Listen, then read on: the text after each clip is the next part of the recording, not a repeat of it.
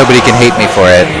They're like, oh, this guy, what a Canadian healer, that evil doer. All right, I guess we're recording. All right. So, welcome, guys. We are here at Good Game Con, which is a Toronto Canadian event. We're going to be casting some of the games of the players here today who are competing. There are going to be two different rounds today for this tournament. I think they're playing for a prize. There's actual money prize on the line. I couldn't tell you exactly how much that is. I'm here with this guy's Toast, of course. Hello. And they're playing for a lot of money, a decent amount of money and BlizzCon points. In fact, just coming second or third will get you enough to the last round qualifier for BlizzCon. So there's a significant amount of points on the line for these players. Cool. Yeah, and you can bet that they want to win. Just, showing up in front of the local Toronto crowd, you want to do your best and prove that you know how to play some Hearthstone. So I expect some pretty interesting games today. Yeah, famous player Silent Storm is here as well. Yep. Repping the Toronto scene. And yeah, should be exciting. We're just waiting for the players to get into the game right now. And hopefully we see some Patron Warrior games, most likely. We could talk a little bit about the venue, I guess, since probably some people have never been here before. This is the Lucas and Hunter Esports Club, which is near Yorkdale in Toronto.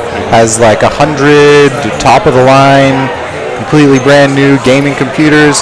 We're in like something of a warehouse setting. There's a ton of people packed in here. Like, it's absolutely packed. There's the League of Legends event going on at the same time too, so it should be really sweet. And we have more of this tomorrow as well. Yeah, like I came in late and I tried to get in, but it was like so full. I had to wait outside for like 10 minutes just for the line to clear. But yeah, League of Legends players, Medios and Scaras doing a Q&A in the background, and we're hopping into our first game. Nice. Okay.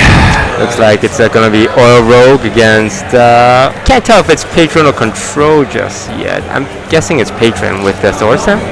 Yeah, okay. Definitely Patron with the Inner Raid showing up. So, what do you think of this matchup?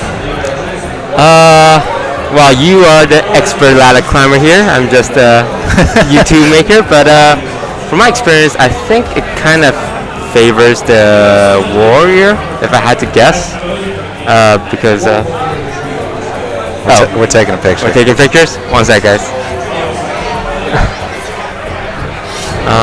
Like, from my opinion, I think it favors the warrior just because of the armor ability, getting out of range of all those bursts and those very cheap removals for, Violet Teacher and whatnot. Yeah. What do you think? I think this is a pretty even match. I've seen it played out a number of times now, and each time I kind of say something different, like, oh, the warrior's going to do better, or the rogue's going to do better, but it really seems pretty even, and it's going to come down to a lot of decisions. This is a really complicated match where each turn, both players have multiple decisions to make, so it's something that you can really identify who's playing better in, but then there is also quite a bit of randomness involved. Of course, the rogue already having Blade Flurry is a really important play. And what do you think about the double Goblin Auto Barber? Like, that's not a tech you usually see until recently. Yeah. Like, what's the logic behind the double Barber there, do you think? Okay, so I saw Mr. Yaga, who's a European streamer.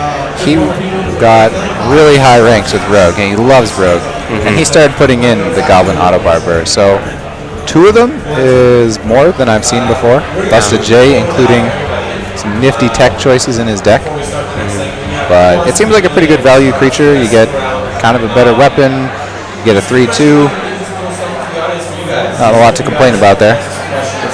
So Buster J is a high ladder player here in Toronto, Canada. Yep. His opponent FGL, not sure how high legend he is, but he does have the legend card back, so this is going to be a pretty high level game here. Yeah, no doubt. We're starting off on quite a good note. Buster J definitely places well a lot of seasons, and FGL, just by the expression on his face, I think he's prepared. He's coming out with Patron Warrior, which not a lot of other people are confident enough to pick in a setting like this. That's kind of what you expect everyone's going to bring in these tournaments now, is Patron Warrior, and most people will probably tech against that, especially in a Conquest format, just completely try and shut out Patron Warrior. Yeah. Dropping an Acolyte, getting some draw. So we saw Busta use up his weapon attack last turn. I don't know if he would have done that if he didn't have the oil in his hand. Because he has the oil, he's able to set up a Blade Flurry when he needs it later. But otherwise that would have been really risky to get rid of his weapon and not be able to kill the patrons. So what's a good play here? I feel like you want an SI7 agent that Acolyte. I love that question, Toast. What's a good play in a rogue versus patron? I have no idea. We look at a hand like this. Looks like he's thinking I'm going for a prep sprint or prep tinker. He's just gonna drop a Lothar. This is one of those decisions where it really sets the pace of the game, what he decides to do here.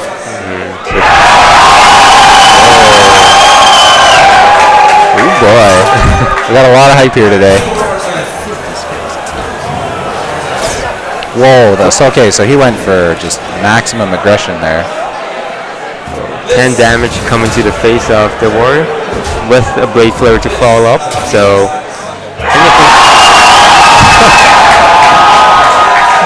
these League of Legends players are excited. Yeah, they are, no doubt.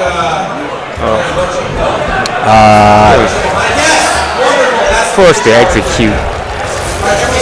So, the warrior had Emperor there, and normally you would want to drop Emperor as early as possible, but I guess he just couldn't because the 6 damage was on the board, and if you let that hit him again, it would be terrible. Had he dropped the Emperor, he would have been at full health. Yeah.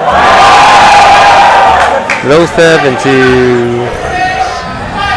looks like a Blade Flurry. Wow. The aggression is like maximum.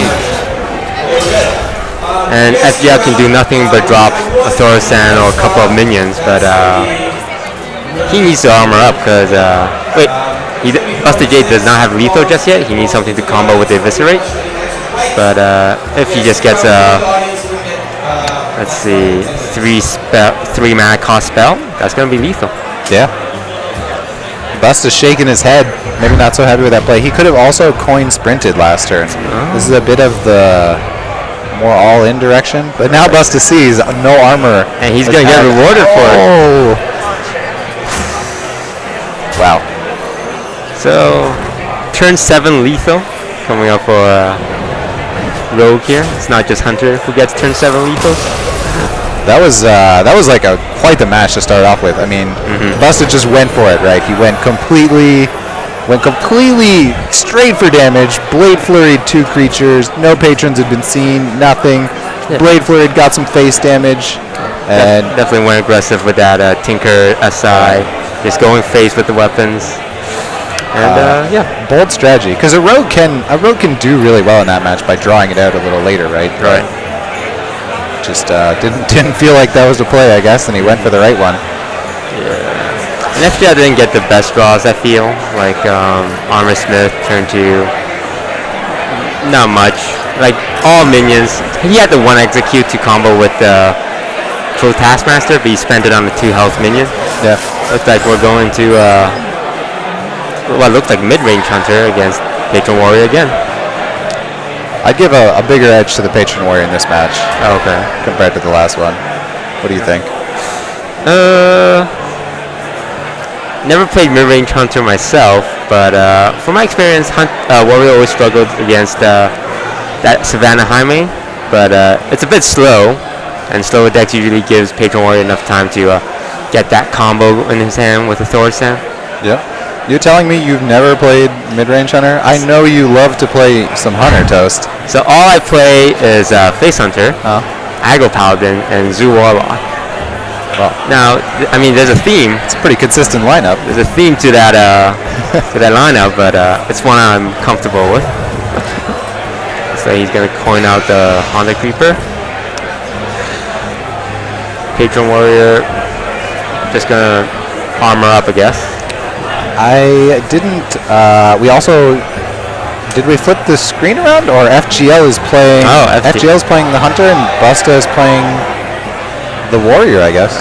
Not only is he playing Hunter, he's playing Hunter with the Illyria skin, which makes him an evil person. according to Twitch chat and Reddit. Does it? Paying that $10 to corporate overlords Blizzard. But it's such a much more appealing character than good old Rexar, isn't it? It is. I've heard Rexar's emotes far too many times. Look at Busted J's just gonna armor up here. It's not like he can do anything else. Not gonna cruel Taskmaster, not gonna slam. Yeah, pretty straightforward turns. So I was talking to some high legend players, and they said that mid-range hunter is easier to play than face hunter because there's no decision involved. Because you play everything on curve. What do you think? I've heard that as well, and I tend to agree with that. So there's two sides to that. One, the mid-range hunter makes the game go a little longer. And when the game goes a little longer, normally you have more decisions of trading and getting value. But yeah, the mid-range hunter often just has one good play each turn. So it can be obvious what your move is for quite a bit of the game. It's like a task execute here. Now, would you drop the Shredder or would you go for the Houndmaster play on the Creeper? I don't know. Double Houndmaster. Probably Houndmaster. Gonna trade in, not gonna smork. Very restrained play, FGL. So turn we seem to have reported one win for FGL, but I believe Busta took the first game with Rogue. We're gonna have to update that, but you're right. Buster J is at 1, and FGL should be at 0. So, dropping a war song on empty. The wins are. I think FGL lost the first game, right?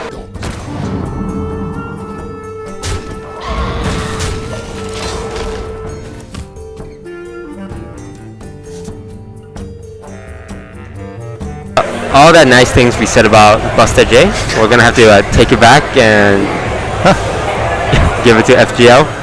All the smart plays in the last game. Not to say Buster J is not a great player, but yeah, it seems that FGL is in a really commanding position then. Yeah. He's already got one win to his name, and he's punishing the Patron Warrior really hard right now. Just going to the face. Now, Buster J. Oh, that was a huge draw, though. That was a huge draw. Going to be able to get the combo going with that whirlwind and the rage. Actually, it might not have mattered. It means he gets to keep the 5/5 Emperor alive, but if he had traded the Emperor into the Spider, he still would have been able to... this is a really interesting play. When he killed the Spider... Yes. He could have run the patrons into the new 1/1s and then whirlwinded after to get maximum board of patrons. Right, because he only got 2 patrons there, and if he just traded with the Spider like you said, he might have been able to get 3 patron, I believe. He could have got up to 6, actually. Wow. He could have had 6 left on the board. He chose to keep the 5/4 Emperor instead, though, which could be useful to him. So it's looking. With that one play, it looks like it's all turned around here. Looks like a Dr. Boom.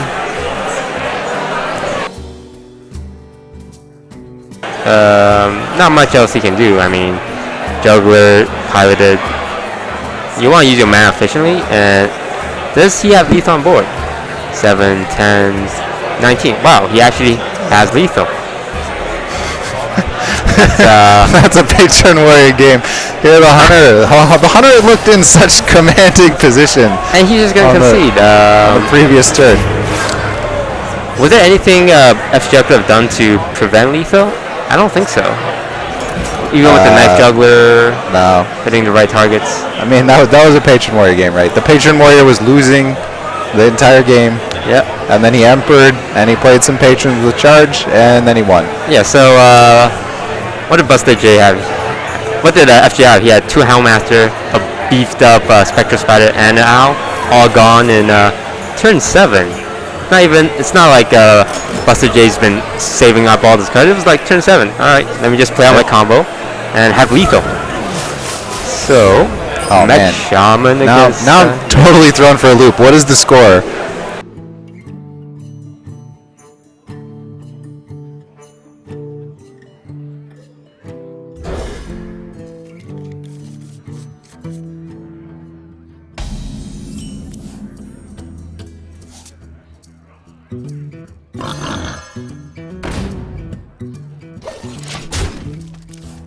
one was which? So Hunter was on the bottom, right? And he lost, so the win went to the top. So I think this is the correct score. Okay. Oh, But, we'll go with the flow. we'll go with the flow. Mech Shaman against Mid-Range Hunter. So, being the expert here, who do you favor? I don't know. This is... You don't see a lot of Mech Shamans on ladder, I think. No, you don't. It's very popular in the Conquest pick for tournaments because it's good at punishing a lot of the meta decks that other people are picking, but on ladder it's definitely not. Whoa. And he calls the trap perfectly. Not getting baited into the Stone Tusks there. So hang on, is that really a Stone Tusk board that was in his deck? It is. I wanted to ask you about that. How do you feel? Because besides the, Houndmaster synergy, I don't see any other benefits. I mean, you can maybe block a kill command, but it's not worth running a Stone Tusk, is it? So I guess he took that instead of Web Spinner, right? Because it's a pretty standard mid-range hunter list otherwise. Right. And it would be really good tech against other hunters to do things like take traps. But yeah, normally the Web Spinner is going to pay off more. Right. Stone Tusk is probably the best answer to any trap for a hunter: explosive trap and freezing trap. Yep. So just gonna go face. He's trying to force him into trading the minions off to get that snake trap proc, but I think Buster J will just go face himself as well. Yeah, I don't think there's any reason he'll ever attack the creatures here unless there's a taunt up, just because the snake trap will be so hard to remove. Right. Of course, got some options for FGL here. Just gonna get that Houndmaster, Unleash the Hound for 3 here. Is he? This is a pretty big choice. The Animal Companion could be really good too. Alright. So, he's trading.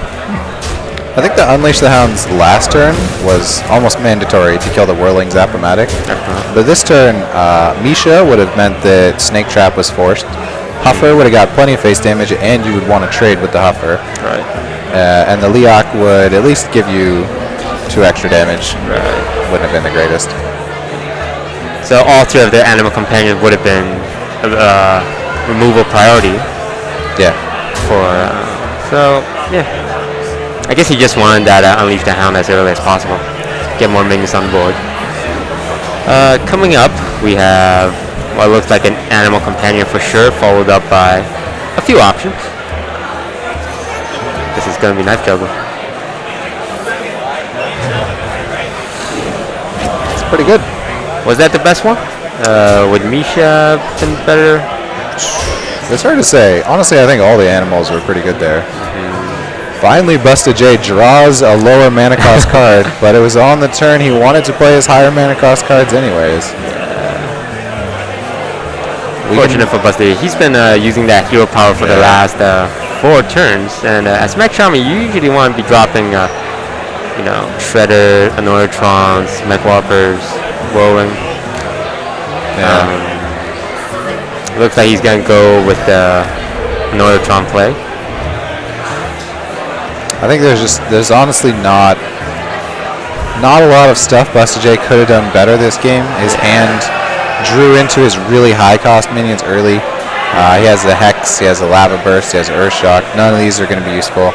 He could have Earth Shocked the Stone Tusk Boar early on, and that Stone Tusk Boar has done quite a bit of damage at this point. But it's been around since turn 1, so that's like 5 damage from one little boar. Probably going to want to Earth Shock the Leok here. Because you're looking at removing 4 damage from his buff. There it is. Yep. Again, don't want proc Snake Trap. So, is there any draw for Busta J to actually do well next turn? He can Fire Elemental, but he only has 3 damage on the board. Right. Fire Elemental on Knife Juggler. I mean, the one thing he has going for him is that it looks like the mid-range hunter hasn't drawn into any of his higher cost minions yet. No Shredders, no Loatheb, no Savannah. So, a couple of unfortunate draws. Buster J might be able to recover, but that hero power from Hunter just puts a huge clock on his lifespan. Yep. Again, just going face. Boy, don't you wish you had a lightning storm right now. The snake trap would actually only spawn one snake if he was to attack. Yep. If he's going to attack, he wants to do the right order, right? Because if he's going to trade to that Leah, like you said, only one snake. Or, I mean, it doesn't really help him that much here because he probably just wants to go face. Oh, just going face. But if he had attacked the Haunted Creeper as well, only one spider would have spawned because the board would be full. Right. Pretty terrible top deck. He might not even have any traps left in his deck for the Mad Scientist. But it looks like it's just going to be over next turn. Yeah. Face, yeah. Lake Shaman does not run any heal. It's over. So if Busta J had 10 damage here, he could have won. If he had a second Lava Burst, a Crackle, or Doomhammer with Rockbiter, he would have actually won that game, but didn't work out. Alright, so Hunter takes a game. FGL should be down to his last deck, and Busta J still has his Mech Shaman. We don't actually know the deck list, unfortunately, but we'll find out in a second here. You can see Busta J was looking a little frustrated with that, but honestly, I don't think he could have done anything different that game, right? You can't let it get to you at this point. You say, I played it the best I could, didn't work out. It was actually heartbreakingly close, though, to think that he was one spell draw away from killing him there. Yeah, one Lucky Crackle or another Lava Burst. Yeah. So it looks like it's going to be Ramp Druids, judging from the Ancient War against the Mech Shaman. Okay, so normally, I would say, alright, there's a lot of things going on here. I know Busta J has Hexes in his deck, which makes his matchup here a lot better. He also has Earth Shocks, which again makes the matchup a lot better. Normally, Wild Growth on curve. Yeah. But he's gonna go for the safer play, which is smart because Busta J's holding 3/4 drop mechs in his hand. Wow, and Busta J had Flame Tongue to him, so that was another out last game if he had drawn that. Yeah, normally I would give the advantage to the Druid in this matchup with the big taunts because the Shaman doesn't have ways to actually kill that. But if a Hex comes down on the big taunt, it's advantage. It's not just like a neutral trade. Hexing a 7-mana creature will get you 4 mana of advantage. Pointing out the Senjay, what do you feel about that? Because most likely Busta J had a mech in his hand. I mean, FGL could have anticipated that he was going to drop a mech and essentially trading the 1-cost minion for the 4-cost minion. Would you have gone with a Wrath play instead? Or, because dropping the Senjin to me felt a bit too hopeful. Well, we get the Overlord position. Yeah, that is true. Both hands, right? Yeah. Had Busta J not had it. Wow, what? He chose not to attack. Yeah. Busta J is just crumbling under the pressure here. You can see him. That's rough. Shaking his head. Because essentially he just lost the Flame Tongue absolutely free. Yeah. It's really interesting the FGL has decided not to Wild Growth at all. Right, he has this Wild Growth, one of the best cards, and he just has not played it. His curve has worked out too perfectly to actually need a Wild Growth. Busta J. Unfortunate, but like that's one of the things that people don't really see, you know, from watching these streams online. Is that at LAN events, there's a lot of pressure. It's not as simple as just laying back at home playing a couple of fun Hearthstone games.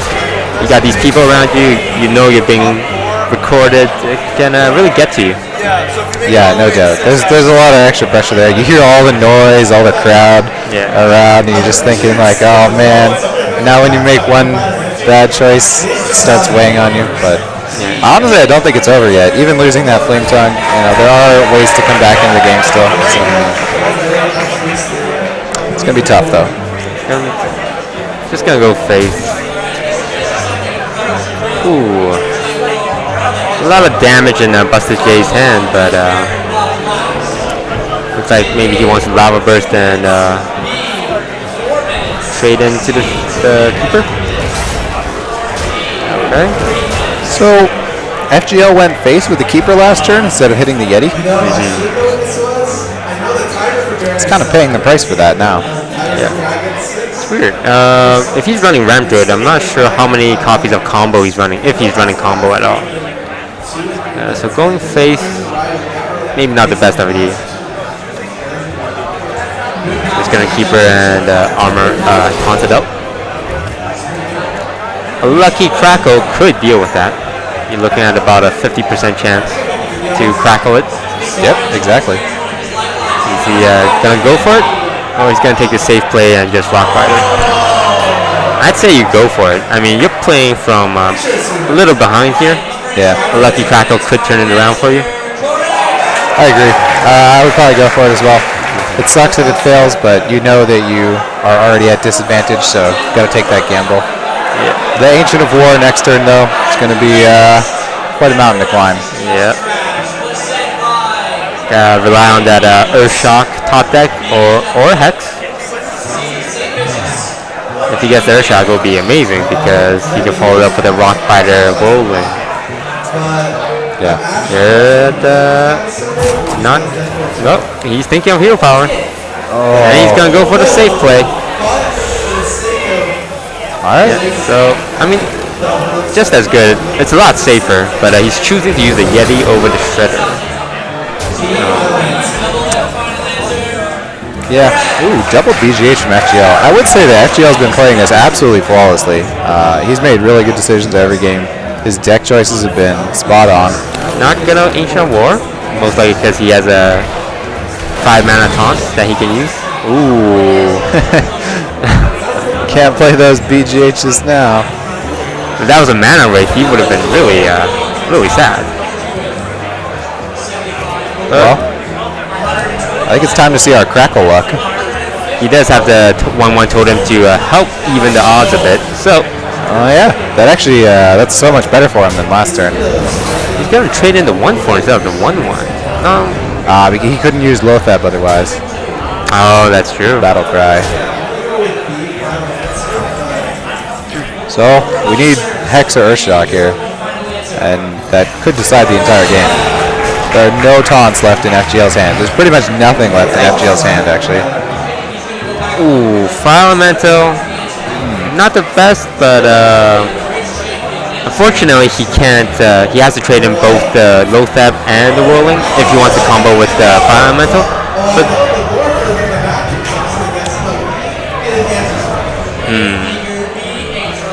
now, was there a merit to Fire Elemental in the Zombie Chow instead? Because he did roll a Taunt Totem. He could have blocked the Ancient War. Of course, we do have the advantage of seeing both hands. Yep. So Buster J might have suspected some kind of removal on FGL side for the Taunt Totem. Yeah.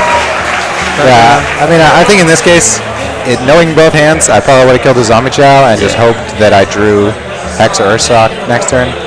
But when you don't know what he has, then you have to kill that taunt somehow because you can't kill him otherwise. So if Buster J doesn't trade in, Zombie Chow's gonna take out the taunt totem, and Ancient War is gonna have his pick of Lothep or Fire Elemental. So Buster J is just gonna toss everything in.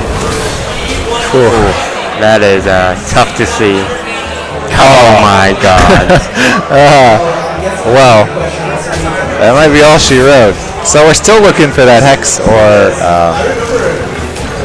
Buster J with the reaction there. I mean, in the end, killing the Ancient of War last turn was a better play for him because he would have to Hex this one now anyways. Lava Burst for 6 damage. You can see that Shaman pressure is there, right? Like, even with not the greatest hand for Busta and FGL having both Ancients of War, it actually gets surprisingly close, where he can kill this Ancient of War and FGL has only 2 BGHs in his hand. Fortunately, Selby was not going to do anything here with double BGH ready to come out. Yeah. A Doomhammer might be the draw, because no damage has been done to the Shaman, so he's got some time. So he dealt with one Senjin, both drew it off the claw, and both Ancient War. Yeah. Oh my God. Oh well. Okay. Oh, is he going to play it? If FGL's been paying attention, he knows that's just a spare part. playing the Harrison. Probably just want to put some pressure on board, but I would have just played the Big Game Hunter if you really wanted pressure. Yeah. So is he really going to top deck Doomhammer? Yeah. He's got top deck something. No Hex, no Earthshock. There's a Fire Elemental. It's going to be a bit useful here, taking out that BGH. It's a good thing he played the Harrison, because now he can trade with that.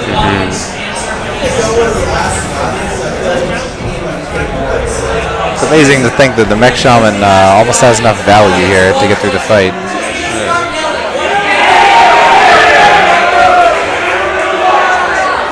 FGL on a command and lead.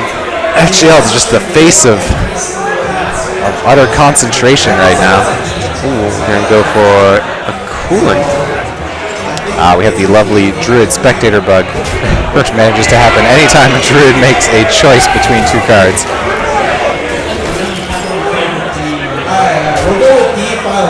Okay.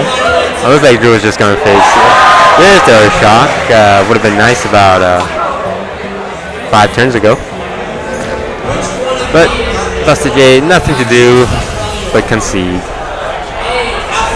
Well, that was a tough series. I mean, I'll give it to FGL. He played those games perfectly. He knew exactly what he was doing.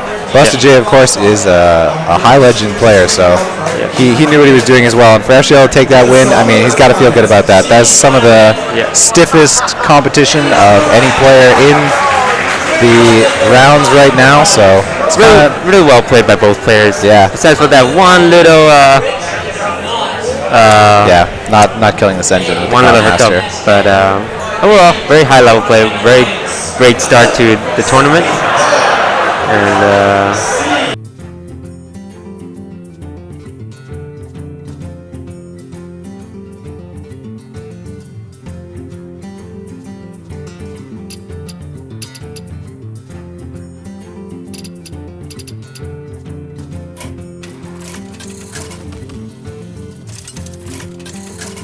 felt for comedy. Like, he keeps it clean, but his material is still really good. Yep. All right, so we have Mage versus Shaman. Holy, I haven't seen Hearthstone in a while. Oh, so Mage is in a really good position. If it was like legit the other turn around where Whirlwind could attack first, or the Zap-O-Matic could attack first, it would be a little more annoying. Yeah. But so, what type of Mage deck do you think it is? that looks like Freeze Mage. Wait, Arcane Missile. What? Yeah. What? It looks like Freeze Mage, except he has Arcane Missiles. Okay. He might be thinking about. No, I don't know what he's thinking about. He should definitely just bop and get the secret out. I've seen this type of mage where they have some early game creatures, and then they also have a lot of the burn. Yeah, so they take out like Pyroblast, Archmage Antonidas, and they put in some mana worms and stuff to try to get just real damage in. Is this kind of like that Tiddler Team Celestial Asian list? We can't even see the Shaman's cards. Okay, so I'm going to. Our organizer for this game just got up to fix something, I guess, but unfortunately we won't know what the Shaman's See, that's why I would have definitely bopped the Scientist. I think it was not correct there to like leave your Scientist sitting on the board because it thins your deck by 1 and then you're less likely to draw a secret. I would have rather kept the Frostbolt in my hand for burn. Yeah, I agree. Okay. All right. Especially if he's playing Ice Block, he probably has Ice Lands, so the Frostbolt would be more useful. Exactly, right? And even if he's playing barriers, you want to hit the barrier early. Like, now that he hasn't hit a barrier, that's a big deal, because he could just get hit down to a low amount, and then Ice Barrier becomes irrelevant because of the burn. Like, we see a Lava Burst in this guy's hand. A Rock Biter as well. So this is a Mech variant Shaman. Confirmed. This is a really weird mage hand. Yeah, okay, it looks like he plays more than the average amount of secrets, so... Yeah. I wonder if he has Flame Strikes in this deck. Esports. Didn't really work out there. No. He needed at least one to hit the Cogmaster, that way it would die in the trade. Yeah. I don't know. This is just leading to more and more questionable plays. So, at least the mage gets the card draw off Thalnos. He could have waited to do the Arcane Missile play till turn 5 and then had the option to ping as well, right? Going Thalnos, Arcane Missiles, and then ping. Wow. He just Rock Bitered that? Wow. That's a really bold Rock Biter. Rock Biter, of course, combos with many of the Wind Fury effects. Things like the Doomhammer and stuff, so you can double up its damage to face. As well as the Zap-O-Matic. Yep.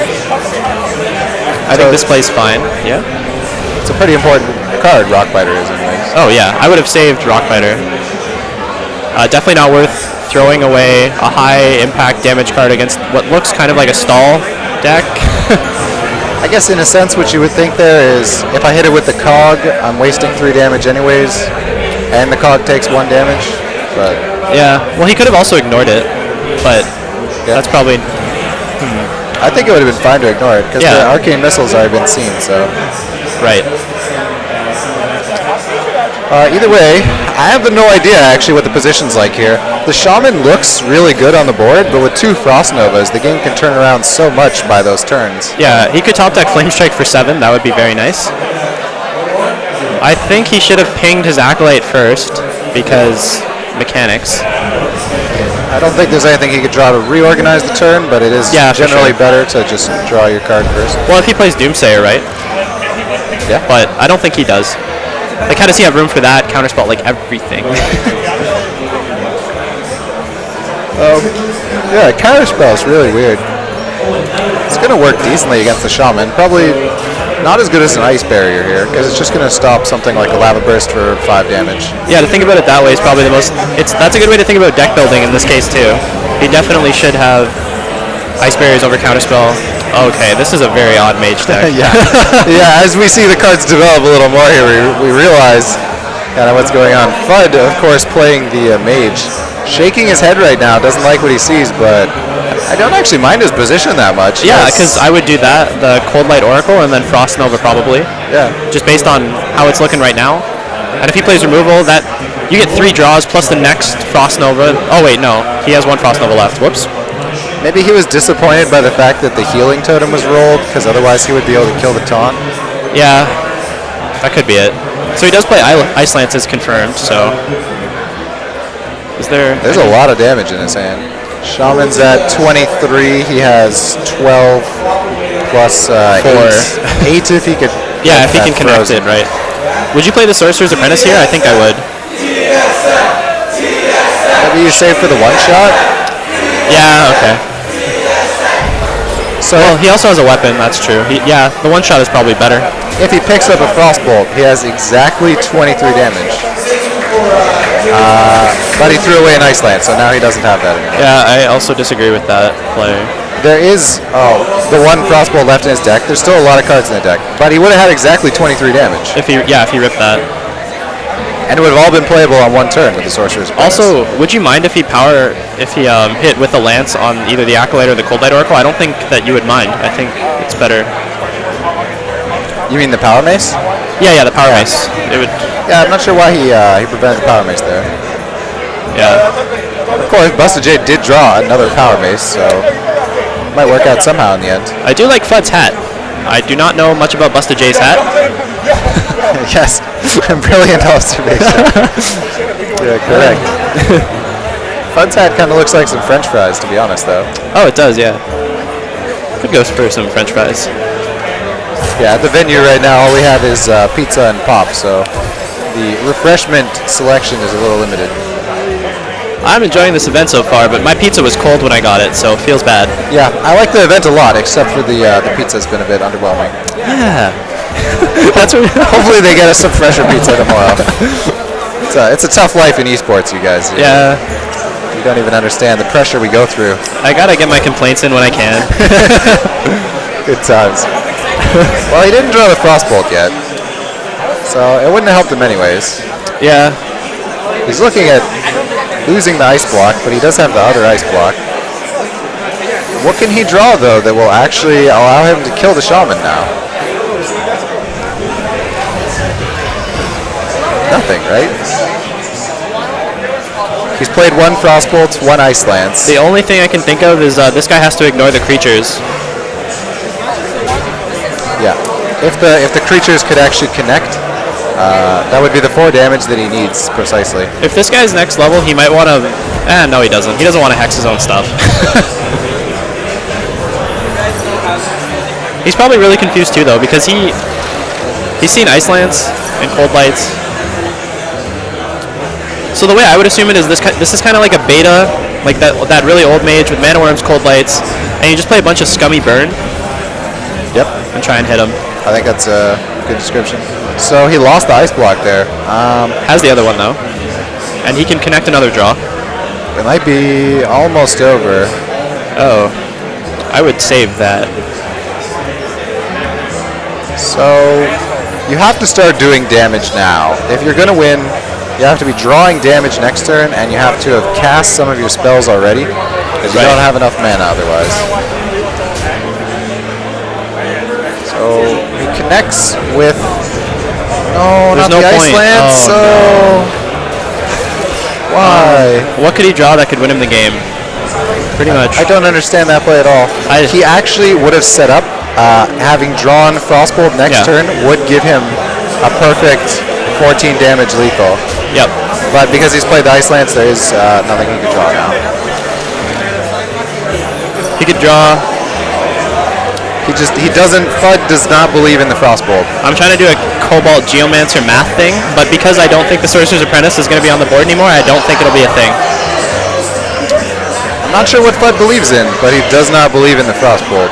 It'll be interesting to see if he actually draws Frostbolt, and then he'll realize what's happened here. Yeah. We don't know how many cards he has left in his deck exactly, but... Well, even with him playing it that way, he could have done both Ice Lances the last time. Did he have excess mana for that? It seems he's really prioritized freezing the weapon buffs, weapon, yeah. But he did. It would have been exact lethal. It would have been. It's Frostbolt Fireball for 9 plus the Ice Lance for 4 gives you 13, and then the Hero Power for 14. Yep. So no amount of esports can save him here. Yeah, that's really unfortunate for Fud. Of course, now he probably realizes what's happened, and I suppose if all 4 Flamewaker shots hit face here, actually it still would not work because he wouldn't have enough mana. But still prioritizes freezing the weapon. That's unfortunate for Fud. Maybe a bit of panic there about being at the LAN event. He just Possibly. He wanted to make sure that something wasn't occurring there, that the weapon buff wasn't going off. But Yeah. I don't know. It's kind of hard to justify that line of play. I would probably just give it up to nerves. Yeah.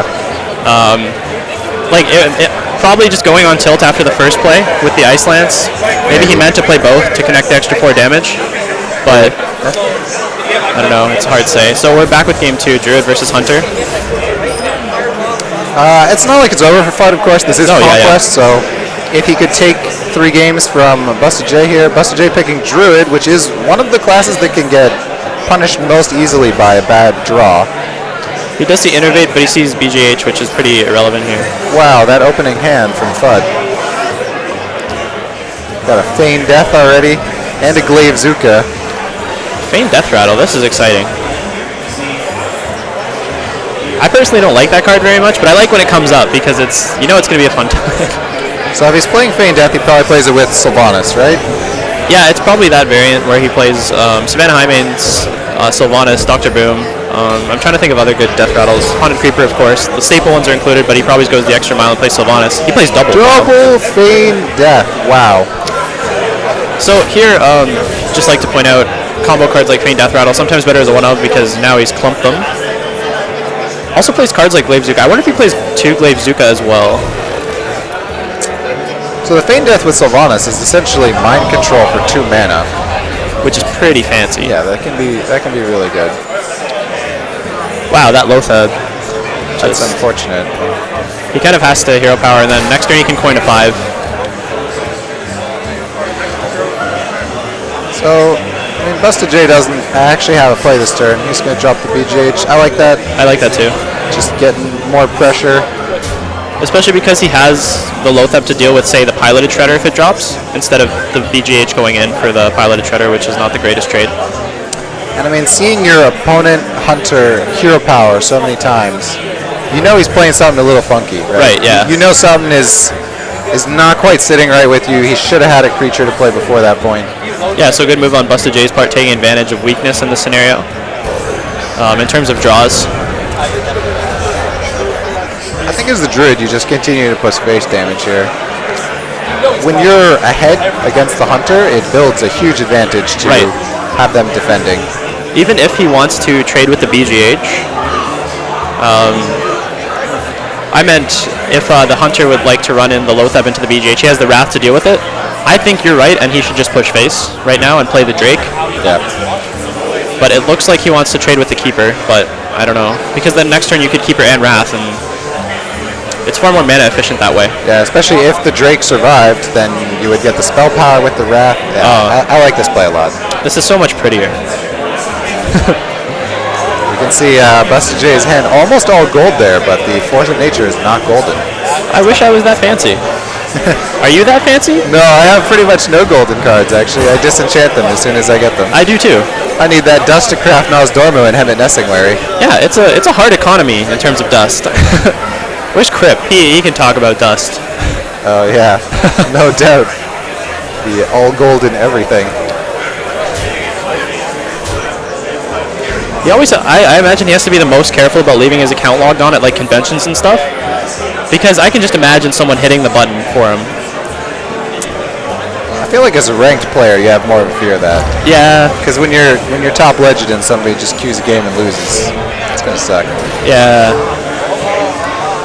Okay, well, he pretty much has to trade. There's he's at 16 and was 5 plus 8, 13 on the board.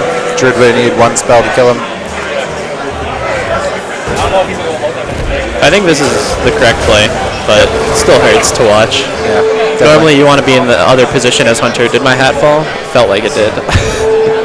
If Fud could pick up Sylvanas next turn, and drop the Sylvanas, and then double Feign Death, I think he could turn the game around. Oh, stealing a Shade would be so cool. Yeah, and with 2 Feign Deaths, that's not going to do a lot. Seeing the Kazan, he's playing a lot of tech cards. Yeah, definitely a tech-heavy deck. Does he? I'd have to imagine he plays Secrets, but... Oh, I haven't seen it yet. I would picture freezing traps in a deck like this. Yeah. Alright, so lethal next turn, most likely. Considering whether he wants to attack. I don't think it really matters either way. The Druid's at 26, and he'll have combo on 9 for sure, so... You know what's really neat? Feign Death Rattle right now. You can hit. Yeah, you can hit off Pilotage Shredder. I'm actually really surprised he didn't Feign Death there with the 2 Death Rattles available. Yeah. And... just to see if you could fish anything. Annoyatron, or just taunts. Something to get in the way. That should be it. Drew the Claw with charge plus Savage Roar. Yep, that would be the game. And Busted J is going to sweep the series 3-0. Fud not really coming up with what he needed there. I think he could have won the Mage game, so that was unfortunate for him. But I agree. There was not much he could do in this, but no. Yeah, overall. Well, the other thing we talked about, Ice Barrier versus Counterspell in a deck like that, you said it had more value because it only negates a spell with potentially maximum 5 damage against Shaman. Yep. So just in terms of deck building, could have been a little better built. It looked a little clunky on the Hunter side. I don't mind the counterspell so much because in certain matches, if he's playing the early game creatures in that Mage deck, right? Right, then he can keep the board. Yeah, he could maybe defend his early board, and the secrets become really tricky for your opponent because you play Ice Block and then they think, is it counterspell? Right. Okay, I can agree with the counterspell. But I still... The 2 Feign Deaths might be a bit 2 Feign overkill. Deaths and Kazan. It's just like, I usually try and keep the, like if it's like I'm playing a BGH, I usually try and keep it to like a very low other amount of cards that could be potentially dead. I agree. Yeah, once you already have so much tech in the deck, it's like you just want to space it out a bit more and have normal cards. That was a pretty good series, though. I mean, Busted J taking back what he lost in the first round, so... Pretty much. Good stuff. Do we have...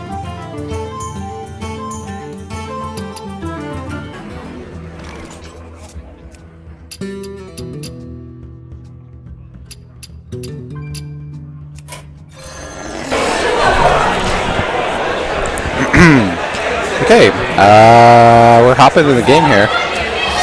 We have Fud versus, I believe it was FGL. Definitely the names are wrong right now. That is not Busted J versus Fud. Fud is actually the person on top, and FGL is, well, I don't know which class they're playing, but the camera is, yes, there we go. Okay, sweet. So we saw Fud's deck before. It was the aggro freeze mage style deck. No Alexstrasza, I'm pretty sure. It just has some early game minions like Leper Gnomes and Mana Worm, and tries to go face with spells. And you have Ice Block, so it's kind of like a hybrid mage deck, but really focuses on those early game creatures to apply pressure. And it's going to be Arab versus FGL's Rogue. I don't know how I feel about this match. I'd say Rogue probably has a small advantage here because he can deny all of the early creatures, and I don't know if there's going to be enough damage in total to kill the mage. Goes for the counter spell. Could have also done Flamewaker, Coin, Arcane Missiles, and just pumped maximum face damage there. That would have been 7 face damage. Plus you would play the Flamewaker, which would make your opponent have to do something. FGL. Cameras are reversed. I serve the Fire Lord.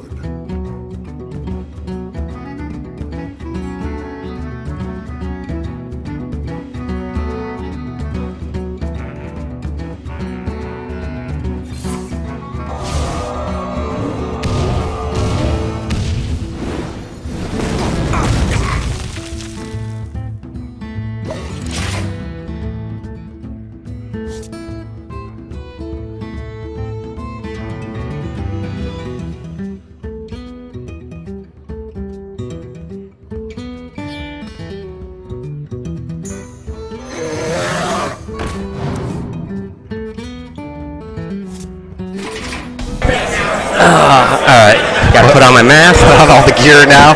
Gotta keep my identity well hidden. And good times. This is awesome, man. So, did you see this mage deck before that Fudd was playing? I saw it. I didn't see anything How do you unique. see through those sunglasses? It's difficult. I'm kind of just guessing. Tell us, how many fingers am I holding up? I'm just guessing what's happening by what you're saying. Apparently it's freeze me. How many fingers am I holding up? 3. No, come on. Come on. It was 4. So freeze mage just did a thing, right? I can hear the game sound, so I'm guessing he did a thing.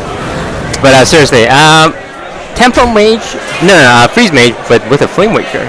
Yeah, so this is like an aggro freeze mage. It uses some early game creatures like Mana Worms and Leper Gnomes. It has no Alexstrasza, but it does still have Ice Block, and it has all the Ice Lances and Burn spells. Oh, wow. You hit them in the face. I think it's been dubbed Face Mage. Face mage. Which I don't really agree with the name of, because Yeah. it kind of makes sense, but I mean, if you're going aggro with tempo mage, Flamewaker early on, kind of reduces the effectiveness of your Alexstrasza late game. But I'm guessing it's just another extra win condition. But throwing out the preemptive BM there, as the first Blade Flurry got counterspelled, but FGL seemed to know exactly what that counterspell was going to do. Played the Deadly Poison after and had the second Flurry. It's looking good for the freeze mage with Fireball and Power Blast ready to go, and a double Fireball. Yeah, I think the mage probably wins. I would like to compliment FGL a lot on that last play. He must have been watching the previous series to know what deck Fudd is playing, because he knew his counterspell, and otherwise he would have played the Deadly Poison before the Flurry. He intentionally got that first Flurry counterspell. Like FGL is digging for some kind of health, heal bot or Earthen Ring. If not, come turn 8, it's going to be over. Yeah, he's not actually dead yet, because the mage doesn't have quite enough mana. But it looks like this match is going to go pretty one-sidedly, honestly. Yeah. FGL has one chance to top deck some kind of heal. But, Or Lotheb. oh, yep. No, probably just drop the Loot Hoarder and the Thalnos. Put on some extra pressure on board. So now he's got to remove them and be able to heal himself. Unfortunately, that's not it. Looks like that's going to be it. I mean, looks like that Flamewaker paid off. The early pressure put on by Fudd. Able to get the double Fireball by turn 8. I mean, honestly, I don't even know if the early pressure it helped, but he has a pyroblast too, so feels like there's a lot of stuff there that the Rogue has to live through. The fact that he's at 25 with Ice Block, which is well, that'll be game.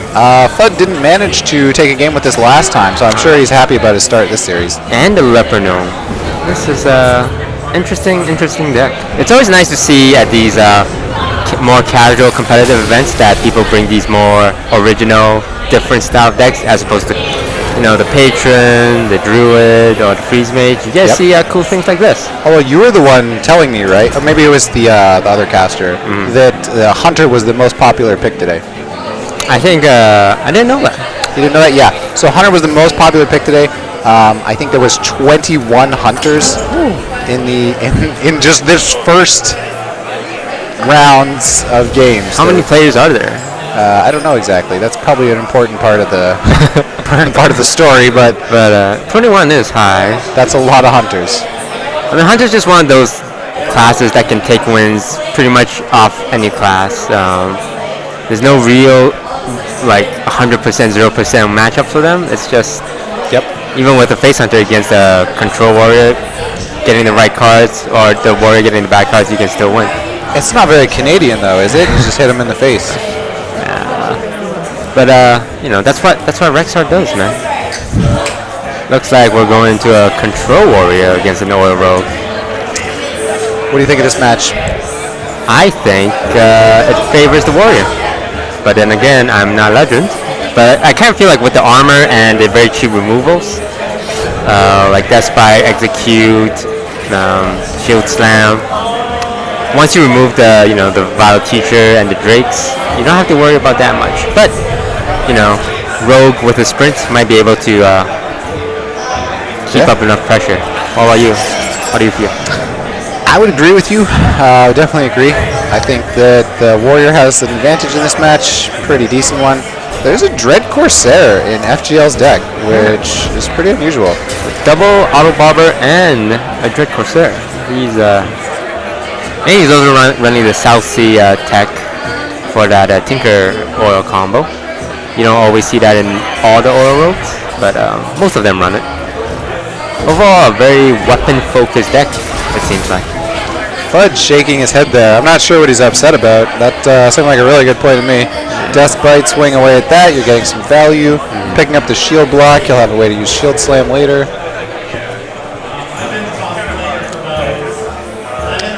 So the problem in this match, I think, is that the Rogue has specific amounts of damage. Right. They have the oil, they have the eviscerates. It's all numbers that are supposed to come together to do 30 to 35 damage. Right. And when you're gaining all that extra health and you have Sludge Belchers and shenanigans to stop them, they can just run out of cards completely. And you can't really rely on your minions to get any more damage in because being a Control Warrior, he has so much removals. Yep. He probably has as much removals as you have minions. So once he's done removing your minions, you're left with the spells. Warrior just armors up and armors up. And doesn't look that good. But looks like a Sludge Belcher. Oh, no, he's going to go with the shield block. Into a Sludge Belcher. Is he going to Shield Slam that? I don't know about that one. It seemed like attack with his weapon and Sludge Belcher was such a strong play there. Yeah. I mean, what was he afraid of, right? A sap wouldn't be that big of a deal. I mean, you want to sap on a Sludge Belcher as opposed to one of your bigger minions. Yep. So he develops the Armor Smith instead. Having drawn the second Sludge Belcher, I think Fudd knows now, okay, I should have played the first one. But, with only one Sludge Belcher, I think it might have been a tactical play that he wants to save for a specific point in the battle, so maybe it's worth it. Some options here. He could go for the Death Bite, which is just going to armor up and Death Bite. That's pretty good. So one less minion to go for the Rogue. The Rogue managed to pick up Sprint, which is going to be pretty important, but he doesn't even need it yet. He has been saving his cards really efficiently so far. So Sprint is one of those cards that you would actually keep for Rogue if you're against a Control Warrior. I actually compiled about 40 games of pro mulligans against the rogue and control warrior. Cool. And 80% of the time they keep a sprint, despite it being 7 cost mana. 80%? Yeah. Wow. It was ridiculously high. I was really surprised. So, do they keep it if they don't know what type of warrior it is? This was before Patron? before BRM. So yeah, before Patron. Cool. But that's definitely good to know if you're a rogue and you're playing against control warrior, because it's kind of counterintuitive to keep such an expensive card.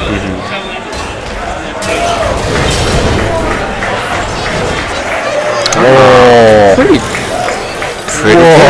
pretty good. That is going to be nice. It's a discount sprint, a discount sap. Although you wouldn't sap any of these targets, but still. You can draw things off of the sprint that also are very powerful. Something like, I don't know, it doesn't work out that amazingly, I guess, just because there's not a lot of spells already in his hand, and the sprint's going to be leaving him with just 1 mana left. True.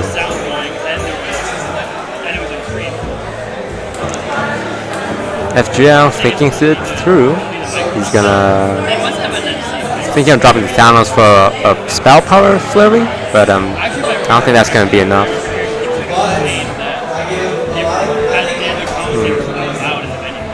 Blade Flurry, no, you should trade first and then Blade Flurry, and most likely just gonna SI him. Clear the board, get a threat out. Pretty good turn. Yeah, I like that. So, it's looking pretty good for FUD though. He just has so many creatures and value in his hand, and he's still at 30 health. That sprint's gonna come in real handy once Warrior finishes using all his removal. A true control warrior game. Here we are on turn 8, and nobody's really taken any damage yet. He's gonna drop the Shield Maiden. Pretty straightforward. So he's really expecting that there's not a lot of other big minions. He does have the execute, but something like a Dr. Boom would be pretty nice to kill with a Shield Slam instead. I mean, he's got to make room for that 2 Barber and Dread Corsair somehow. And it looks like he cut out some of the more traditional minions for Oil Rogue, like maybe a Shredder or Earthen Ring Farseers. I haven't seen any huge drops from him just yet in these games. Yeah, it's a very lean rogue deck. Yeah. Very good. What's he gonna get? Oh! Interesting. At least he's a class that can use it. It's not Priest getting deadly poison. Yep. Although the oil you can actually play anyways just to get the 3 attack buff. Don't have to have a weapon equipped. He played both Death Bites, so he should have 2 War Axes left. That would turn the War Axe into a 6 attack weapon. I find the Shiv a little more useful though, just drawing a card. Pretty good. Also, possible activated for Growmash, but I mean, you already have Crowmaster. It's gonna sap the Nefarian. FUD really likes to get that mental edge on his opponents by... What's your view on using emotes in competitive games?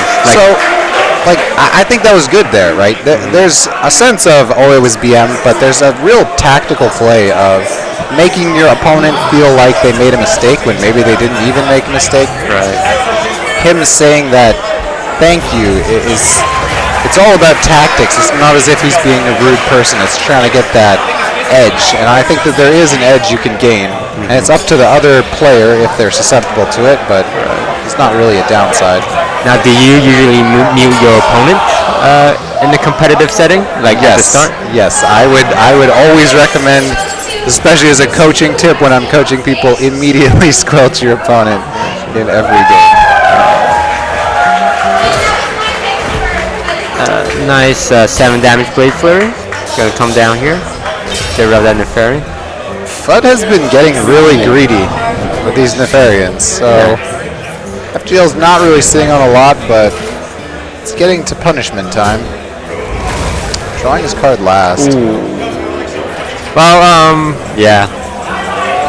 He wanted to get the spell power from the Eviscerates, from the Blood Mage, right? True. He should have at least waited to dagger, I think. That is true. Yeah, he could have used the prep sprint instead of eviscerate that turn if he had drawn first. No more saps for the rogue.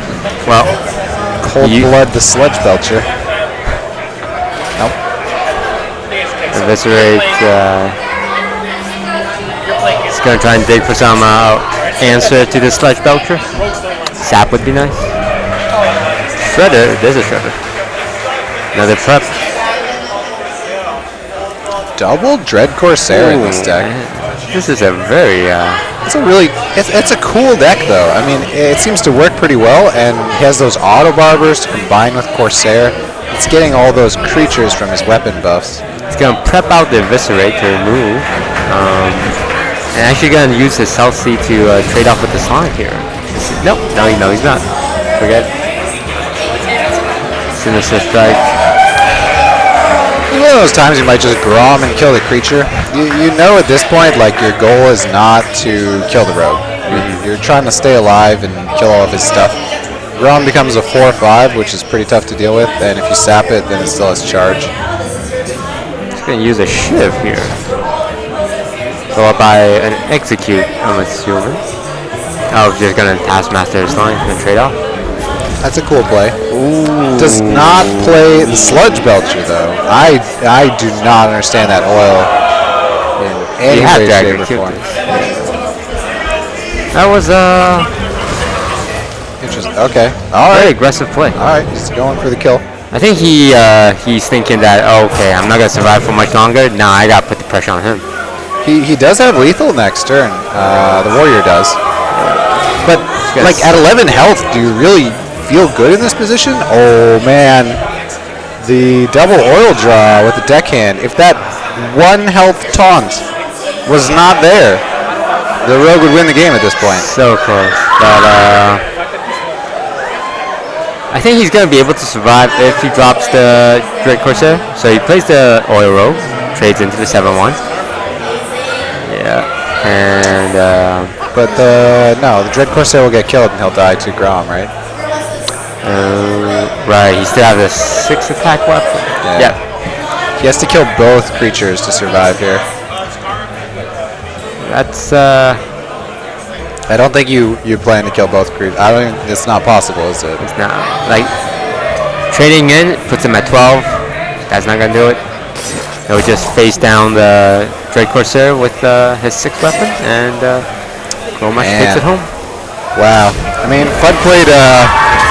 You can see the panic on Fudd's face there. Oh man, that really got that close. That really got very close. Very close. To come down to a 1 health taunt after double Nefarian was played. Wow.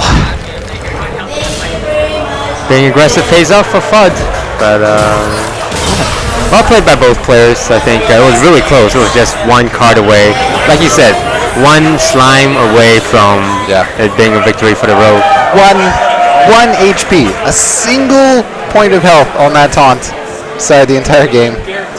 Putting Fudd up 2-0 against FGL. FGL looking very stoic, of course, in all of his games. But he's played it really well. Like I think he did a good job that match. It got as close as it could have been expected to get. So did Fudd won the last series, right, against Buster J?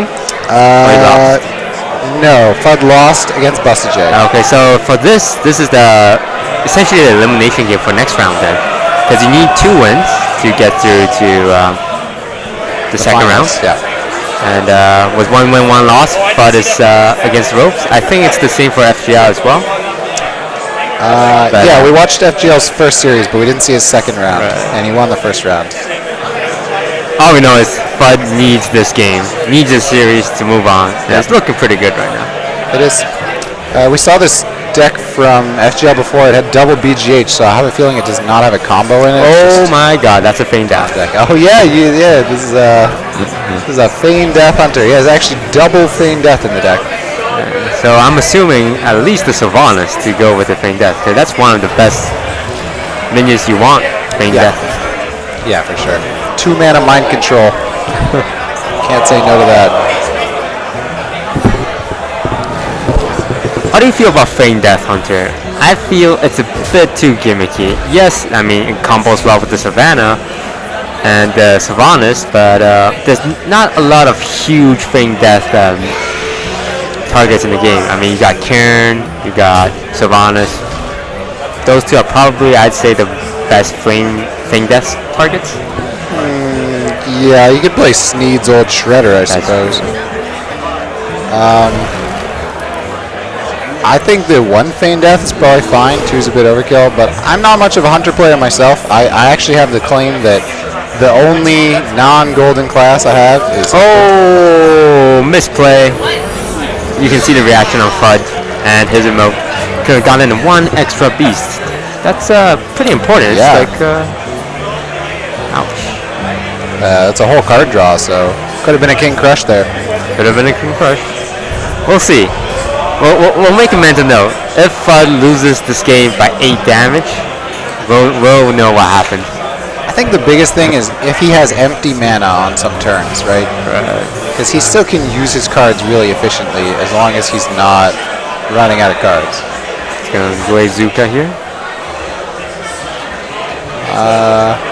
But as I was saying, I'm not much of a Hunter player. It's one of the only classes that don't have golden. So I like seeing these different Hunter styles, you know. A very honorable person, a very Canadian. I do my best.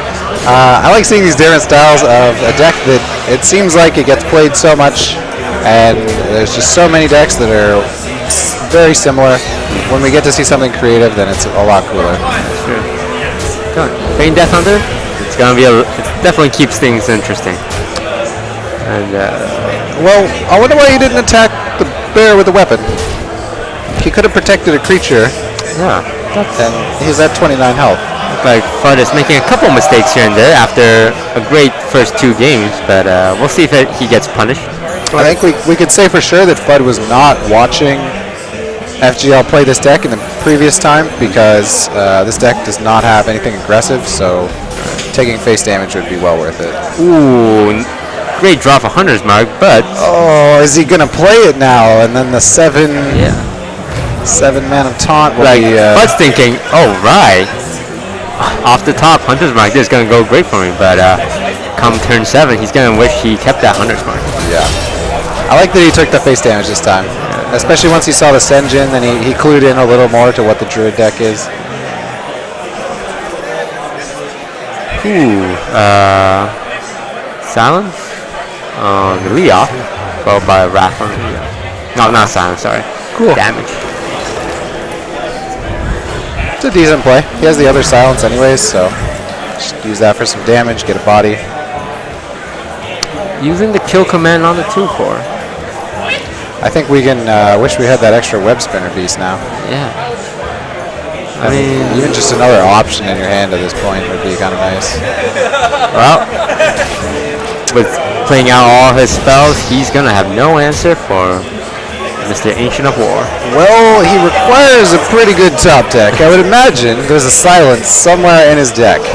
Oh, Does he? go with the belt tricks. Oh, wow. I guess FGL knows that he's not going to die yet with the Hunter with only with 1 card. So he wants to make sure that if there's a way to stop taunt, then it's used on the sludge, not on the big one. Savannah, great draw, but still needs an answer to Ancient of War. This is tough now. Do you play Sylvanas? Bonus your power. Because you don't really need to drop Ancient of War right now. You already have a taunt, and because Sylvanas would be played after the Highmane, right. then Steal one of the hyenas. yeah, the Death Rattle from Sylvanas will go off after the Death Rattle from the Highmane. Yeah. So you end up not stealing something very great. Whereas I think the other way around, you still Haunted Creeper. That would be much better if the Sylvanas had been played first. FUD's gonna trade off everything he has to get that Ancient War off the board. Doesn't hero power either. That's one of the things for Hunter where you try to weave in your hero power as much as possible to make your cards more efficient. Especially in a control matchup where you expect the game to go longer. Yeah. Because now next turn he's got hero power and have nothing else to do. So it's not a bad play to play the Shredder here. Just the reasoning is normally that if you're out of cards, you want to use your hero power as much as possible before you actually have nothing. Druid at 18 health with the taunt up, and the Scenaris coming up next. But Sylvanas is Oh man, we're going to see the Feign Death off the top to swing the entire game. This is when that Feign Death becomes the best draw possible. Druid playing both silences, no answer for the Sylvanas. So did he really just manage to kill the Sludge Belcher and Ancient of War after he had used Hunter's Mark on this engine? Yep. Scenaris with the double Treant taunt here. Can trade him. Interesting that he chose to sacrifice both his Spectral Spiders into the slime. Must have been really afraid of a swipe there. Yeah, it's actually very likely that FGL would have got a swipe by now. Okay. So not gonna play Freezing Trap, of course, because he's gonna be able to steal at least one of these guys. We have Mighty Lord Crypt next to us, watching the games. So he can trade him with the 5-8, let him steal one of a weaker 5-3 or 2-2. I think he's got to go for it, because he's got some nice minions to drop next turn with Sylvanas and Ancient of Lore coming down. Well, he didn't draw Feign Death, so I'm a little disappointed by that. So getting the 5-3 would be really nice. Aww. Is it going to matter? It would have been pretty good. It would have been better than a 2-2. Goes for the card draw. The greed. Greed is real. He's got a healing touch to he does. put himself out of any shenanigans by the hunter. But shaking his head. Kazan Mystic Tech. Oh. So Feign Death, Kazan Mystic Hunter. But bringing the creativity this tournament. Doesn't seem like it's going to work out this match. This will be the first game that FGL manages to win in this series if he wins, so Bud still would have 2 more chances to win with this Feign Death Hunter. Now, would you have held on to the Kazan Mystic for the next 2 games? Because that's a huge tech signal for FGL. Now he's aware of the Kazan Mystic. And it didn't look like Fud was going to win this game. I mean, he obviously still has a chance, but I might have just kept the Kazan Mystic. Well, FGL's other decks are Rogue and Patron Warrior, so... Okay, wow. That's not going to help with Kazan Mystic. Yeah, definitely not. This looks pretty much all but over. Sludge Belcher. That Fud's just dragging this game out at this point. How long can he make the pain last for? Well, never say never. Yep. 2 swipes. Not playing the Freezing Trap. Doesn't want the Scenaris getting bounced or the Ancient of Lore. But with this mid-range Hunter deck that's very comboing around Feign Death, I just don't see it. You can almost win here, but you can't quite win. You can do 19 damage. First swipe. Second swipe. That was actually the least efficient play. He's not going to take that 3 damage from the Sludge Belcher. I guess he's just terrified of... There was another play there where he attacked the Sludge Belcher with one of his creatures and then double swiped face, which would have used the damage much more efficiently to get him lower, but it doesn't really matter. I guess he just really likes that scenario. Doesn't want him dying. So Fud loses the first one for him in this series. It's still going to be two games for Fud, so he only needs to take 1 game with his Feign Death Hunter. And he has won with his Feign Death already in the tournament, so... It's gonna be hard, because you can't lose the element of surprise with the Feign Death Hunter. Oh, yeah. Because now FGL knows what to expect. It's like, okay, I'm not going to try and leave too much Death Rattle minions alive, because Feign Death shenanigans. Instead, we're going to have a traditional mid-range Hunter against Fud's more Feign Deathy Hunter. Great mulligans for Fud here. Web Spinning Haunter Creeper and a Glaive Zuka. He's going to be able to remove pretty much anything FGL puts out early. I love FGL's focus. Every time I look at him, he's just dedicated, determining his best play, looking ahead. He has less emotion than my mask. That's how cool he is. Yes. This is like someone that you would expect to see in a really professional tournament that's been playing for many years. Yeah, and I don't think I've seen a misplay from him just yet. He seems to be playing these games really well. He's playing very solid. Gonna have that coin juggler removed, unfortunately. No real play for him. He's not gonna want to drop that juggler. Oh, he's just gonna die for free. Wow. Opting to quick shot a web spin, so that's 2 mana for 1 mana, and he gets a beast. So what do you think about playing the snake trap there instead? might have been better because he could have dropped the knife juggler on turn 3. It's not like he had any other turn 3 play, and it kind of forced him to use a removal. Yeah, I agree. Might have been better to go with the snake trap. I guess he was afraid. No. Yeah, this just doesn't work out as well, right? Because now he's playing the juggler on 4, and if he had played the juggler on 3, then you attack it with the weapon, you get snakes, and you play Houndmaster on 4, which would have worked out so much better. Right after we said FGL has not made a misplay. Yeah. Well, I mean, we don't know if that's a misplay for sure, but it's a tactical choice that it doesn't seem ideal in this situation, but again, longer. we have the power of sight. Yes. But it could have been justified if he had a turn 3 play, but anyway. So Fudd did not attack last turn, expecting it to be freezing trap. Okay, he's gonna choose to go face. All right. So now he's tested for pretty much every trap but snake trap, so he knows what it is. A very nice King of Beast going down. That's pretty important to know it's snake trap, especially when he's the one with the taunt. Although, he'll be forced into it now. Ooh, nice joke. FGL makes up for the snake trap being played on turn 3 with an awesome juggle. So what would you do here? Would you trade in or just pass? Because he has to attack in. You want the taunt so that you get that snake trap. And swing in with a bow here. There's the snake.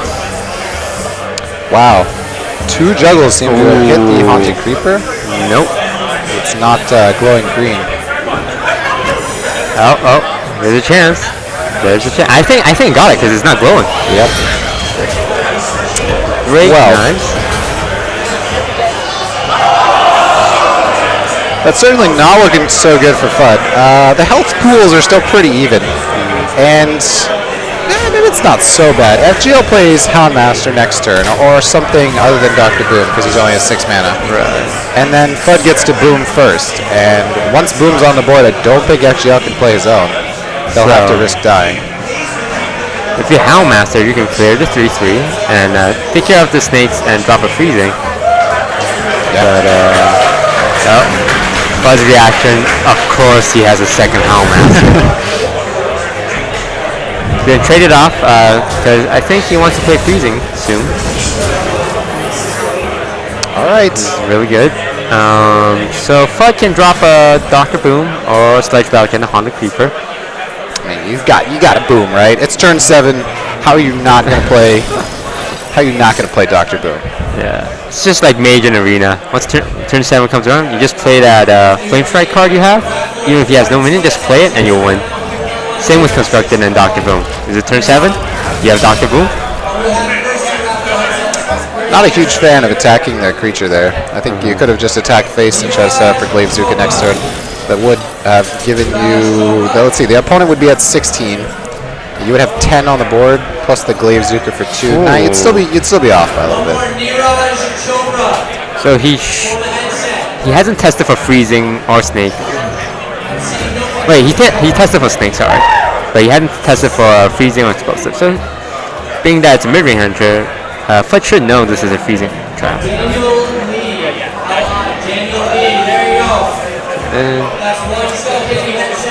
All right. Probably got freezing trap. So where's the boombox gonna fall? This is really important. Okay.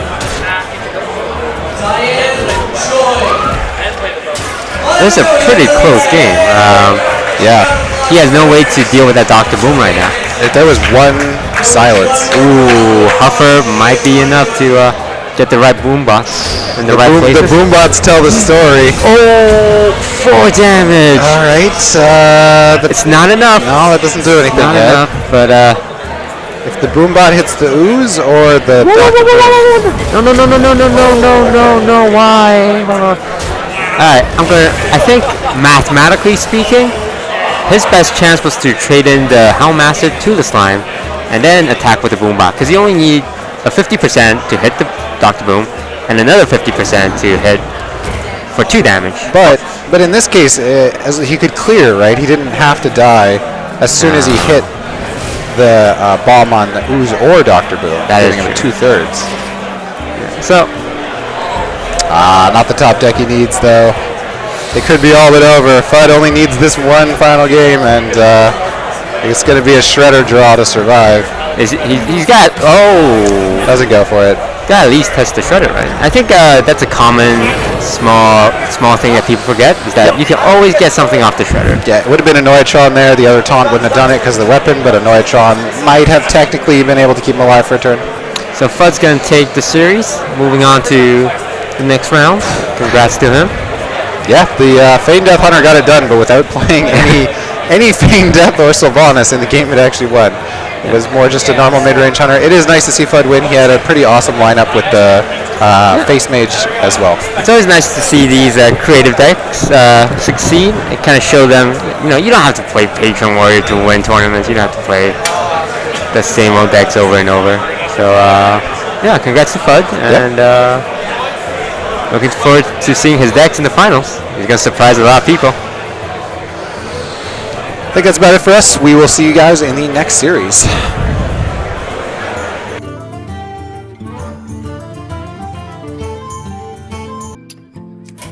Put it on the big creatures. You get them useful anti-aggro.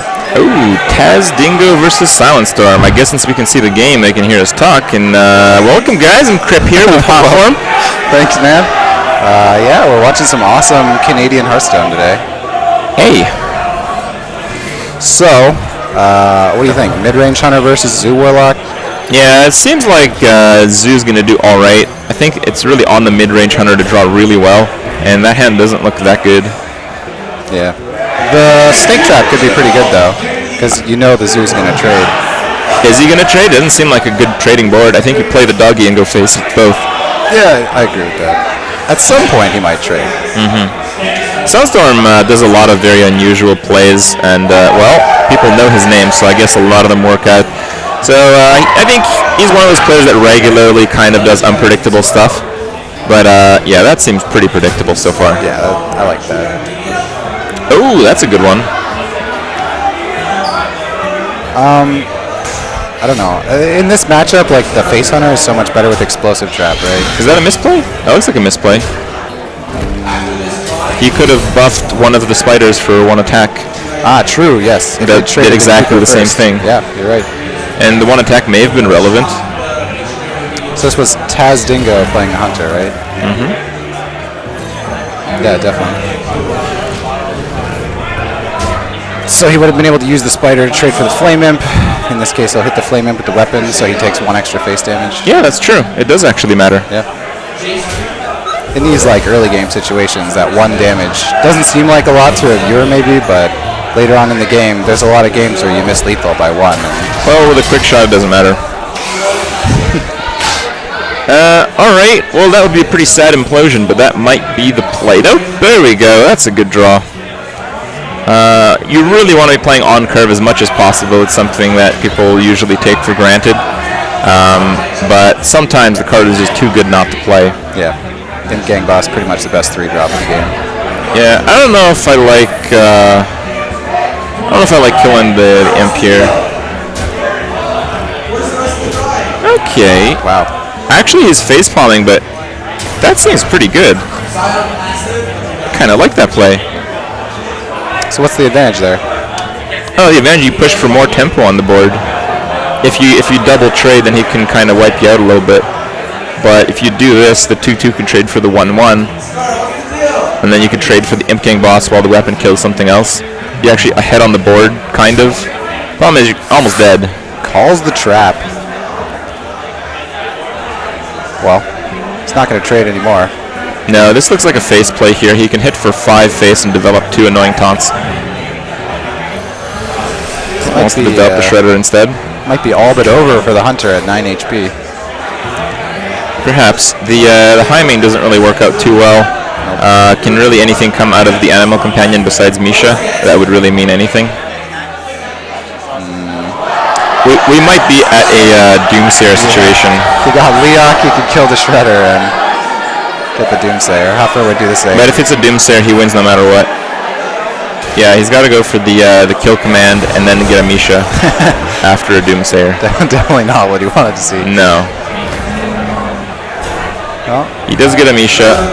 I believe he stays alive. Yes. Yeah. No, probably not. Almost no chance anymore, right? Because you do the juggler play with the implosion, and even if it doesn't kill Misha, you probably win with Doomguard next turn, no matter what. Yeah. Yeah. Once the Hunter's below on health total in this match, there's not really a lot of ways for him to come back. Like a 10 health disadvantage is enormous because both players want to push for face.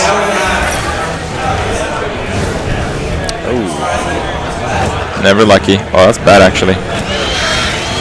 That's bad too. That was really unlucky. Oh, it gets the extra juggle though. Yeah, he's going for the board control play. And that's like the worst card ever. When you have a card and you don't really want to play it, and then you draw another one that's the exact same one. That's not a. Yeah, that's not good. That's not a happy moment. Unleash the Hounds might have kept him alive. Yeah, I think it would have. Yeah, I think it would have as well. It would have had one creature on the board, and then Doomguard doesn't really do it for 8. But I mean, the idea is that the Hunter has to win and not just stay alive turn by turn. So that winning part is pretty far away right now. Yeah. In fact, it seems completely impossible. In fact, he's just dead. I would have liked to see more of Silent Storm's deck.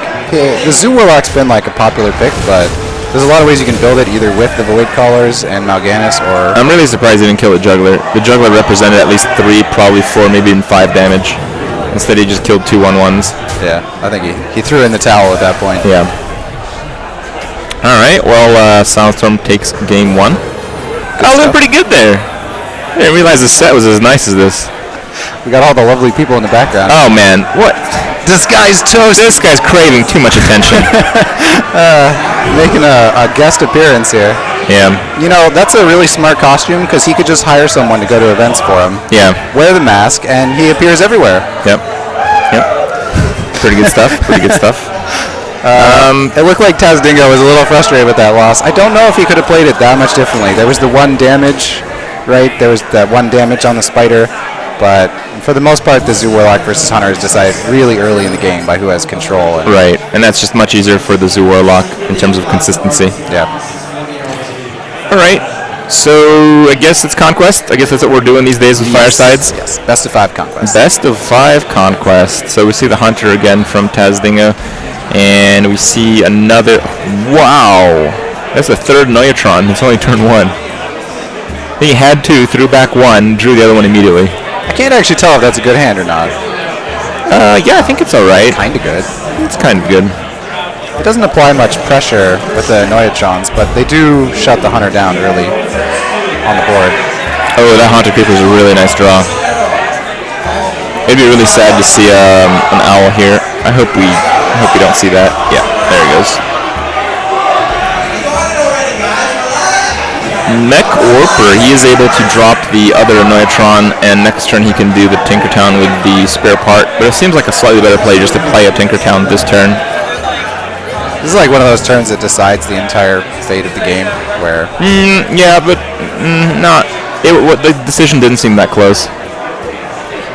It's just, to me, the Mech Mage won't have many choices later, right? They're going to play out their curve a lot more consistently as the game goes on.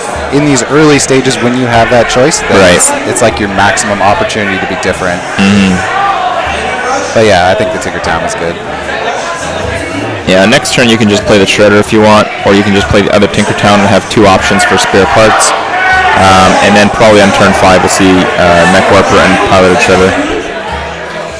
Kill command. What do you think of Houndmaster that turn instead? Saving the coin for a rainy day. Yeah, Hellmaster doesn't seem that good. It can kind of get really punished by Goblin Blast Mage, I think. True. Okay. The Tinkertown Cogmaster looks pretty nice, but saving the Mech Warper feels a little awkward. No, I think you just Tinkertown, see what spare part you get. I don't know if there's a very desirable one here. I think you might just Cogmaster. Yeah, he kind of picks up the Cogmaster before even looking at the spare part. So similar type of idea here. You can trade into that if you want. You play around another kill command, you play around Houndmaster a little better. He does go with that route. Hunter's got a lot of options. He's playing these turns out real. Oh, okay. I'm glad he's thinking about it because there's quite a few different ways you can do a turn like this. I think Glaive Zuka first is better. Because what if Glaive Zuka hits on the Knife Juggler now, right? Yeah. Oh. Tazdingo playing a little quick here. I'm sure you feel the pressure when you're playing against a player like Soundstorm who has a developed name like that. Yeah. You want to do your best, but you also you're in that moment and you know you have to play something. All right. Well, the swap spare part seems to do a pretty good job on the juggler there.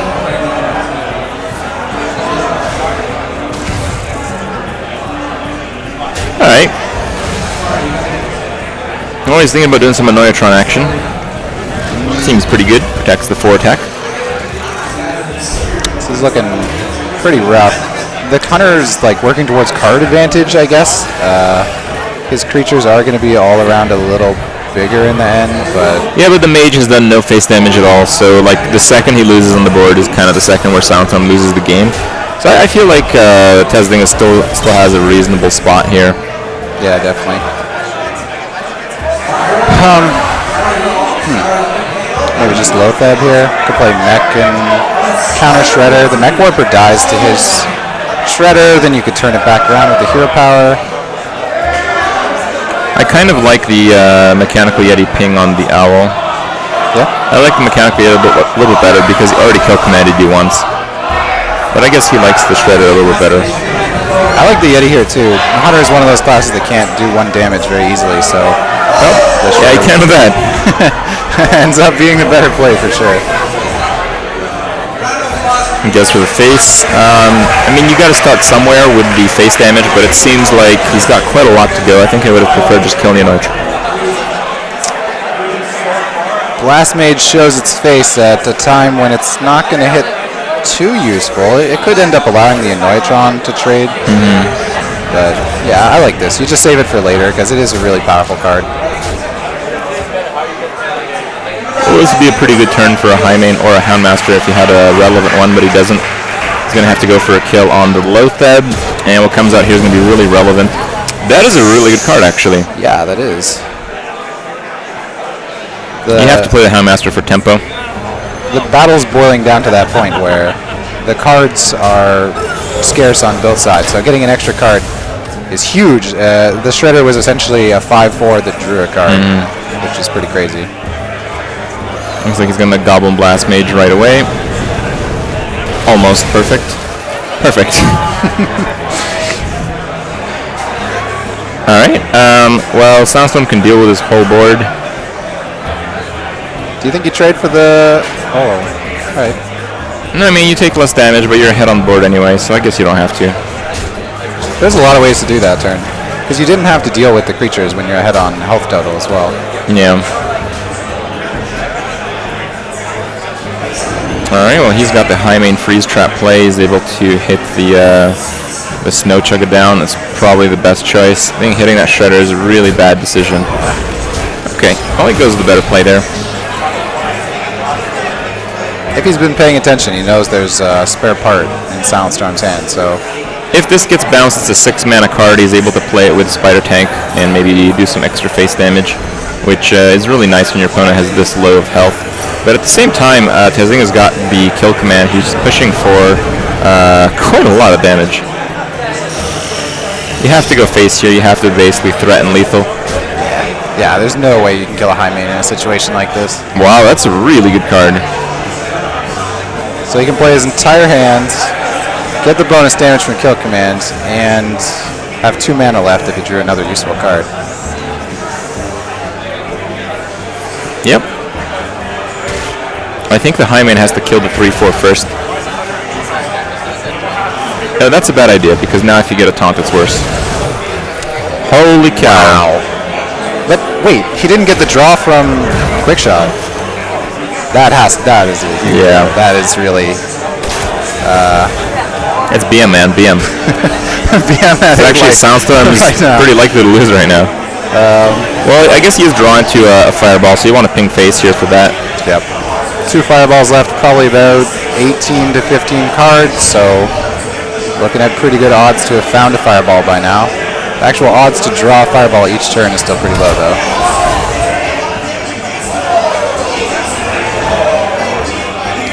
So Tesningo has to go for a kill here.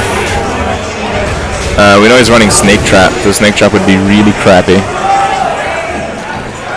Wow. Better to kill this That Noach. can end it if it's not a freeze trap.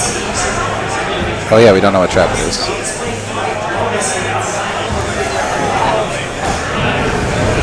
Nope. He doesn't get the maximum. Oh yeah, there you go. We missed that. 100% lethal. 100% lethal, boys. That was really smooth. Soundstorm. Double gobble mass mage. Didn't miss a single beat. Got every spare part. The reversing switch on the Knife Juggler was perfect. The time rewinder at the end to take the game. That was really awesome. All right. Well, there you go. Soundstorm up 2 points. Showing his dominance. Tesdingo got a little frown on there. But, I mean, he can't be beat up about losing a game like that. The Soundstorm played it perfectly. I think he really showed why he's a player that gets recognized in the scene. If he did have the quick shot draw, maybe he could have made something happen, because he could have played the Leper Gnome, so we would have seen an extra card. Yeah. And that extra card could have made the difference. Yeah, not getting the draw of quick shot was Right. something you'll beat yourself up over. Oh man, both players playing Hunter. Usually the faster Hunter tends to win, and we see a Worgen Infiltrator, which is probably in the hand of Soundstorm, because we didn't see that all game Tazdingos. Yep. And yeah, you're definitely right that the faster Hunter normally wins in this match. One of the matches I often refer to as the high skill matchup, but there is actually a lot of decisions that come down. They just happen so early in the game. They happen on a turn like this, where it's actually a big choice of Knife Juggler versus 1-drop versus 2 1-drops, right? Saving the coin even. Or Creeper even is a decent play. Actually, kind of like Creeper. Oh, it does go with Creeper. That gives you the option to play Glade Zuka for 4 damage, to Knife Juggler for some juggles. Yep. Double 1-drop next turn. Okay, so you've seen... He saw Snake before, right? In the first game. Yeah. So he has to worry with this Scientist. But I guess you don't worry that much, as long as it dies. No, I think Glade Zuka is a pretty reasonable play here. But freezing a Mad Scientist is really nice as well.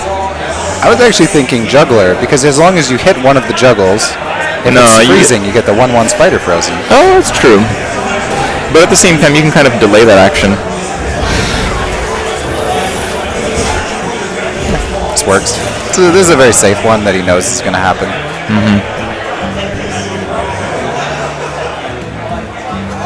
Tazdingo goes to the Knife Juggler. He doesn't have a 1-drop to back it up, but if that's Snake Trap, it's going to be pretty nice. It must be Snake Trap for him to have played that, right? I mean, with 2 creepers in his hand. Yep. This is tough now. Do you ignore it? You could kill a snake for sure. You attack it, then you play Juggler in 1-drop. You kill at least a snake. But then he'll have 2 snakes. He trades in your Juggler. You don't kill it. He's getting free damage plus juggles of... Well, it looks like 2 juggles next turn from the 2 creepers. I think he's going to try to snipe his opponent's Juggler. All right. Well, double Haunted Creeper is pretty nice. I don't really like the bow that much. I guess the bow ensures that you kill the opponent's Juggler, so it makes it tricky with Snake Trap again. Actually, I do like the bow. Yeah. But maybe just Creature and then Quick Shot is a little better here. But if you did that, you'd want a Quick Shot first. Yeah, so I don't know. Yeah, you should have quick shot first, because then the juggle could have hit the Juggler. Yeah, and been wasted otherwise. And I don't think, even if he had hit the Juggler on the Juggler, playing the second Creeper and hoping for a 1 and 4 would be pretty unlikely. Okay, this is like a lot of RNG going on here that the players are trying to maximize. So the creeper now gets to juggle off, and he's actually going to kill the shredder. Wow. Oh!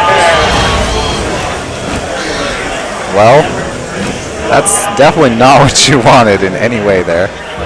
Oh, the freeze trap's terrible here. I think you need to play the creeper, try to go for a juggle on the 1/1, and trade for Millhouse.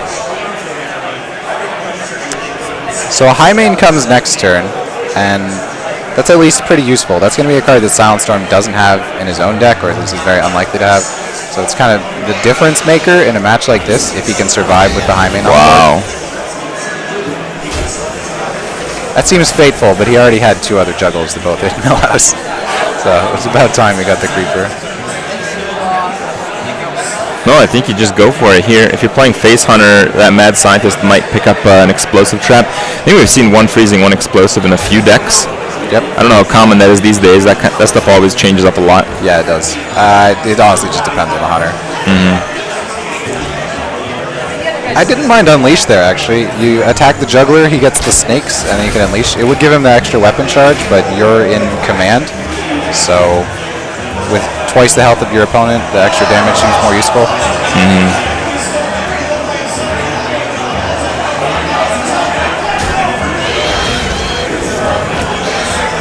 Face. Oh, man. Teslinga's juggler has been amazing so far. That juggler earned its keep. Wow.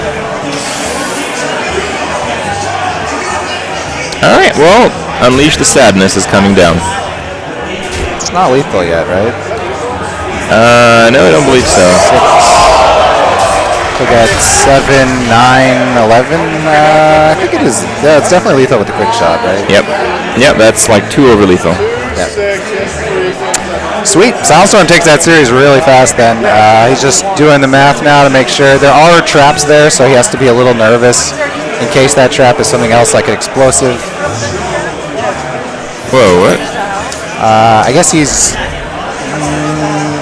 he knows 1 snake, right? So he knows that if he gets a full board of Unleash, then he wins.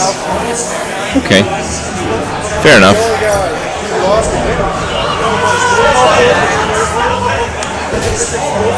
Well, so what if it was explosive?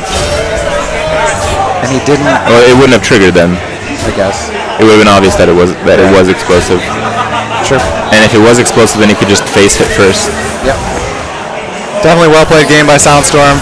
Teslinga looking a little beat up. He made some minor errors, but honestly, I don't think that there's anything you can fault him too much for. The games were decided by Silent Storm's awesome play. So. Yep, Silent Storm played flawless. A few slip-ups from Teslinga. Pretty standard stuff. Well, be a good Hearthstone player, you got to play a lot of Hearthstone. Yeah. You know about that, don't you? Yeah, I do. A lot of hours spent grinding games. Not as many hours playing Hunter, though, as I can imagine some people have. Yeah. How many golden heroes do you have? I have every hero golden except for Priest and Hunter. I'm working on my Priest, but Hunter... How hard can Hunter be? Well, there's something about Hunter that it doesn't feel Canadian, you know? It's not nice? It's not friendly. You got What if you just say thanks after every turn? Yeah, pretty much. Isn't that like Canadianify it? I don't know if there's a single emote that's not BM other than saying well played at the end of the game. Are you sure? What emote would you suggest is not BM? Well played from a Hunter just spammed at the end of the turn isn't exactly like the nicest of things. Yeah. Oh, so I said not BM. Sorry. Yeah, exactly. So there isn't one with Hunter. Rex, all of his emotes are BM. Yeah, definitely. He's got like sorry, greetings, thanks. Well played. They need another emote that's just friendly. I'm not even sure if that works though. Maybe it just doesn't work in Hearthstone. What if they just made an emote like you're good at this game? That would work, right? I don't think that would work. Of course not. You would be winning, and you would say you're good at this game, and it would be BM, and there's no way around it. Of course. Oh, they have to do it now. That's a tough situation. Yep. All right, well, I think that finishes it.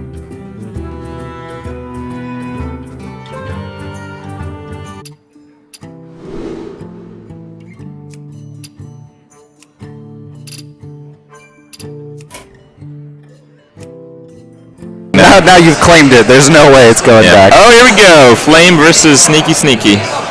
Ooh, Sneaky is... He's very blurry. He actually won my sub-tournament. He's one of my subs, and in my sub-tournament, we had special rules where you couldn't play any creature below 4 mana, and you couldn't play any legendaries. And he played a really sick rogue deck that won the entire thing. He's definitely a good player. He knows how to deck. Well, I guess when you don't play creatures that are 4 or less. Yeah. No, you could play 4 mana creatures. So okay, just so less than 4. Yeah. You just play decks a lot of spells like shaman and rogue and weapons and stuff, right? The second place guy was the giant paladin actually. He played all like giants with. And handlock removal. kind of just works. Why don't you just play handlock? The handlock was good. Druid was also one of the top picks. So, but yeah, he's definitely a really good player.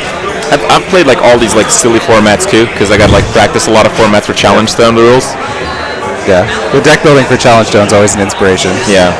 And there's so much potential for that, for different like deck building that doesn't really get. I can't say what I've tried or what I like, but I think I've tried everything you just mentioned. But I know it's cool. It's cool. All right, so he is playing some form of handlock here, probably Dragonlock with Malagos in there. But Dragonlock with Jirax seems a little odd, doesn't it? Usually those are like mutually exclusive. It does. It looks really good against the Hunter, though. It's got 2 heal bots and Jiraxus. Wait, why is it River? Oh, that's a Web Spinner River Croc, right? Yes, it is. Created by Web Spinner. There we go. Confirmed. That would be a pretty legit game otherwise. That's a bad juggle. That's a good juggle. What do you think about trading there? Surely he would trade anyways. Yeah, you give him the 1 attack and you can kill the Web Spinner with it. I guess that's pretty nice. Sneaky Sneaky gets the Imp Gang boss again. Very nice. He gets to fight for the board a lot. And, well, this is probably mid-range Hunter. Yeah. Because if it was face, I think you'd have no chance of winning this game. Yeah. If it was face, there'd be no chance. Mid-range, at least... Can do it. It actually looks kind of good for a mid-range Hunter, too, because all that's in his hand is healing, so... I think he might Dark Bomb the Shredder here. There's a lot of stuff that comes out just dies to Imp Gang boss. Yep. And the Gang boss will survive. Not that, though. At least there's no pirates. Yeah, there might be. Dread Corsair make an appearance. Okay, he's got double Mad Scientist, which is normally pretty bad, but without any traps drawn yet, that's quite good. I just can't take my eyes off the double heal bot every time I glance at the screen. I see Rexar versus double heal bot. Shadow Flame is pretty successful here if he gets a little bit of pump. Ooh.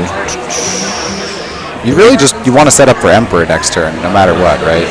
Yeah, it was the strongest play is the Argus then, probably 2 to face and then 2 killing a Scientist. What if he only has 1 trap? I guess if you kill the first one, then the second would get frozen no matter what. I mean, there's no way that he's not running freeze trap in this type of Hunter deck. Yeah. So if it is 2 freeze traps, it's not even going to work. Yeah. If it was a different trap, it would work. Yeah, but not worth it. But there's no way there's no freezing traps. Like, the only way that would work is if he has 1 freezing and like double explosive or something, right? Oh no, that wouldn't even work because then you just get 1 of each. There's no case where killing both of them, I think, works out here. Yeah. Unless he's running like double explosive in a mid-range. You also really want the Defender of Argus to get frozen because that's taunt. Exactly. So you want to hit first with one of the taunt creatures to face. I guess you could just not trade as well. It's pretty much the same outcome. Yeah, I like that. What do we got? Oh, hello. If only it was next turn. That card is pretty good right now. Well, not right now. It's turn 6. No, that's fine. We're 1 off. But, yes, it will be. The Malagos Warlock generally runs 2 big game Hunters. We don't know what Sneaky put in his deck, of course, but Well, he's got Jiraxus, which I don't believe is normally in there. Yeah. So maybe... I mean, what are the first cards that you cut in this format? It probably is the big game Hunter number 2. Maybe.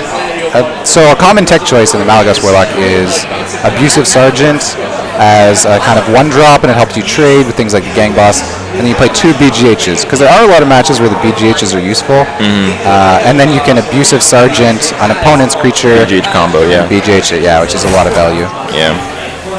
But you're right that probably would be one of the more cuttable cards. That or like the Sludge Belcher and give up one of your taunts. Wow.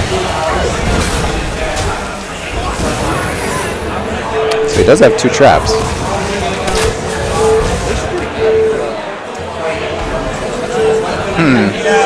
That wasn't the best sequencing. Couldn't he have had a 1 health doggy? A 1 doggy? Yeah, I feel like that didn't. The 2/2 into the taunt creature, and then the mad scientist and a 1/1 into the 3 health creature. He could have just had 1 dog. Yeah. Something definitely went wrong there. So the BGH shows up right on time, of course. Yes, it does. With the discount. It's not good enough to kill a 7/7 with the battle cry. Yeah. Oh my God. God. Well, there we go. I guess he was as prepared as he could be. Flame, of course, is going to be really disappointed to see this play. The heal and the BGH. Plus the Emperor will continue. Yeah, but the boombots might end this.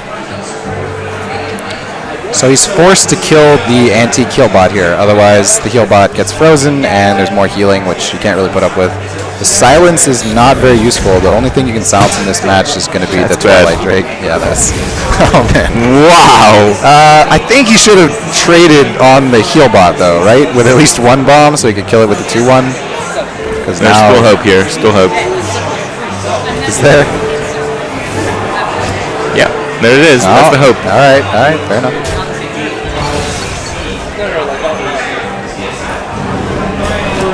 Oh, that owl was created off the web spinner. Oh, I didn't realize that. That was a really poor web spinner for him. Okay, well, Shadow Flame seems pretty good. You can't really play much else with it, which kind of sucks. Yeah, you can do a lot here, actually. Because you have 26 health, so the greed is up to you. Use the Thorson, play the Blackwing Corruptor, and Shadow Flame that. Could do the BGH and Shadow Flame as well. Yeah, I guess. But what would you play with it? So I guess that's Explosive Trap too, right? Yeah, Snake would have triggered there.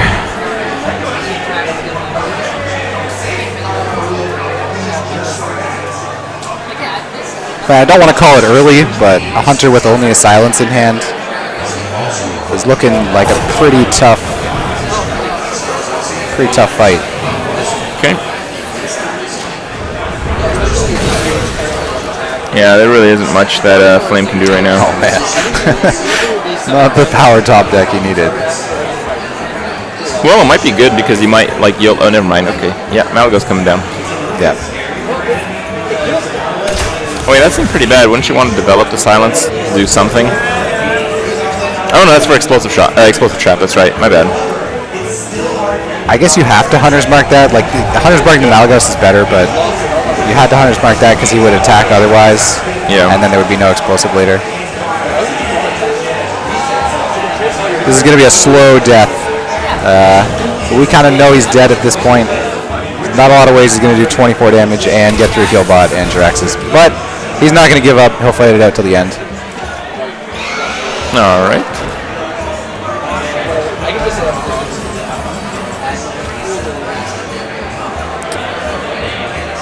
Yep, you got to kill the 2/1 with your 5/1 because otherwise it's useless against Explosive Trap. I think you just start doing some face damage here. There's been some serious Goham Emperor with a 6-mana Malagos. Malagos and Sludge Belcher seem pretty strong. Tempo Malagos as the crowd behind us. A 6-mana 4/12, yeah, that works. Pretty good. And we might just see Flame concede here. He's going to fight it to the bitter end. Yeah, I just don't see what kind of goes through this. What about quick shot, kill command? Does that do it? Yeah, that does it. That would do it. Wow. If the spider survived. He does have lethal. Yeah, he has lethal with Hellfire. He could do Hellfire and Jiraxis.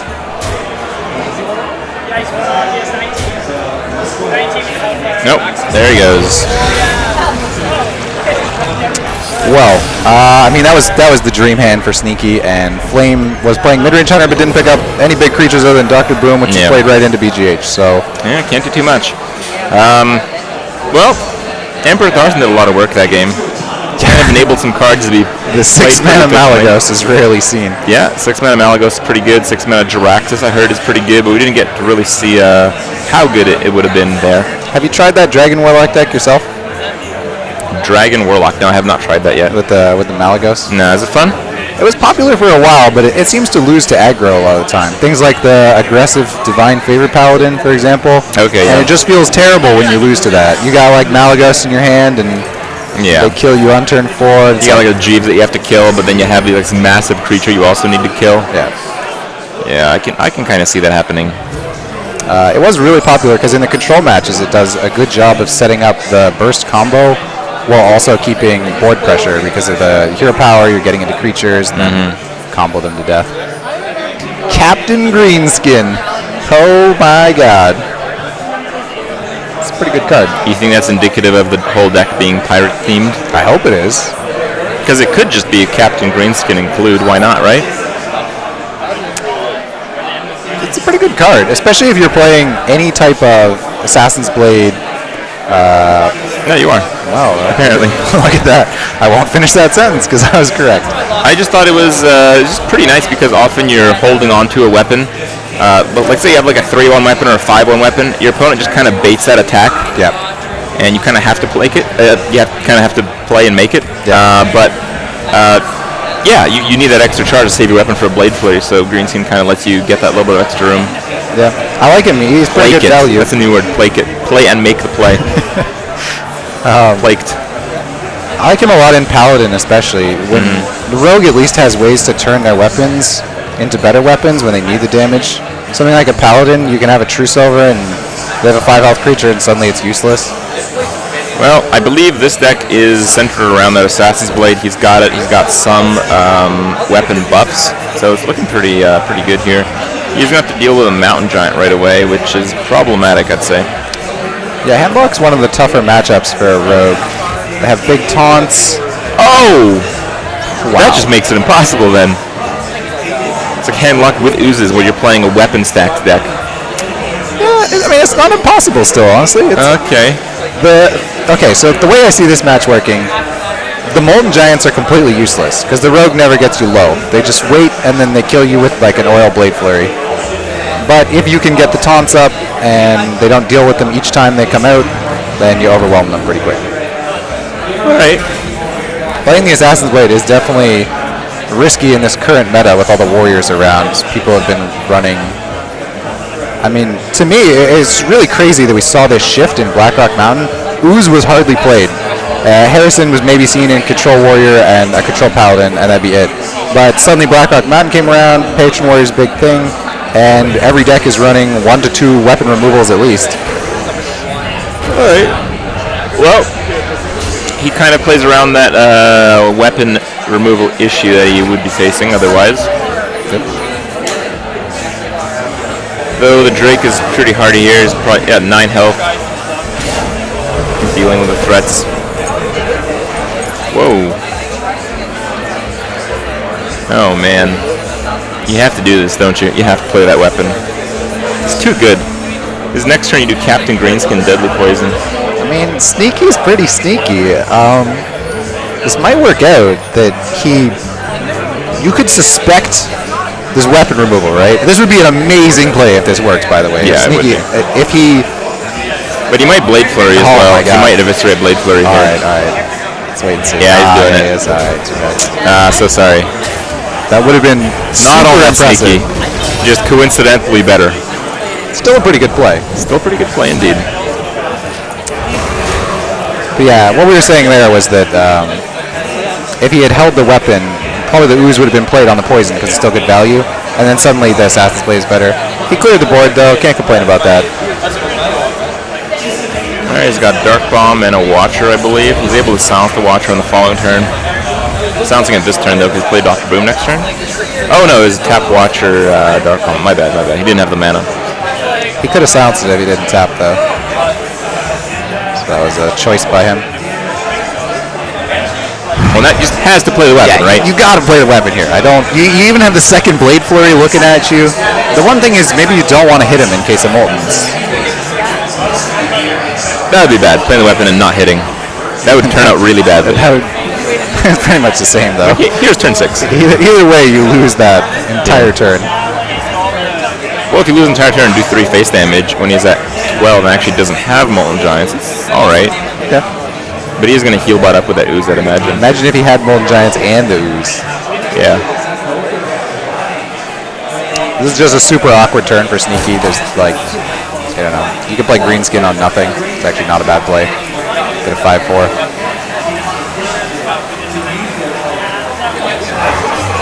Wow. Sneaky's a really good player. I mean, he loves his rogue, so.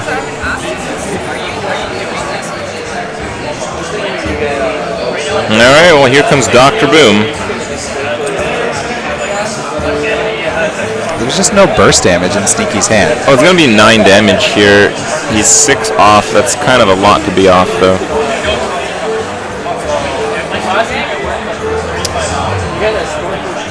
I guess he wants a sprint, right? It's like he has 29 health. All he needs is cards. If he has enough cards, he has a second flurry. He could do it all in one turn. Yeah, I don't know if you can because the Assassin's Blade just costs a lot of mana. Yeah, you probably wouldn't even use the Assassin's Blade. Okay, Flame decides to play very, very slow and careful. Did you? Oh. Yep, I think it's green skin time, man. Boy, that restraint on the Assassin's Blade is playing absolutely perfectly right now. It would get shut down immediately. Look how happy Flame is. Yeah, Flame's like, got him! Got him! Ooze! Oh, man. Oh. Alright. I mean, if Flame could play around too, right? It's only a 2/2 weapon. Ooh. Tapping after playing the Silence.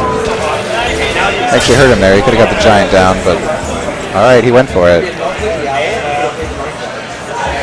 Boy. I have to, even if Sneaky doesn't win this one... I think I should kill the 3/3 with the weapon, because you want to clear that board up.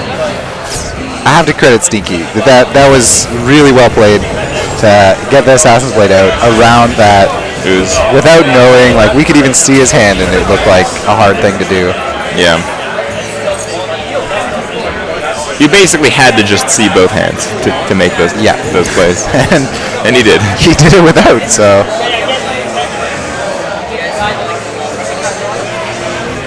I think I would have loved the Dr. Boom on the 7, though. All right. What are we looking for here? Oil? Sprint? Tap? Wow. All right. Well, you need something. Okay. Okay. That's what he wanted. 2 preps, 2 eviscerates. Let's go. Almost. What is that, 5? No, it's not quite lethal, but it's getting there. I think you just go face and hope for the best here. So... No Blade Flurry. He hasn't drawn a sap at all, right? He should have 2 saps left. He can clear, actually. Yeah, he could. He can clear really easily, too, without even taking any face damage.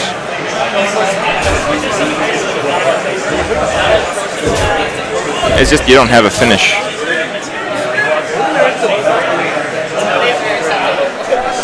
Wow. I think I prefer to save this. I think my palms are sweaty right now just from watching this. It's actually a really close game. All right, well, there is no life gain left. He basically has to Siphon Soul this.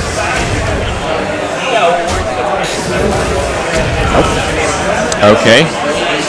Gonna hope that Sludge Belcher holds the line. I feel like that's so risky because no sap has been played and he just sprinted, but... Alright, well, Sap would be the game here. Sap or a Silence, but I don't believe Silence is going to be a card that would show up. Eviscerate would also do it. Yep. Do you prep and fan, though? Probably not. You can just prep another spell later. Why play the heal bot first? There's so many outs here that you could draw off of the... There's 1 Eviscerate, and there's 2 Saps. Is there more than that? The oil makes it 8, so I guess that's not enough.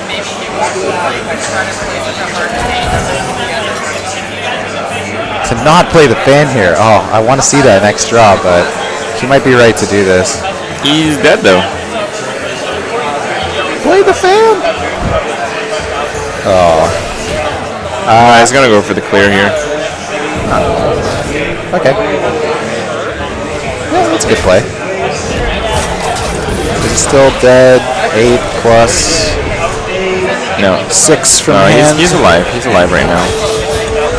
14 damage. If A dark bomb would do it. A dark bomb would be a tie though, because he'd have to kill himself as well. Yeah, that's true.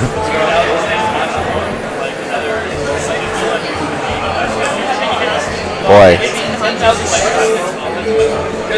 4 HP, but all the cards. He could at least go to 7, and there's no taunts, so he would have to trade his giant away to make sure nothing's on the board. I think he just siphon soul the shredder first. Wow. Okay, so Oh, I guess you can just siphon soul the heal bot. hope for the best. Wow. Drake siphon soul heal bot. What? Okay. Yeah, but how do you stay alive against any play here? Oh boy, that should. Well, I guess there's only one eviscerate, right? Yeah, there's only one eviscerate. There's one prep. Prep will work, because now he has... Oh. that's lethal. Wow.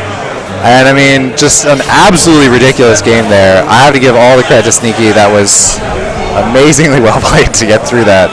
With the ooze and the Assassin's Blade, the green skin baited out the ooze. Yeah, that was really, really good. Very impressive stuff from Sneaky. And a bit of a questionable play by Flame at the end there. He would have lived if he had used Silence and Siphon. He would have had 7 health. But he still would have had nothing on the board, so Yeah. that could have easily ended. The sprint draw from Sneaky certainly pushed the game in his favor. Yeah, that did it.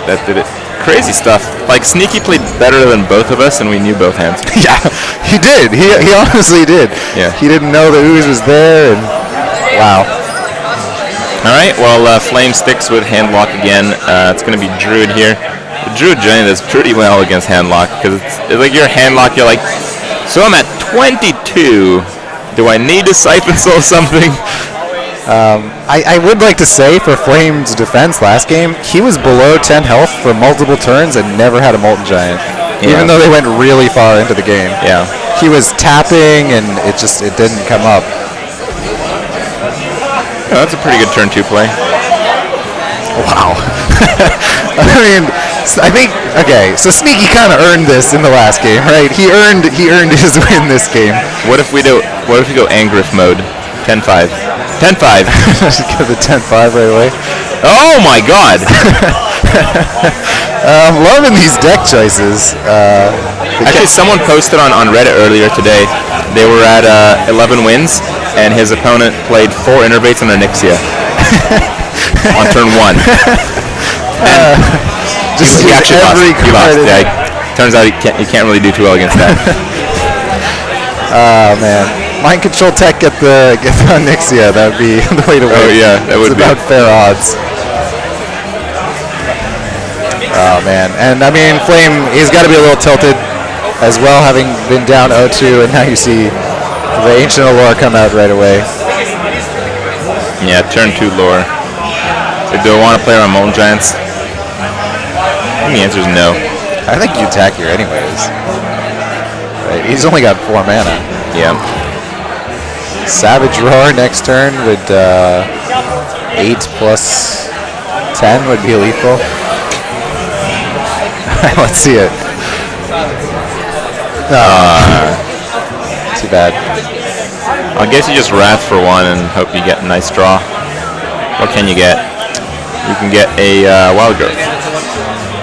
Yeah, can't get much. You could Wrath for 3 hero power and trade the Ancient Allure. I like that better, actually. But usually I always see like guys Wrathing for 1. It's just that in this case you want to play on Molten Giants, so you do maybe want to Wrath for 3, like you said. Yeah. I think a lot of people would just go face here, right? I think a lot of people would say he's only 8 or 9 cards into his deck. what's the chance he's actually got the Moltens plus the taunt? But Flame does have them, so oh wow, he would have had double too. Does he have Hellfire? I don't see it in his hand. It's a 4 mana cost card. There is no 4 mana cost card, but if he had Hellfire, it would have been pretty good. Yeah. In this case, next turn, okay, he kills it. Druid of the Claw would have been really close. I think Druid of the Claw would have been exact lethal.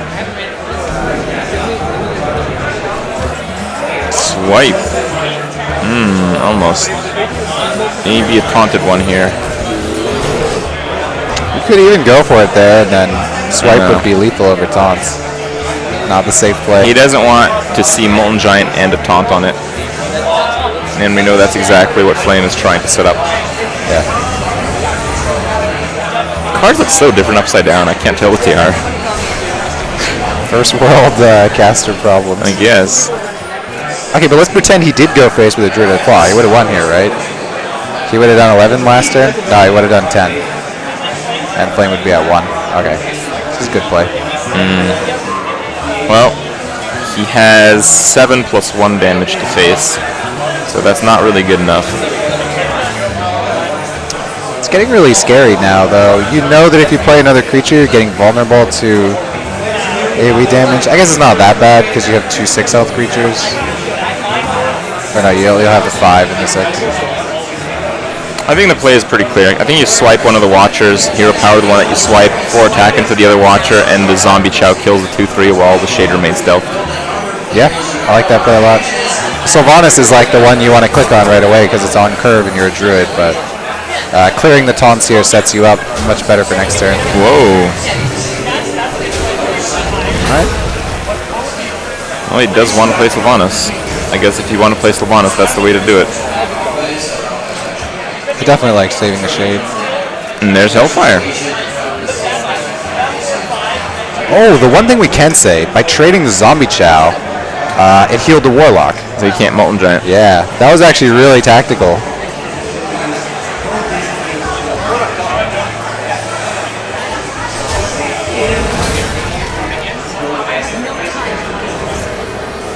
Okay. Well, you can't swipe your own creature, or you might try to steal his Sylvanas. Because Sylvanas was played after, so... That doesn't seem like a good card here.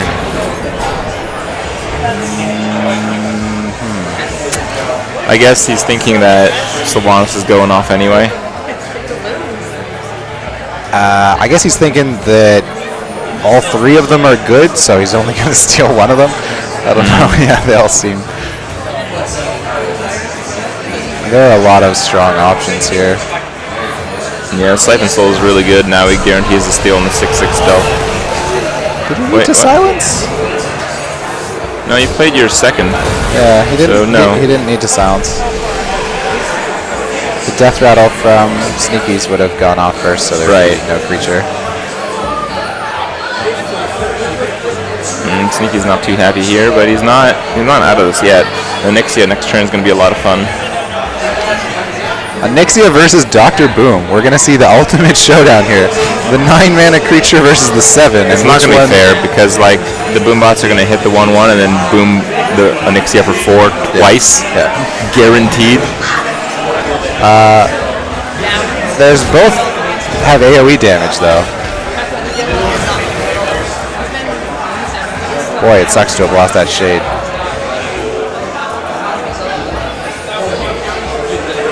Alright.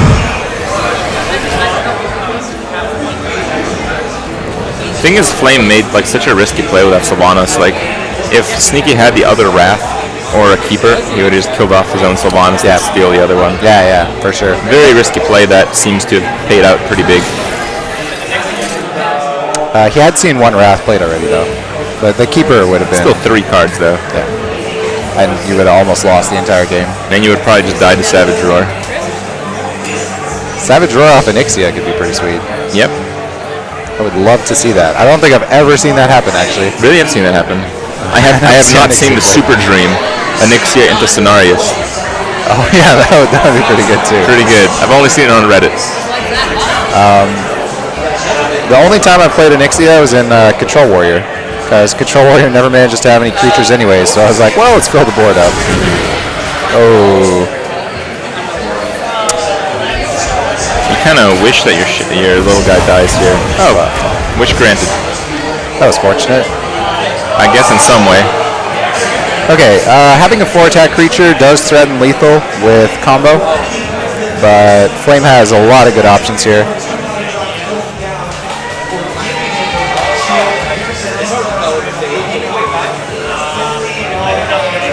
Flame can taunt. I mean, that's pretty much his choice, right? He can taunt.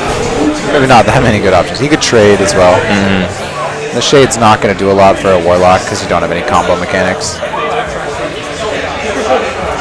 Well, that's good timing. Hunter. Well, this is the first time in the game that I believe he can play one of those Molten Giants, and he does. Hey. It's like, I'm sick of this garbage. I wanna play this little thing. He also just saw Boom go not BGH, so he knows that Sneaky's going to struggle with it.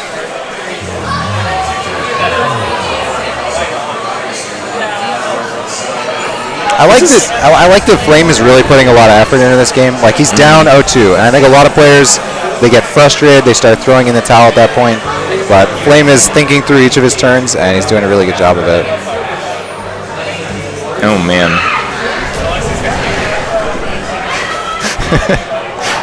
Here comes Savage Roar.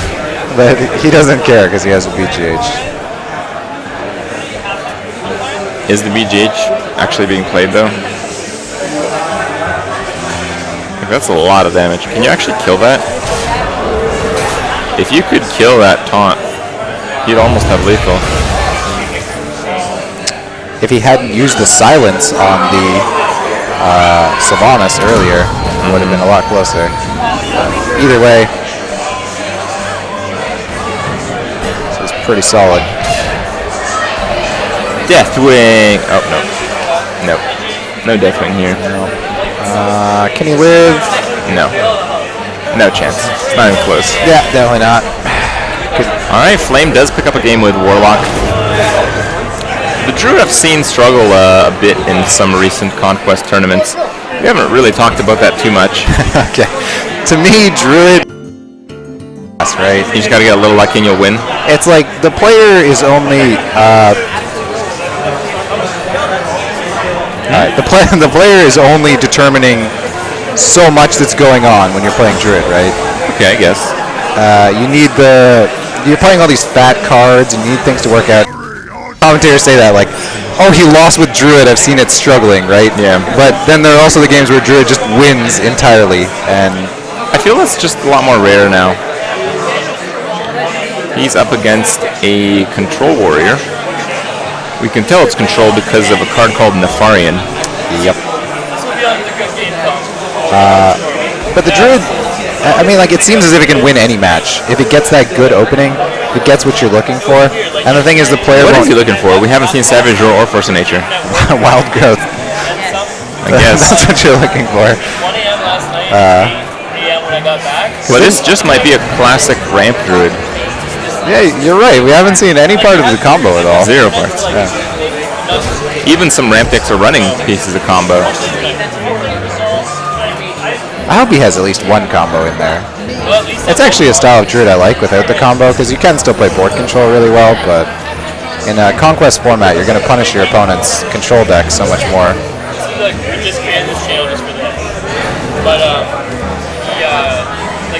Well, Armor Smith doesn't really describe anything. Have you participated in some of these Fireside gatherings? This is a separate event to the normal Fireside one, I think. I won the Fireside thing that lets me qualify for regionals. Okay. So I've done that. But this is a like one-off one where they play for prize money.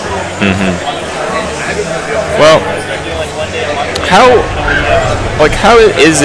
easy is it to predict what your opponent's actually playing? Like here, if you're sneaky, is it like, oh, it's Patron Warrior? Or is it like you're thinking about it? You're definitely thinking about it. I think the like commonly picked decks are much less seen. So something like Patron Warrior.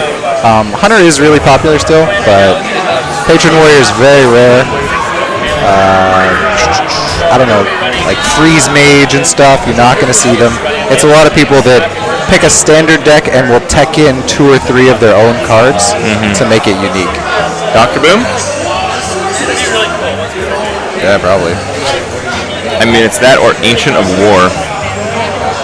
Ancient of War. Hilarious. Card's so much worse than Dr. Boom. It's not that bad in this situation, though. Oh, come on, it's terrible. Yeah, it is. Do you think Dr. Boom is overpowered? Is that what you're saying? No, it's okay. I think it's fine. The other 7 drops just aren't as good. I'm going to get out probably a taunt here to protect his creatures from the Armor Smith. He can fall victim to the Cruel Task execute play. So he didn't play Dr. Boom. Yeah, I guess Sneaky is just pretty rusty right now. That's the only conclusion He didn't know that was the best play. It doesn't really work out as well for him now either, because he could have played the Druid of the Claw this turn, and his only other good play is Harrison. No Keeper. Keeper's okay. Yeah, you can Keeper the Belcher, snipe the Armor Smith, and hope for the best that you don't get executed. It's true. There's actually not a lot to Keeper in this match either, is there? He's like Acolyte of Pain. Just Sylvanas. Yeah. Sometimes I think they run Ysera, and that's pretty nice to keep her, but often when I play Ysera, I just like smarking it up, just face, so it nullifies Awakens. Yeah, don't even bother to kill it. Yeah. It's when you need a Rend Blackhand. Come down and smite the Ysera. Yeah, I guess. I don't think I've ever seen that card play. Oh, I've played it. It's a good card if it actually works. I think it might be actually the worst legendary in Arena. Oh, in Arena, yeah. Yeah, because you don't get dragons. You don't face legendaries. You also, yeah, that's true. And health is certainly a lot more important than attack in Arena. Yeah, I mean, if it doesn't kill anything. Actually is the worst legendary in the game in Arena. What a Hemet Nessing Wary? No, Hemet's okay. There's a lot Lord of Walker Cho. Lord Walker Cho. Lord Walker can be pretty bad, but sometimes if you're winning a lot, the only way your opponent can come back is a spell. So Lord Walker has his moments actually. Okay. Confirmed by Crib. Lord Walker Cho better than Rand Blackhand. Yeah, I think it is. Yeah, I think you're right in Arena. There's no way you have a dragon. As soon as it's not getting synergy, it's really bad. It can solve a lot of situations for something like a Druid. This is completely off topic. Of course, he doesn't have Rend, but certain classes don't have good mechanics to remove a big creature. They don't have a Hex or anything, so it can solve those problems. I guess. But then, I mean, it only removes legendaries. What if the effect was just destroy? Good thing there's no legendaries in the Warrior's hand right now, right? Yeah. But what if the effect was just destroy? If you didn't need a dragon? No, it didn't have a legendary limitation. It still wouldn't be that powerful. Then it would be really good. You kill Doomguard, you kill Highmane, you could kill Mountain Giant. I think that'd be amazing. I already think it's kind of playable if you're playing dragons. Oh, come on. You're out of your mind. I'll take you on in the show match with a red black. Yeah, but you know I'll play with legendaries in every single deck. I know you will. Yeah. Forward! Ah, almost. Druid doesn't really mind being behind on the board in this match as long as they have more cards. A lot of the time you can just run the Warrior. Yeah, but that Armor Smith gained like 15 armor. Well, if he's not playing combo, it didn't matter at all. If he's not playing combo, it probably just doesn't matter at all because he probably just won't win. I think the non-combo Druid actually has a really good match in this matchup. You have so many fat creatures. Like his entire hand is just creatures. And if that's his whole deck, the Warrior runs out of removal. They also don't draw cards fast enough. Oh, we have the lovely Spectator bug. If our Observer was on point right now, they could fix the Spectator bug for us. You have to unspectate and respectate because they're stuck on screen. Can you do it? I don't know how to I guess... We'll just enjoy this game with the Druid choices on screen. You've seen this before, I'm sure, right? Yeah, it's like a racing strip. It tells you where to go. To the face. It's probably better just to leave it. It's probably better just to leave it. Don't worry about it. They aren't going to play that many creatures anyways. all you have to do is go to your friends. All right.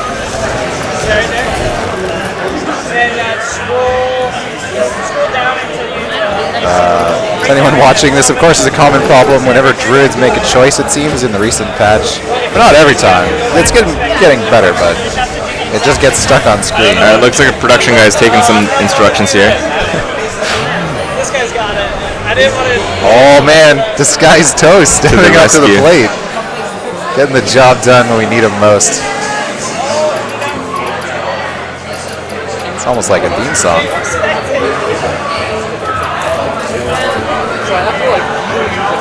Alright, well, from the players I can't tell much. All I can see is a giant forehead. They have pretty small foreheads, actually. Yeah. Alright. Oh, I think we have to spectate the other player as well to see his cards upside down. They will need to invite us to spectate. I'm really curious what Nefarian produced, but... He has a Savage Roar. The Force of Nature. Oh, wow. So the Maybe he's fact, actually running double combo and just been very elusive. yeah, the fact that he has 43 health then is a pretty big problem. Yeah. But I feel like trading into his Sylvanas and playing your Sylvanas is pretty good here. Isn't it? Yeah. If he hadn't innervate at the start of the turn, he could have just killed his own Sylvanas. Might as well wild growth here. Okay, stands back. Gaining the 1 health does mean that Grom Taskmaster will not exact lethal you. Right, but if he has Grom Taskmaster, how do you win? Well, you gotta try to play around it, I guess. Do your best. Yeah, you're right that if he didn't BGH that one. I believe he has Taskmaster in hand before we lost the hand of him. Yeah, I didn't see Grom though. Yeah, we did not see Grom yet. Okay, let's pretend he played Grom Taskmaster. Actually, Sneaky would be fine, right? He would still be at 1 HP, but he would Wrath Nefarian and then trade Sylvanas in and steal the Grom. And hope to God that the warrior doesn't have a weapon. Yeah, that's true.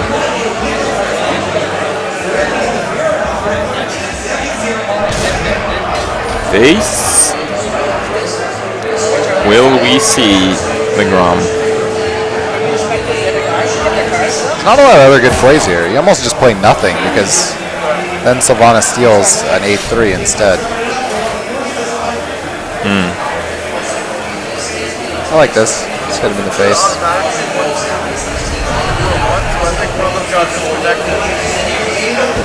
Well, Sneaky's gonna need some kind of taunt here to stop this aggression.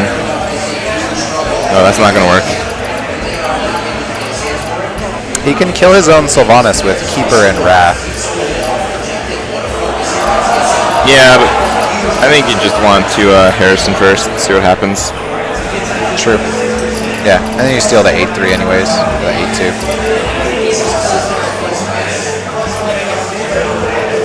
Well, if you get an innervate, you can steal a full health one. Oh yeah, he played Nefarian. So he has a Mark of the Wild and a Claw. Oh shit. Why is that a Warlock card? Yeah, the entire game's gonna be bugged. You're gonna have to re-spectate again, I think. Yeah, you gotta redo it again. He played a BGH for 0. Where'd the BGH go? What? Time waits for no one. Job done. What to do? A Warlock 0 mana BGH. Oh, what's up, guys? How's it going?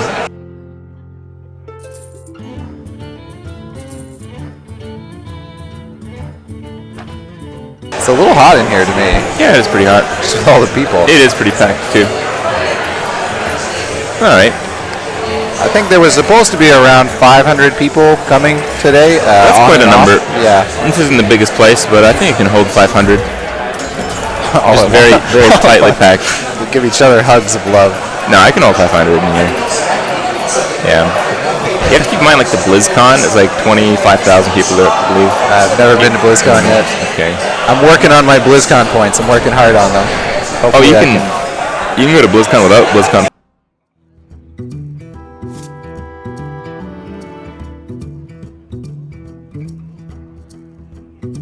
Alright, what happened? He played Onyxia. Holy shit, it might work.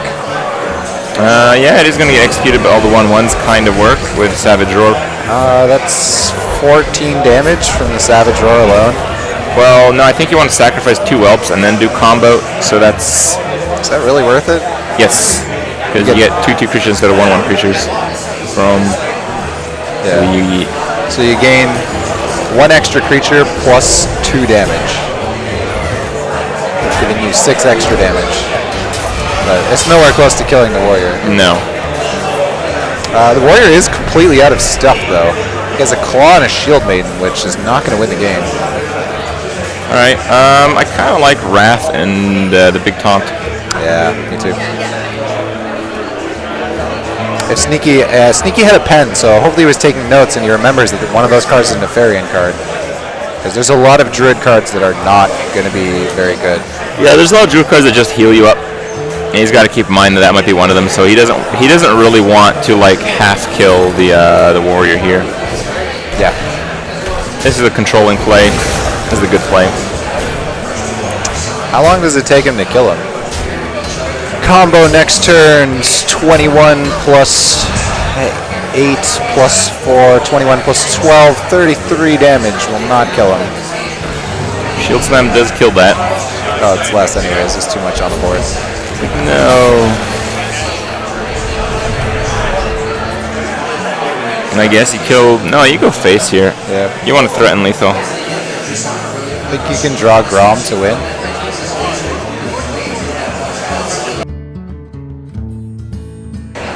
Okay, here we go. So he's at 6, he goes to 7 with hero power. You can do 5. Yep. Even Baron Geddon would win, actually.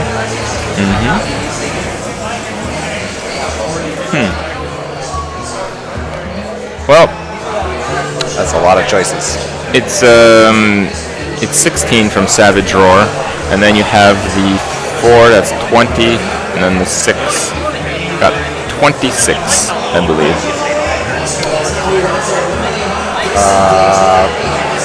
14 plus 12, 26, yep. Yeah? Yep. Okay. Our Druid math is spot on. Rank 1 casters. So that's definitely not worth doing, though. No. Maybe Emperor is, though. Emperor Swipe. It's just I feel like you might want to hero power. Yeah. But I don't know. What does it really play around? 3 damage? What does 3 damage? Yeah, not much. Yeah, Grom kills you anyways, even without the claw, so Ragnaros would YOLO kill you. I kind of like Drake and Swipe because maybe you have a chance to draw something useful, and you get to keep all your little guys. And air raid hero power, I believe. Might as well.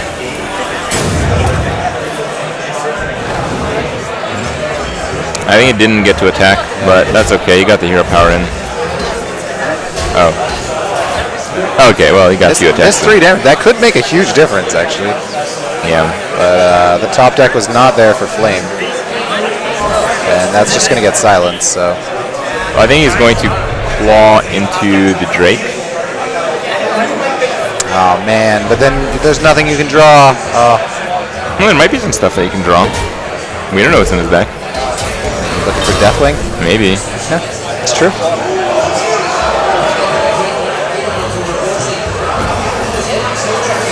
This Onyxia has been well worth its value, by the way. Yeah, it has. The 1/1s are still there and kicking. The Acolyte's not going to draw any cards, which makes Flame's next card extremely relevant. I don't know if there's a 1 card out here that really finishes the game besides Ragnaros. I was going to get Sounds too. Yeah. Is he dead? There's a lot of math involved in all these. There's a lot of damage. I think he's probably dead. Oh, no, that doesn't change anything. No, I don't think he's dead. I think he's like 4 or 5 off.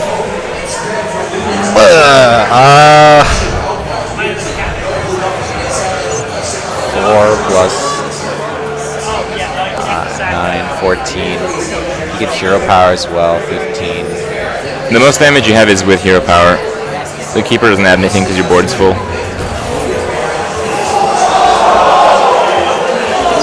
37.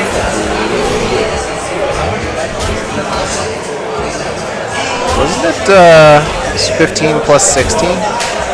31? It's a guesstimate. Yeah, it's about 5-ish off lethal, I believe. Alright, well, gotta draw a Deathwing. It would actually make a huge difference here. 26L still and only a Shredder in hand for Sneaky. No Deathwing. Oh boy, if only he had saved the Acolyte, maybe that could have done something. Yeah, it's doing absolutely nothing now. But I don't fault him for not saving the Acolyte. You saw silence and you really need the card, so. Sneaky knows. Game's over. That was a really stressful series. I mean, both players played it pretty awesome. I do have to give a ton of credit for Sneaky's plays in the Hand Warlock versus Rogue game. That was like absolutely insane to play. That really was the match of the night. Yeah, that was highlight worthy without a doubt. All right, well that's probably it. Whew. That's a lot of damage. Doesn't need a 7 damage hit. Oh, Sneaky takes a set. I don't actually know where they are in the tournament. Yeah, it's got to be near the end. This is near the end of the group stages. Yeah, this is still the group stages for the first bracket, so that was probably their final game. That would likely decide that Sneaky is going to move on and Flame is not, but if Flame had already had 2 wins, then he would move on anyways, and this was for glory. Yeah, well, you see it a little better, right? I'm not sure. I have no idea. There's a chance. I don't have the inside information. All right. Okay. Well, more matches to come, I guess. Yeah. A few more. I don't know. Do we have any more matches to play for this? Yeah, still. We think we have some more matches for you guys. Yep. I mean, there's supposed to be another set running. Maybe we already started on that. Are we already on the second tournament?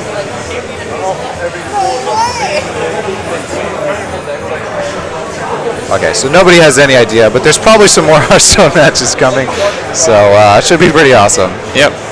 All right.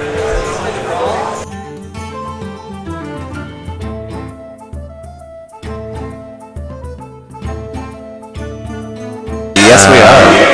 So it looks like it's going to be... Holy fuck. All right, that crowd is quite something. Yeah, league players.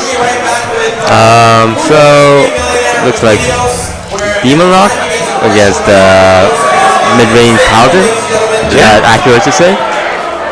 Yeah, I think so. Okay, Shield Minibot's gonna come out, just gonna contest it. Whoa! Okay. Whoa! Why did he play that? That is an absolutely wild move.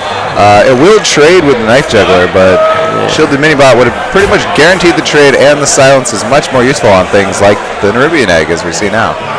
Yeah, Angel Guy probably wanting to avoid a Juggler on the shield, but like you said, even if it gets Juggler on the shield, you're still trading 1 for 1. It's So there was actually no. Oh, but it's Aggro Paladin. Aggro Paladin with a couple of owls. All right. So maybe that was a strategy choice then, that he wanted to keep the Minibot for sure, knowing that he'll like buff it later. Owl, Abusive Sergeant into a trade, gonna get that 4/4 coming out. Yeah, I mean, like it's you don't want to say that the game was lost so early, but in a match like this with 2 aggro decks against each other, those first turns are really key. And not silencing that egg, I mean, that was a 4/4 there. So who do you favor in this matchup, the Zoo Warlock or the Aggro Paladin? Both are really aggressive and seek to control the board. Yep. Normally I give a small edge to the Zoo Warlock because they will play around Divine Favor and they will always have 2 cards per turn where the Paladin will only have 1. Looks like it's looking pretty good for the Warlock. He gets initiative on the board, and Gang Boss really hard to deal with. Very sticky minion. Paladin, not a lot of options here. I mean, he can True Silver down the Gang Boss, but it does spawn that 1/1 Imp. Oh, looks like he's going for a Muster. Muster into Hero Power or an Argent Squire. Just gonna go face. But that Imp Gang Boss is gonna have a fun time clearing out those silver hand recruits and spawning more imps. Yeah. The Warlock is kind of in a really good position no matter what he chooses to play here. I like the Bane of Doom. You can use the Argus and Egg together next turn. Here comes the esports. Ooh, it's pretty good. You can see Angel Guide shaking his head a little thinking, oh man, a 5/6 for 5 mana is already better than its mana cost, and the Bane of Doom did 2 damage and killed the creature as well. Ooh, Paladin not looking good here. He can drop his minions, but again, he's looking at a lot of damage coming from that 5/6. Getting boss is going to continue to be a problem. I think once we see the Paladin start trading in a matchup like this, it's really hopeless for them. Yeah. They need to be attacking face each turn and having the Warlock trade into their creatures. Because of course the Warlock gets more cards based on the fact that they have more health. So not only do you get closer to killing them, you also get them drawing less cards. So, couple options here. He's looking to trade. Would you trade off the 5/6 for the Shredder, or will you just go face here? I'd probably go face because you have the taunts. Yeah. What you taunt here is a really big question. Wow, chooses Not taunting the egg. Yeah. That's really strange, especially because a Consecrate was already played, but I guess he's playing around the second Consecrate. Maybe he knows that's the only way he can lose here because his board is so good. So, Paladin getting Leroy, not going to be helpful when you're coming back from so far behind. Ooh. And that Pago.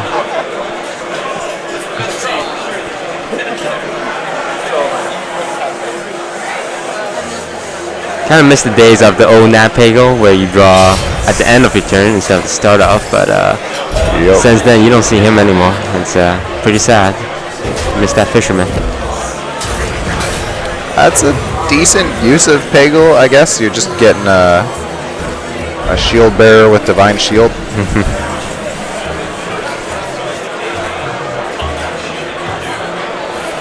Warlock's gonna tap. Doomguard. How much damage is this? Yeah, go through the Divine Shield and the 04. But it's almost. He's setting up for a lethal next turn, but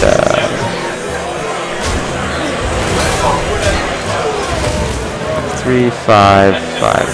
So yeah, Warlock has lethal unless Paladin clears out some of these board or heal himself up.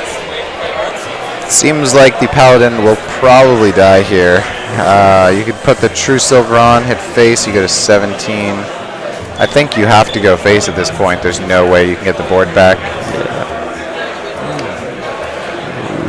It's going to trade into the Leper now. That doesn't actually reduce any damage at all. Yeah. Usually you want to trade into something like the Imp because it actually reduces your face damage by 1. Because next turn the Leper will just attack you for 2 anyway. So just going to Wolf Rider, trade off the Juggler. Not going to use this weapon.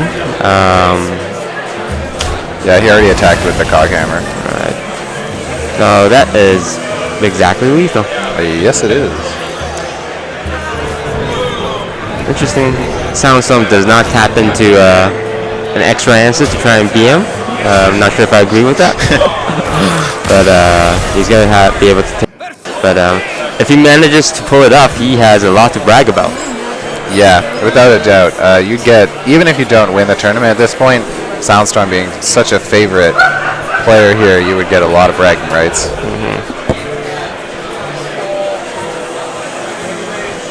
Ooh, looks like Tempo Mage. Oh, Mech Mage? Soundstorm bringing the... Oh, wait, no, we saw Goblin Blast Mage, so Soundstorm is bringing back the Mech Mage, it seems. Yep. Haven't seen any of them on ladder these couple of months, but Soundstorm is bringing it back. On the other hand, Angel Guide looks like he's probably playing the Tempo Mage. 2 Flame Cannons is quite a bit of commitment to early removal, and then you have a Ragnaros on top. Both guys getting some Mad Scientist going.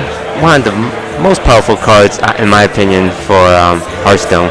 Yeah, no doubt. Being able to get a free 3 mana and a free card That's quite powerful. And with the new Mage Secret coming out, Effigy, it's gonna get even better. So, thinking of Flame Cannon it, but I would just drop the Mad Scientist here. You got a much better Flame Cannon targets. That is a lot of science. Yeah. So Angel Guide doesn't know what Silent Storm is playing just yet, but he's gonna find out in just a second. So, I don't know. What do you do here? There's just 2 Mad Scientists on the board. You trade or do you go face? I think you probably trade. Flame Cannon, one of the best answers to a Spider Tank as well as Dark Cultist. Yep. That 4 damage being perfect and so cheap as well. But it's gonna leave him with 1 extra mana, so Yeah. just gonna Flame Cannon. I mean, I think that's a good play, but he could have also drawn cards there, and then next turn had the option to do both Flame Cannons to potentially clear out everything that was played, plus he would get the extra mana used more efficiently. So it looks like a Yeti turn for Silent Storm, unless he wants to annoy Tron and Frostbolt for removal, which is what he's going to end up doing. Now, would you have played the Yeti, or would you have played this style that Silent Storm is using? Well, Soundstorm made a really good call there because there was no other secret. But I don't know. I don't think I would have done that. He made a really good choice to know there was no other secret, but you saw Flame Cannon, so you expect Tempo Mage, and normally Tempo Mage would run a counterspell. So you had to really know. Maybe he'd been watching Angel Guide play yesterday to be sure that there was no other secret. Also, if he played the Yeti, it would be Mirror Entity, right? So this way, if that secret was Counterspell, it would have consumed the Frostbolt, and he would still play the Annoytron. Goblin Blast Mage off the top, but with only a Annoytron on board, Silent Storm's going to opt against that and save it for a better board, I guess. So, if he had... So Angel Guide has wasted 1 mana on both of his previous turns. He used the Flame Cannon on 3 and he used Intellect on 4. Making it pretty inefficient overall. Gonna go for the Unstable Portal. Captain Greenskin. It's not that bad for 2 mana. If he's running that Blingtron combo, but not gonna see it here. Just gonna ping, trade in. Wow. Very weak play, but not much other options besides playing the Greenskin. I guess there's the mirror up to take Greenskin, so he's hoping for a smaller creature. This is so slow, though. So incredibly slow here. You're just hoping that you don't get overrun on board, which... He's got a flame. Wow. Goblin Blast Mage is from the school of Smork. And, I mean, Angel Guy has that Flame Strike on turn 7, but Sandstorms could slam down that Archmage next turn, which makes that Flame Strike very unappealing. I like the Greenskin here, actually. Greenskin has 4 HP, and because the Yeti had to attack the Annoytron, everything on the board has 4 HP, primed for the Flame Strike. You would take the mirror, you would take a lot of damage. You would take around 15 damage. Yeah. So we know what cards both players have, so we know the right play would be probably something like... Oh, he's going to remove the Earthwalker. We're thinking. I was thinking Greenskin mirror. Of course, yeah, we can see both hands, which makes it a little easier for us. It's really tough to justify dropping the Archmage here because it would die to Fireball.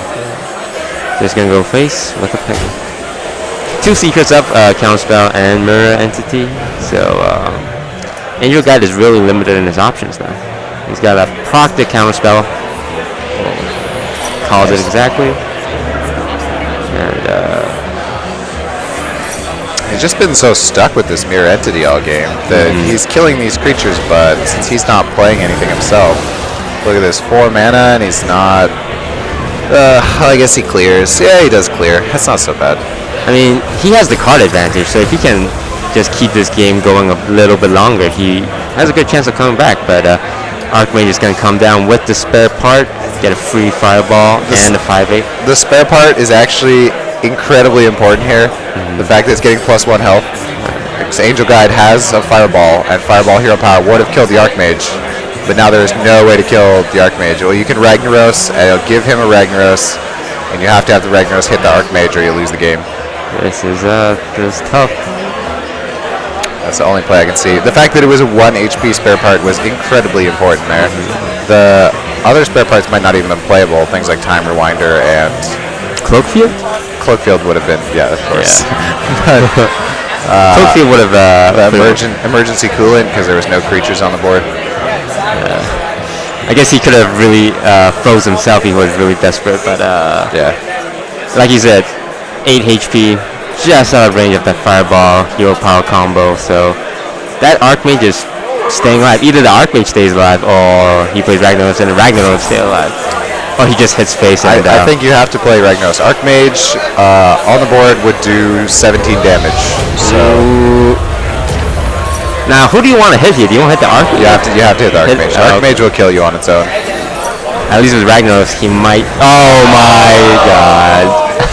But yeah, it didn't matter. Once he didn't hit the Archmage, there was no way to survive this turn. If he hit Archmage and then Ragnaros had traded off and he could have killed Ragnaros maybe and played Dr. Boom or something and have Ragnaros miss, there was potential there, but it required the 1 and 3. Silent Storm taking game 2. Popping to game 3 here. So Silent Storm has opted to bring a 3 aggro deck lineup, which of course can be pretty successful as we've seen here. So we don't know if it's a face hunter just yet. I have seen a lot of mid-range hunter these days running the Leper Gnome as a kind of extra damage. We saw Silent Storm play yesterday. I'm pretty sure it was the face hunter with charge. Oh, okay. I could be wrong.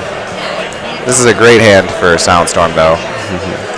But Angel Guide does get that Flame Waker with the coin.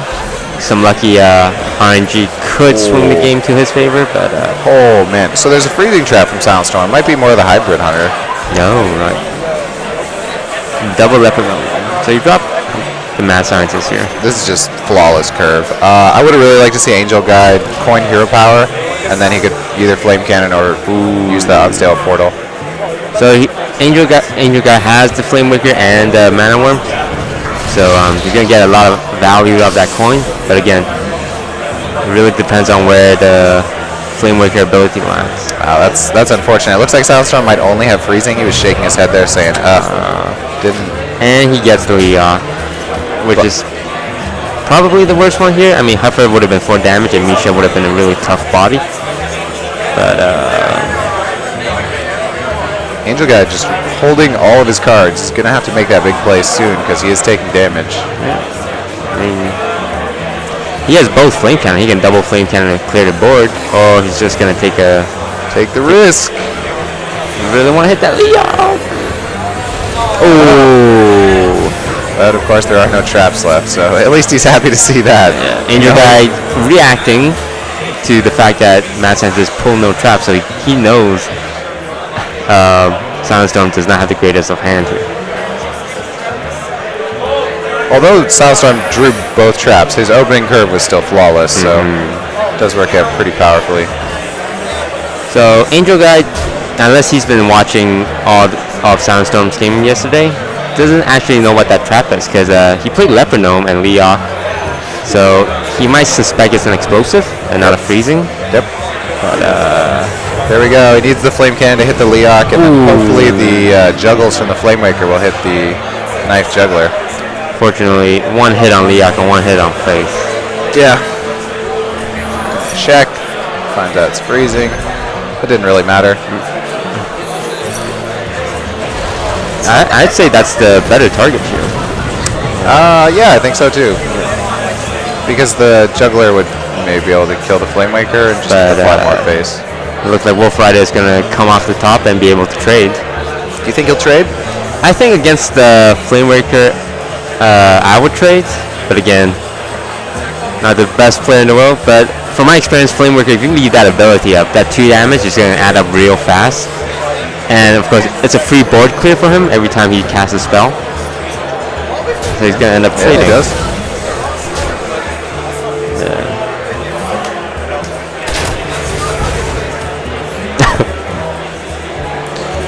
hear the crowd behind us debating what type of hunter this is, but Yeah, criticizing the fact that Hunter did not go face. Which I agree with. I mean, if you're playing Hunter, there's only one place, and that's face. So really disappointing Silent Storm. so we're looking for. Wow, wow, that is Lord Jiraxis in his hand right now, which is essentially a heal, a really good heal. And Silent Storm, there's no way he's going to play around that. Of course, you have no clue what the Unstable Portal gave to him. This is gonna be a 6-mana Jiraxis. That is. So what you want to do is wait with Jiraxis until the last moment that you think you can take care of it. Because Silent Storm's gonna put him at 1. He's gonna be pretty happy about it because Temple Mage does not run any heal, and that's when the Eridel Lord of the Burning Legion comes out. So it all depends on how long Angel Guide is able to hold on to this Jiraxis. What do you think? I like Drake and Mirror Images here. It would get beaten down, but you know you're just trying to slow him a little bit. I mean, you have Jiraxis in hand. Like, your strategy can just be based around that. So as long as you're not getting bursted down from 13 to 0, you can be pretty comfortable. Oh, this is good too. Mana Worm Mirror Images, and he kills the Leopardome, and that actually means that the Mirror Image will take more to kill than what's on the board. Eagle Hornbow. Unfortunately, both traps has been played, so it's just going to be a vanilla 3-attack weapon. And it's kind of off curve right now. He's going to have to save one card if he wants to weave in his hero power.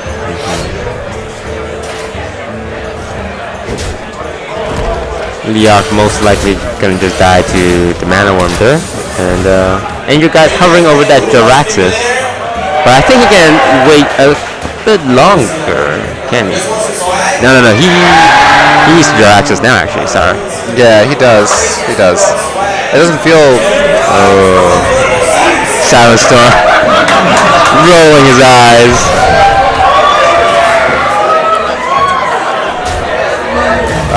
It's not like this gives him the win, though. Honestly, it doesn't. He's still at 15, so.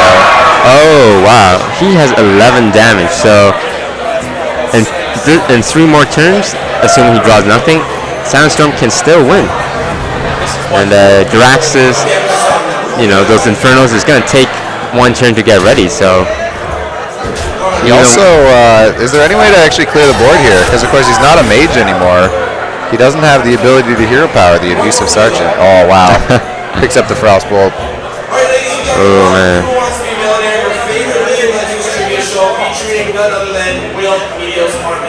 It's actually looking really grim for Angel Guide, and man. I don't think he played it particularly bad this match. I think it was fair choices. It just you're gonna feel a little disheartened that you actually drew Jiraxis against a face hunter, and you might not actually win. Oh, that's face hunter for you. So he's got 13 on board for next turn, plus the Ragnaros. 13. Oh, well, Glaive Zuka gonna seal the deal. Silent Storm takes series 3-0. Masterfully played. Actually beat the Mage with Jiraxis. Even Jiraxis is no match for the power of Face Hunter. I think Angel Guide played that pretty well.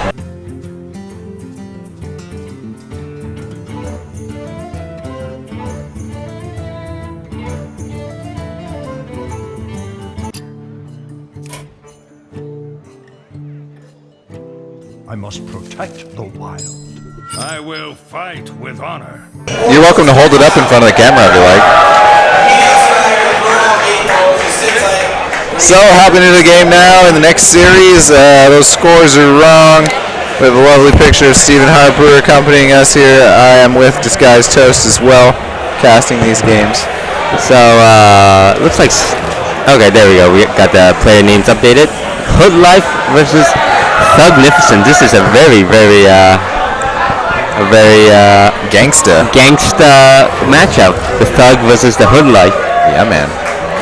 So, looks like both players are playing kind of a control deck. The Paladin is like mid-rangey control Paladin, especially with all those legendaries. And Druid going to be a combo Druid. It's like a really standard vanilla match that we used to see played out a lot, but has become a little less common now. So we're getting that coin wild growth into next Ramus, one of the best starts possible. Because usually you wouldn't coin growth unless you have a 3-drop, and not every druid runs the next. But Hood Life getting the amazing start. Yep. No follow-up though. Gotta wait till turn 5 to play anything else. Just gonna kill a dude. And, just gonna drop the pilot shredder on curve here. Nothing too weird going on just yet. But, nope. So who do you think is favored in this matchup? The combo druid or the control mid-range paladin? All right, so I like the combo druid generally. Paladin has a really tough time staying away from that burst damage when they only need one creature on the board. But there's 2 cards that really seal the deal for Paladin in this match. First is Quartermaster. You get all those 3/3s, and a druid's just not good at dealing with multiple average-sized creatures. And also the Peacekeeper is really, really strong. Reducing an Ancient of Lore attack to 1 pretty much kills the druid's entire turn, and you got a 3/3, and you could probably do something else at the same time. So, when do you unstealth your Nax, Shade of Nax? Do you do it when you can burst them down, or do you do it when you have a pretty good trade? Because as we saw, Hood Life, could have traded off, or got some value from that Shade of Nax Ramus, but choosing to keep it stealth. Like for you, when do you decide it's a good time? Okay, I don't have to keep this guy stealth anymore. I can either go face or I can trade it off. I think it's probably, for me, it would be when I need it. So as long as you feel like you don't need it yet. But in this case, yeah, I wouldn't mind seeing the Shade trade into the Zombie Chow, because of course the Zombie Chow will kill the ooze spawns from the Sludge Belcher.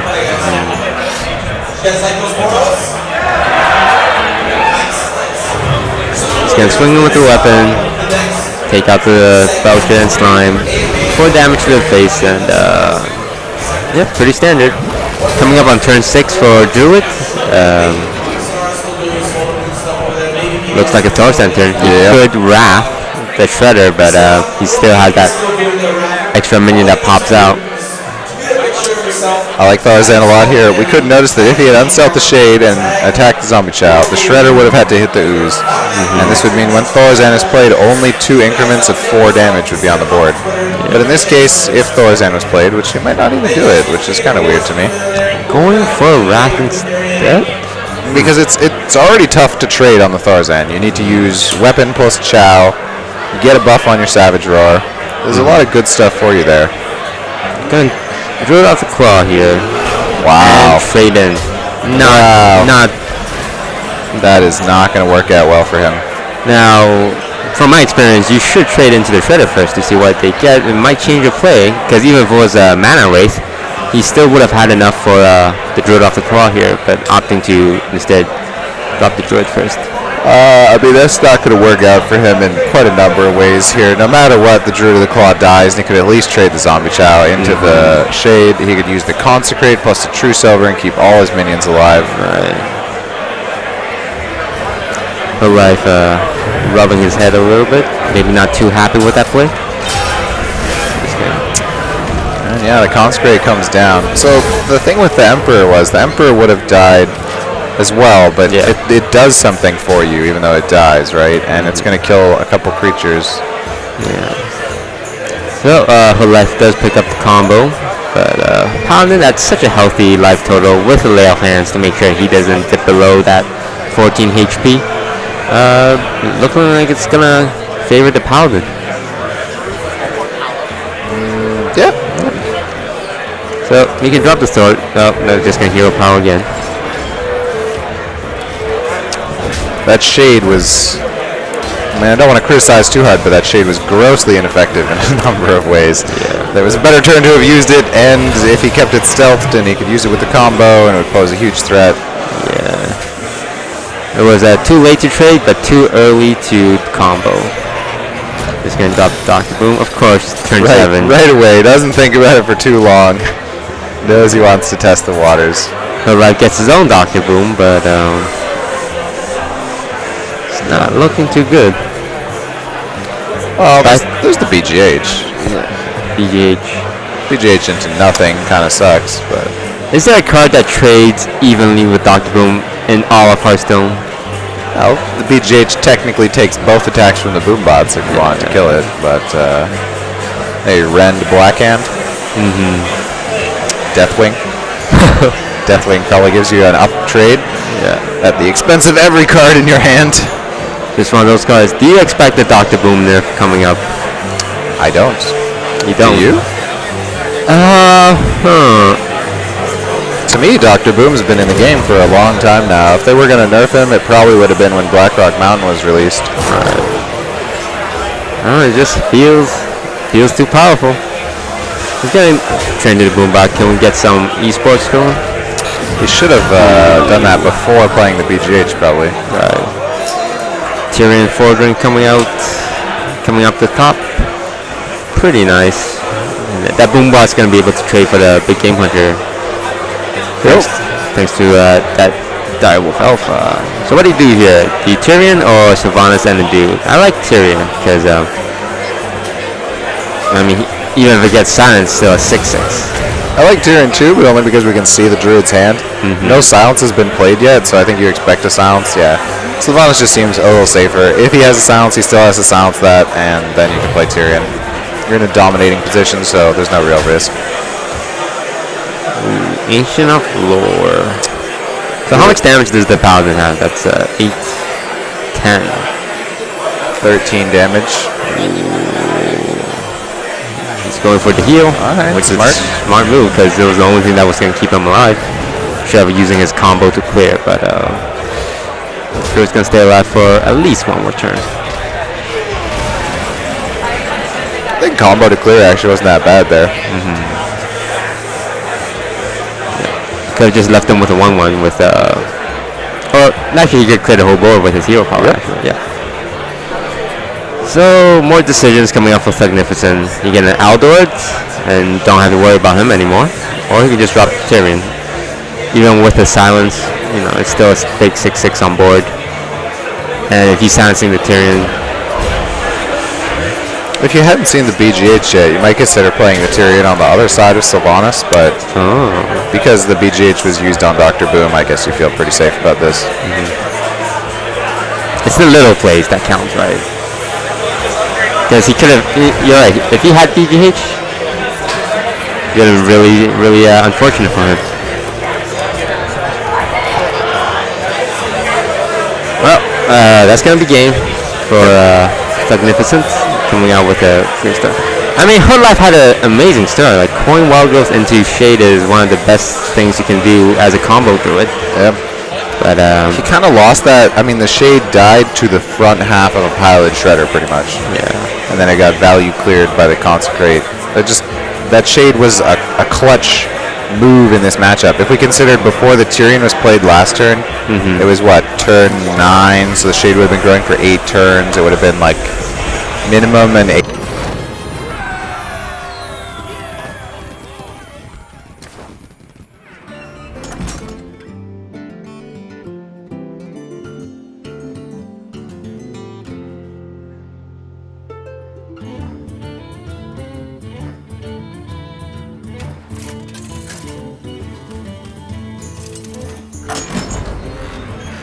Gul'dan versus Malfurion. Wrong time and just don't get that value you needed. Plenty more chances for Hood Life, of course. This is only the first match of the best of 5 series. It's like Zulok against, the combo druid again. Hood Life opting to stick with it. So how do you feel about this matchup? Zulok against combo druid. With the hero power tap, he's going to get pretty low. And that's what you want as a combo druid, but well, I like the Innervate in the Druid's hand. I think in this matchup, Innervate is much better than Wild Growth because getting the early board control and making the Warlock try to trade into you is how you're going to win. And Wild Growth kind of comes in later, right? And the Warlock's already developed some stuff. I love getting Zombie Chow on turn 1. One of the best cards you can have against an aggressive deck. With the Innervate and the coin, he's going to be able to get out either the Sludge Belcher or the Shredder next turn. Or he can just opt to Wrath the Knife Jumper, which is probably the best play here. Yeah. I actually like that. Nope, here comes Wrath. Just gonna punch that Void Walker, get it down. It's like there's a double egg in hand with no activators. And we're gonna, ooh, there it is. Of course, we have the lovely Druid Spectator bug. We're just gonna refresh the Spectator for you guys. Not as bad as California, but when you're all packed into a convention center, it can get a little toasty. You can see the people behind us had some ice caps. I'm a little jealous of them. An iced drink would be quite lovely right now. So, I mean, dropping the egg is the only choice here. He's not going to tap, but he can activate it next turn and get a 3/5 Void Terror, but... Wow, did he just not innervate or coin? What is happening? He has all of this mana in his hand, all of these good cards, and he's saving them. He could have played innervate into 5 and then 4 and save the coin. He could have done coin into 4 and save the innervate. There was a lot of plays there that did not involve hero powering. Especially against the Zula, you really want to deny him getting a board advantage. But now, I mean... Well, not only that, but the hero power just saved 1 health on the Zombie Chow. The Zombie Chow could have killed the Void Walker anyways. Real life really appreciating that Zombie Chow. Didn't trade in here. Oh, please don't hero power again. You have so much mana, Hood Life. Yes, play a creature. No silences for Hood Life, so that Void Terror is going to get pretty beefy, as well as the 2/4/4 that's going to pop out. Does draw an Implosion here. So he's got a few options. What would you go with here? Implosion on the Shredder for a possible clear, or get that big Void Terror going? Yeah, I think I would go for the Void Terror. It's going to tap. You get 2 4/4s and a 3/7. It's pretty good. Druid with no removal on hand, just that innervate and a bunch of minions. Alright, we'll see what he uses this innervate and coin for, but the longer the game goes on, generally the less useful these mechanics are, because when you have more mana, you don't need mana as much. That's a scary board, I mean. Yeah. Without a swipe in hand. But Life just opting to think of dropping the Belcher. Again, not choosing to innervate. But, yep. Well, no, yep. The Belcher doesn't trade super successfully on this board either. I think if he had a swipe in hand, I would like the Belcher a lot, but with no swipe, there's no way to clean up that damage that's going to be left over. I mean, taking a little bit of damage is fine, I think. You don't necessarily have to drop the Belcher. Warlock does not have that much burst, aside from the Doom Guard and Power Overwhelming. But he's at a healthy life. I mean, I would like to see Ancient of Lore into a draw with an innervate, just to get some answers going. I agree. Or even if you really want to save that innervate and coin for something, a Lotheb at least, so that you have a bigger stat than the 4/4 can trade on. Because with the 5/3, it's not going to kill anything. It gets them really like the Spider's low, but without a swipe or a Wrath to follow up, it's going to stay alive. Because we can see both hands, I think Lotheb would be a brilliant play as well. Yeah. But, I think there's a small bug with the Spectator client. yeah, I think there's a bug with the Spectator client, because the Warlock has 0 mana, but he's trying to cast Implosion right now. So I think we need to refresh the Spectator client again. Sorry about that, guys. I think you know a lot about Hearthstone. Okay, we're back. The innervate they've been played. Things have happened. It's the Warlock's turn. So let's try and figure out what happened. So Belcher went out on 5. Drake went out on 6 with Innervate Hero Power. Man, Where'd the coin go? where did the coin go? Wow. Oh, he gets the 4. Wow. Trading off both imps, of course, to avoid the swipe. Because had he attacked him with the Void Terror, then it would have been a really nice swipe for Hood Life. Of course, he doesn't have it, but Magnificent expecting the swipe there. I think that was a smart play. You don't want to set yourself up to just one big spell that can end your run here. Yep, I agree. Ooh, that Mal'Ganis. Yeah, 1 mana off. That Mal'Ganis would buff every single creature on the board, adding 12 stats immediately. Oh my god. If he could play it here. Which makes the Doomguard very unattractive because you definitely want the. Oh my. Oh, wow. Mal'Ganis. Or, like, it doesn't even matter which demon he gets. They're both good, and he could play the other one next turn. So, do you trade off one of your imps for the Haunted Creeper to make room? Yeah, I guess. That's what he's going for. Gonna trade off 2 imps and 3/7 here. Sure. It's a good play. Fun. Protect your Voidwalker. The Warlock is at 26 still, so the combo doesn't really do a lot. Hood Life really need to draw a silence, but even if he silences the Void Caller, you know, Technificent is just gonna drop that Mal'Ganis on curve. I think that Magnificent has played this game pretty much flawlessly. He's made just good decisions the whole time. He's played around the cards that his opponent could have that would hurt him the most. It was safe. It was controlled. Swiping. Hero powering again, taking out the demon, which is good because it's not getting the buff from Mal'Ganis. But yeah, that's a really strong play there because then there's nothing for the Void Caller to trade into either. I mean, Interesting. He could tap for something, but you could Hellfire, and if the Mal'Ganis was pulled out, then you would just play the Doomguard. no, just gonna play Mal'Ganis. That's Hoping for no BGH here. so Hood Life's forced to use the combo to clear it. We got some awesome theme music accompanying our cast right now. What is going on back there? League of Legends boys getting rowdy with their theme music. Those darn League of Legends kids. Yeah, I think this is a good play. You're gonna die. It's really the only thing you can do here is just kill the Mal'Ganis. He's gonna clear. Is he gonna clear the Voidwalker? Yep. Oh, from Voidwalker into Void Caller into a Doomguard, and that's lethal. Yeah, that's definitely lethal now too. Now again, I like to tap into an extra answer just for the BM, but Magnificent gonna keep it classy. He used the top deck there. That's got to be pretty good. Prime Minister. Yes, this picture right here is Stephen Harper, the current Prime Minister of Canada. Oh, you can actually see the stream reflection off the picture frame. Well, that's impressive. Yeah. Put that behind you, and you can get a pretty good stream snipe going. You didn't feel like mentioning any names there, Toast. I mean, anyone can do it. Anyone can do it.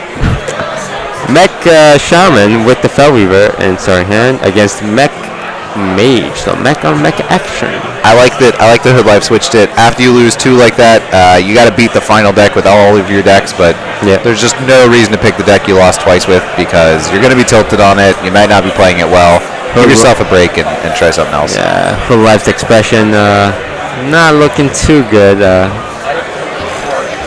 early losses might get to him, but Cogmaster on turn 1 with the Annoying Trump plus a Mech Warper to kind of pick and choose.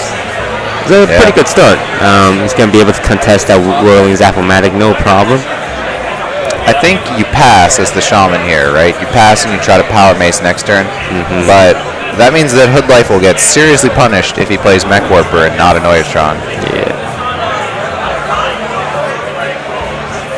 You could coin Whirling, but even if for some reason you had a horrible hand and no mech, you could still hero power and kill it. Oh, my entire body just reverberated. Making the read here. Pizza at the front for $2, by the way, according to the announcement. Hood Life making the right read, playing the Noitron. If it was me, I'd be a bit greedy and play a Mech Warper, but Hood Life kind of knows what to expect and suspects the weapon coming out, so very well read by him. Yeah, that was exactly what he needed. I think I would have played the Mech Warper too because you have the Shredder for next turn, but then it also works out that you play Mech Warper on 3 plus the Snow Chugger. The Hood Life making some really nice plays here, reading it perfectly. Then flip the board against Mech Shaman, who doesn't run Lightning Storm usually. Yep. It's going to be hard for Magnificent to come back with only a Whirling Zappomatic to... Oh, that's a nice draw. That is definitely a nice draw. going to be able to contest at least 2 of the minions over here. Normally, I like Flame Strike in this type of match. I think Flame Strike's a really good card, but because he's on offense, that Flame Strike looks kind of useless right now. Could be pretty good later. Yeah. Both decks are based around the early aggro. It's a matter of who runs out of steam first. Neither of them put a lot of card draw in the deck, so might just come down to a value game or whoever dies first. I mean, Shaman's sitting at 14 HP. Yeah. It's only turn 4. It's looking pretty rough with Magnificent this game. Of course, he'll have 2 more chances after this, so he's just going to take this loss on the chin probably, but I think you Crackle, Whirling Zap-O-Matic, you trade on 1. There's still at least 6 damage left, so you're going to be at 8. I mean, if he gets desperate enough, there's always the Doomsayer off the Shredder. Maybe that's what he's looking for here. Killing the Shredder limits the least amount of damage on the board. 3 attack minion. That's really unfortunate to Magnificent. That's just going to be more damage for his face. I mean, trading off the Mech Warper.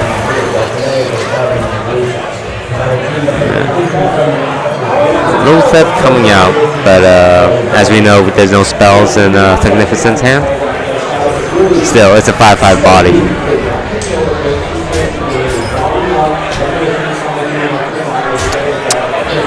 Oh, trading the Whirling. Interesting. Well, he's playing it safe. He really just needs 1 spell draw. Even if he drew a Fireball and his board was cleared, he could probably win the game by hero powering. 8 damage coming out for whole life next turn. Magnificent is going to be able to stay alive for 1 more turn if he trades into the Cogmaster, which... Oh, that's sorry, low theft.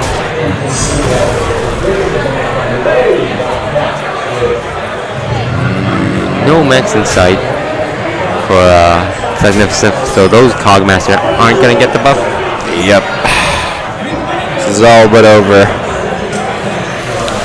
Oh, Actually choosing the hero power. interesting. I mean, what's the reasoning there? Is he afraid of a board clear from out of nowhere? I don't think there was any reason there. You should just play the Snow Chugger because at 4 HP, you're going to kill them with Frostbolt or Fireball draw, so... So, I mean, from what we've seen from this series so far, Whole Life is a very defensive player. He's very careful. Yeah. But sometimes, as we've seen a couple times, he gets punished for it. No Doomsayer, unfortunately. But I like that he tried, you know. Yeah. You never know. You never know. Oh yeah, Magnificent's been playing absolutely amazing these matches. Not a single mistake yet. So it moves into game 4?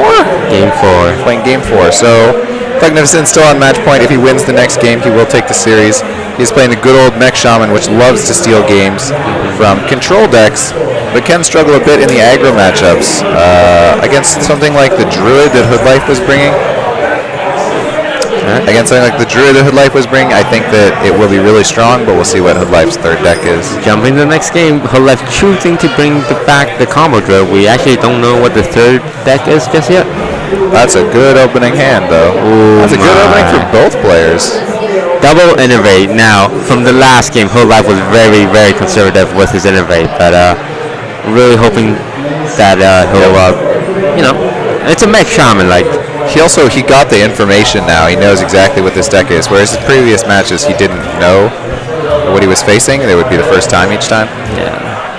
Both players having some really nice starts. Ooh, some decisions to be made. There's a Starfall. Oh, interesting. That will actually be pretty useful in this match. Gonna innovate out Keeper of the Grove. Of course, we know Magnificent did have a mech to boost the damage, but Whole Life banking on that, and it's gonna pay off. It's gonna pay off. Yeah. It's gonna be able to clear both Mech Warper and Whirling, either one. Mech Warper just a hero power, or a Wrath even, and a Whirling you can just trade in with a Wrath, or choose to use your Keep of the Grove. So a great start for Whole Life, despite Magnificent also having a great start himself. Dr. Boo. I think in a matchup like this, the Druid needs a start like that to take over, but once they start taking over, then the advantage goes to them really quickly. You just can clear the value of their creatures away. Hello again. The Spectator bug again. Druids always manage to bug out the Spectator client with all their Wait, choices. does it bug out if the Druid is the opponent? I always thought it was just the main player that had to be Druid. I'm not sure exactly how it works. We'll see. You can see the stress on the players' faces as they struggle to make these decisions that we can't see right now, but we'll see them again in a moment.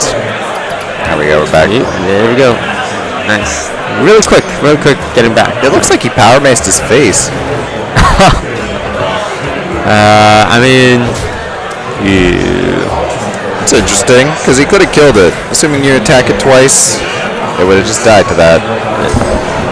dropping the Yeti, going face again.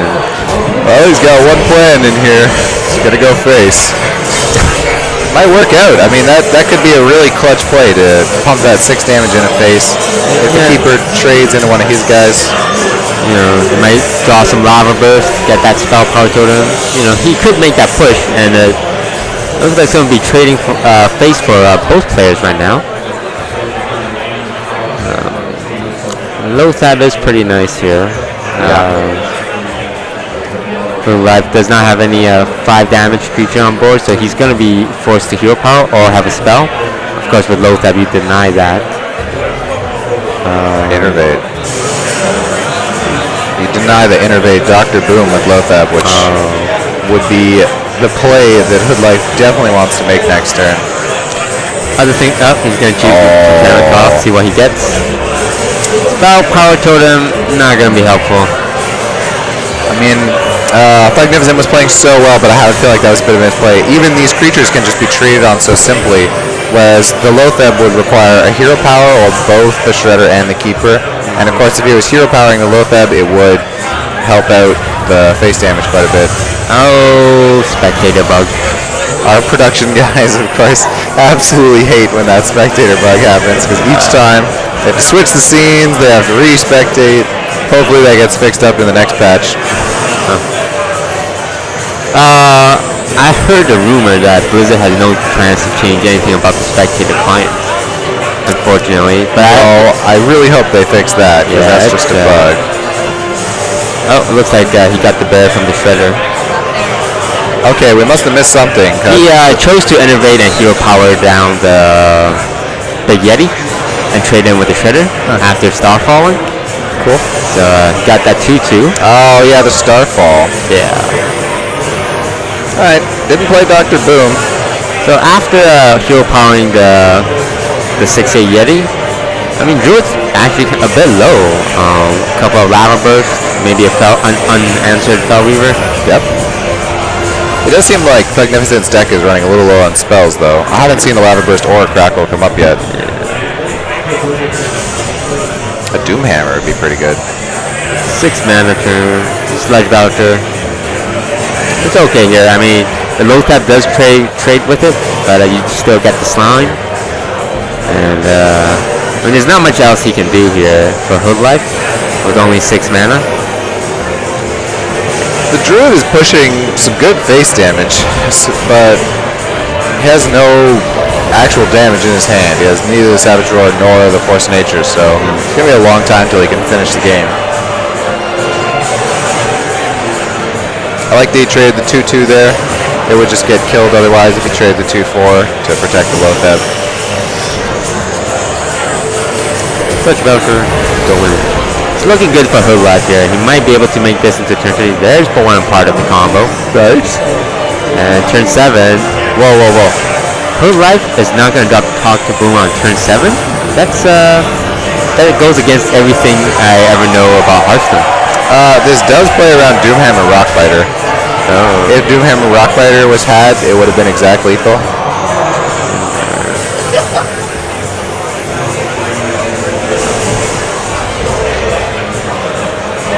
I think Healing Totem would have been the one you're looking for there. You could trade the Shredder on the 2/4 pretty nicely. I think I'm dropping the Mech Warper here. You could Rockbiter the 1/2. It's pretty much the same as if you Rockbiter face. Going face again. I mean, technically if it's a no, there's no way he's going to win any kind of control game. He's just got to go face. Yep. Hope he draws the burst he needs.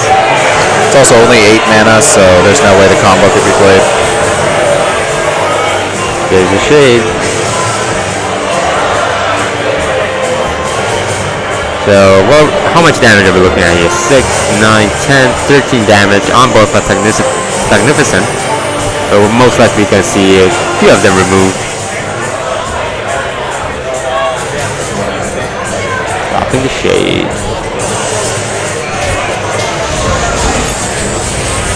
I mean, ooh, final matchup. That's pretty good. 3 damage off. The craziest thing was Magnificent had lethal with that Doomhammer, like you mentioned. It's like, Yeah.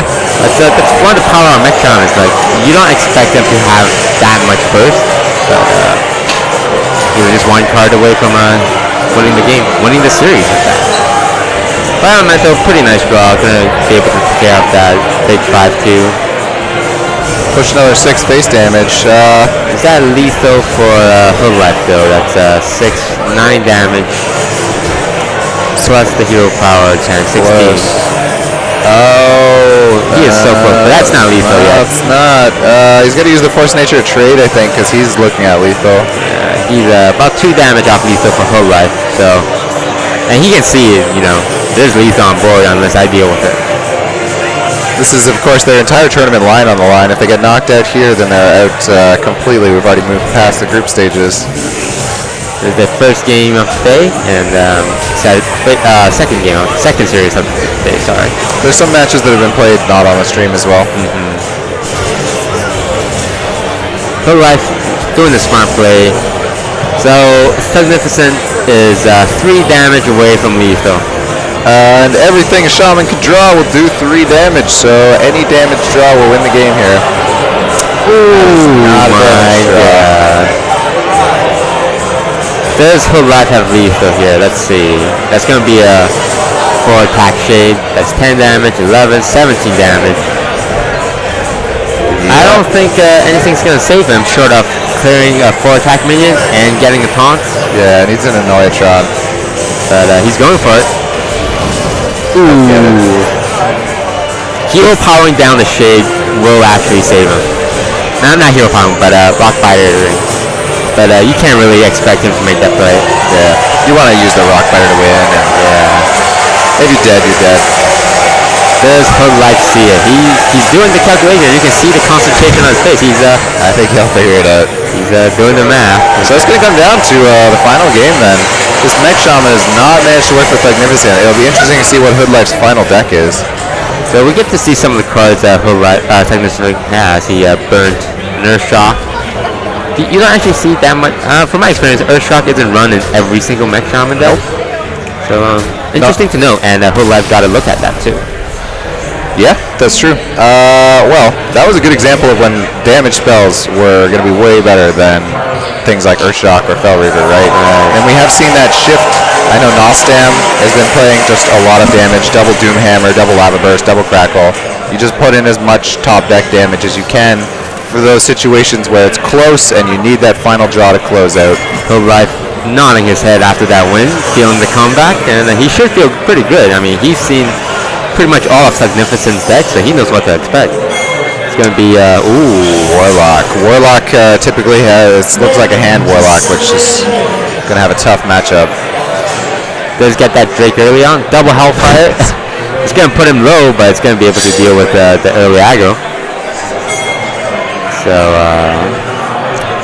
opting to choose keep the Twilight Drake and the Hellfire. Unfortunately, getting the second Hellfire, but I don't know. It might pay off for him. BGH is going to be a great answer for the possible Fellreaver. We have quite a crowd of people watching the Hearthstone section right now. Ooh. Everybody interested to see the outcome of this game 3. They're all here for the Crypt. I think Crypt's not here yet, though.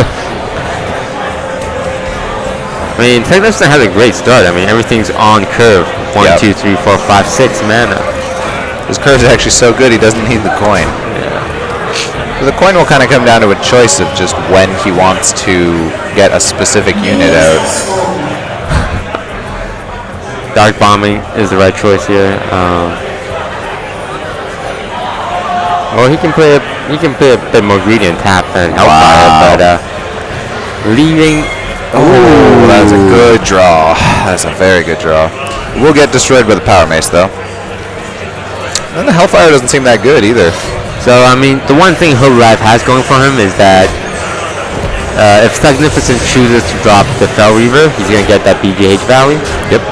Get a bit of tempo back, but Magnificent can always opt to coin out the Fire Elemental or just drop Low Theft instead. So Hood Life did see that there was an Earth Shock from the Fel Reaver discard last game. that could explain why he's a bit hesitant to drop that Twilight Drake. Yeah. I think the Twilight Drake is clearly the best play when we see both hands, but if you knew it was going to die to 1 mana, it would put you significantly behind. Mortal Coiling and Dark Bombing. That's that's a pretty hopeful play. He's hoping that he does not have a mech to combo off that both the Death Rattle and the Conchmaster. And he top decks And there's a lot of mechs. yeah. So the worst case is that he coins Fel Reaver, and I don't think he'll do that. That's just such a risk, and he's in a good position. I mean, he's against the Control Warlock, so he can expect the BGH. I'm not sure. Do you think the Yeti or the Shredder is better here? The Shredder will die to the Hellfire, but you don't really want to Hellfire that anyways. Oh no, he's going for the coin. No! Risks were taken. So, like we And mentioned he's earlier, using the Power Mace on it. Oh man. I mean, we talked about this earlier. It's like, if there's one way for Warlock to combat, it's that value Big Game Hunter. Oh, because now he doesn't have to coin for the Fire Elemental to remove him. And burning that Rock Fighter, burning that Crackle. Those would have been really nice to deal with. Yeah, those were big discards. Oh. Well, I think you can play that at this point. I think that's a pretty good pickup, actually. Oh, man.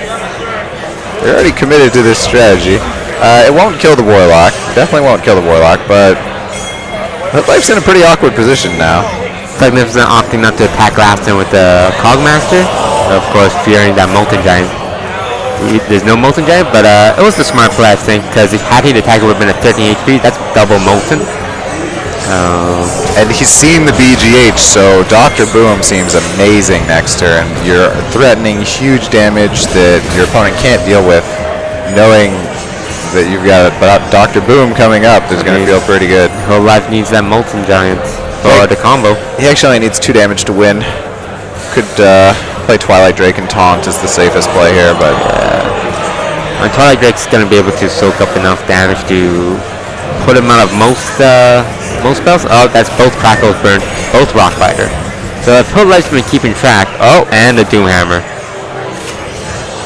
Whoa. So if Hood Life has been paying a lot of attention, he can feel a bit comfortable about the burst, because that's both Crackle, both Rock Fighter, and the Doomhammer. Of course, we did not see any Lava Burst this game or the game before. I think in this case, you probably don't want to hit face because you have so much control of the board. Yeah. But he is setting... Ooh, Lothar. Ooh, so no Molten Giant shenanigans with Shadow Flame. Yeah, he can't play any AoE damage here. On turn 8, that was a really... Oh. It looks like he is just dead. Yeah, it does. I think he is dead. 11, 19 damage. Can't avoid any damage. You got a tap in a Sludge Belcher, a Heal Bot. I think is your only play here. Magnificent, holding the Lothar at just the right moment. Hood Life got so close to Series 2 after going down 0-2, and then he picks it back up, takes it to the final game. BGH is the Fel Reaver, but it just didn't quite connect, I guess. I mean, well played by both players. I mean, Hood Life coming back, but Magnificent with the right Lothar timing. But even after that small hiccup with the Fel Reaver. So if we consider Lothar played next turn, would have almost no impact. Yeah. Lothar next turn, it would be 9 mana, and Hellfire or Shadow Flame could still be played. But he picked a perfect turn where he knew no AoE damage could be used, and it's going to seal the deal. Whoa, Mech Shaman running that Ragnarok. That was a lot of BGHable targets.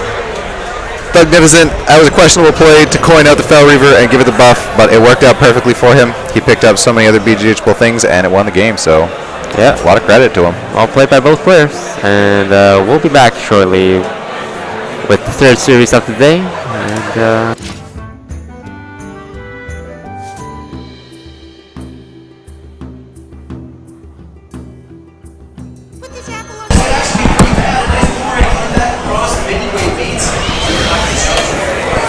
Alright, we're hopping right into the game here. We are Thugnificent against Arthas.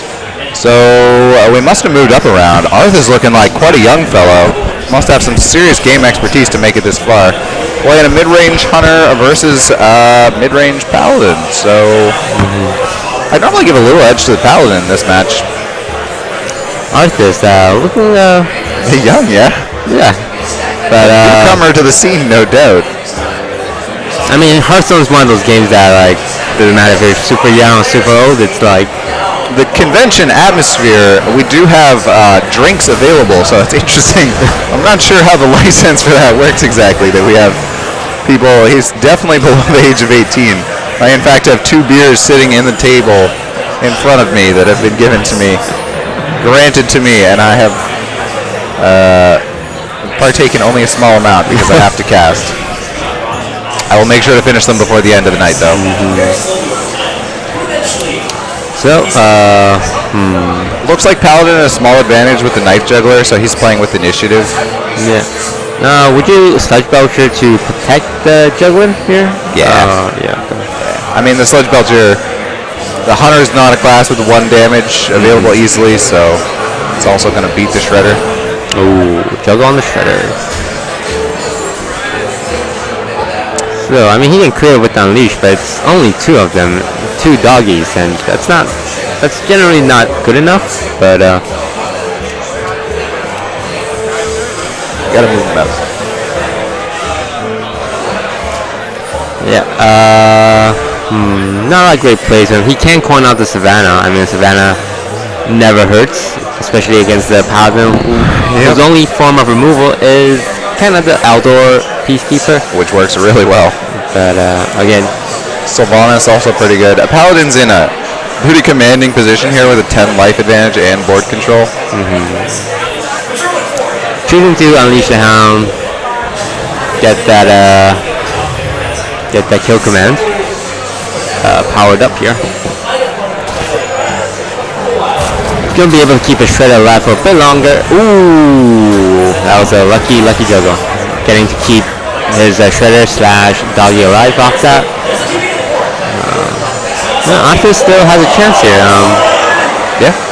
Magnificent with the possible Shredder into Minibot play or a Sylvanas. You don't really want Aldo or something that's already at 1 HP. It's just gonna die really easily. I like the Sylvanas here. You have so much life that just develop the board with something that's going to beat his whole board, but he goes for the kind of more consistent, straight-up combat creatures. Yep. And we're up on turn 6 for Arthas again. That's double Savannah in hand, so... Ooh! Magnificent winning the esport competition off the Shredders, getting the 3-2, while Arthas only gets the 1-2. Of course, it's going to get buffed up to 2-2, so it's going to be able to trade. Unless... Harrison. Harrison, pretty nice here. I feel like you have to Aldo here. It's not like damage coming towards your face.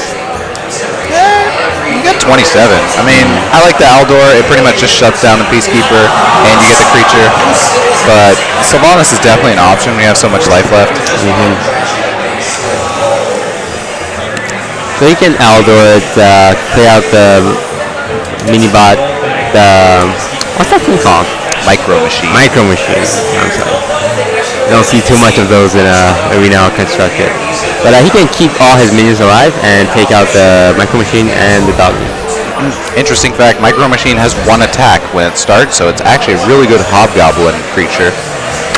Oh, interesting. Yeah, you make it a 4 health creature that's going to gain attack every turn, becomes pretty strong. It'll go pretty well in this week's Tavern Brawl. With 10 mana, you can just do the Hobgoblin spam strategy. Yeah, that's true.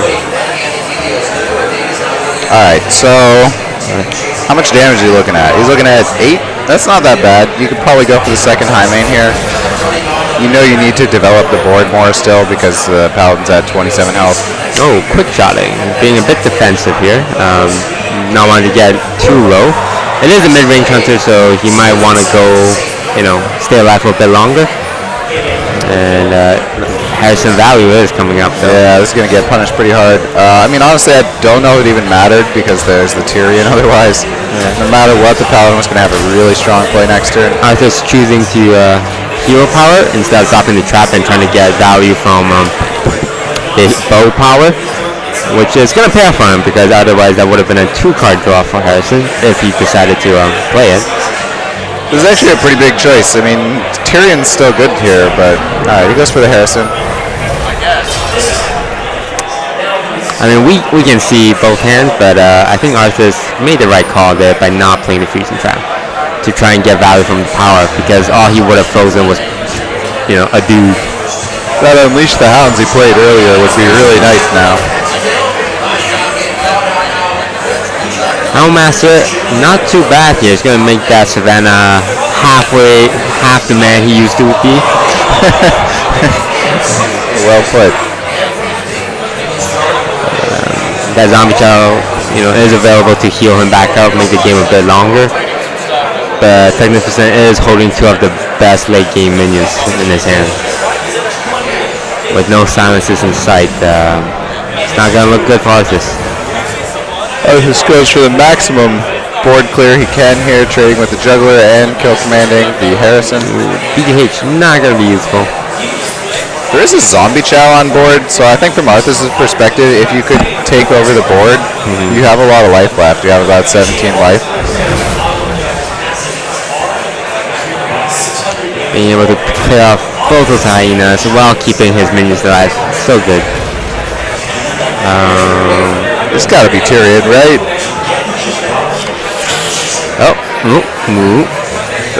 To me, there's really no better time to play Tyrion. He has a 4/3. He's got 2 cards. You gotta be wondering what is he thinking of when he's considering Tyrion? Is he afraid of an owl? I mean, even with the owl, it's a 6/6. That's pretty good considering Hunter's at 12. Instead, choosing to play the Sylvanas. I guess the idea with this is if he has an owl, because an owl hasn't been played yet, then he will owl the Sylvanas, and then he can play Tyrion. Unleash the Hound would have been so good. Almost clearing the board. Getting a Huffer. The one time you don't want to see Huffer. Yeah, you could trade both into Sylvanas. That's, or you trade the Huffer on... I mean, technically he can trade into 2/1 and the 1/1 and keep both minions alive while not being able to kill the Sylvanas if she trades in, but... Yep.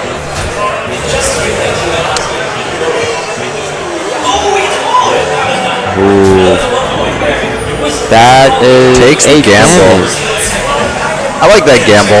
Oh, Aldor and Savannah. A match made in heaven. Okay, so the Death Rattle from Sylvanas will go off before the High Main dies. So if you kill the Houndmaster with the 1/1, you'll steal the Huffer.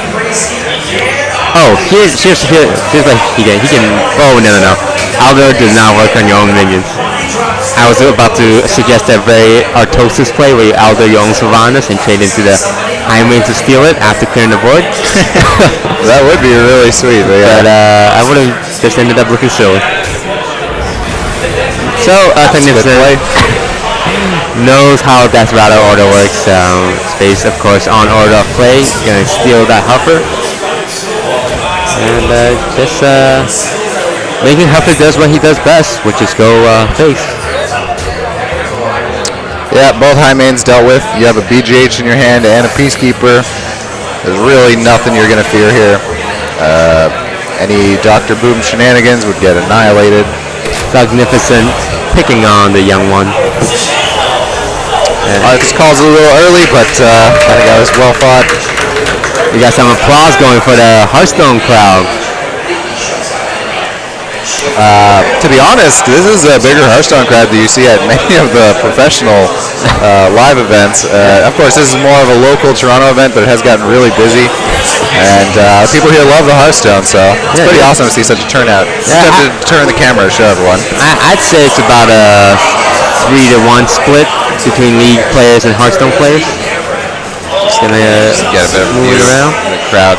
Everybody chilling out, watching Hearthstone. Someone with a Teemo hat, both enjoying both Hearthstone and League of Now I have Legends. to not mess up the camera. All right.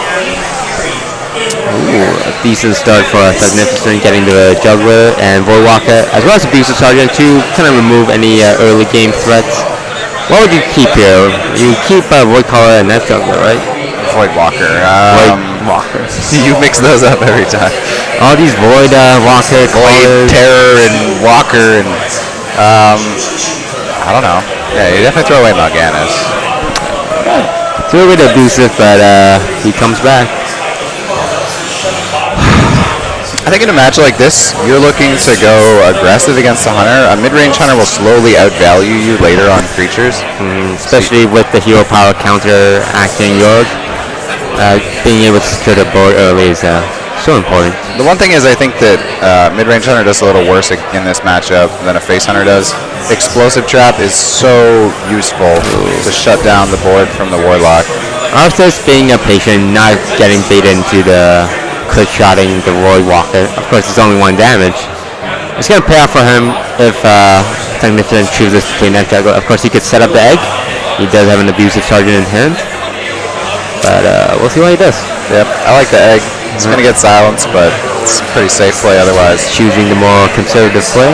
But it's going to pay off for him.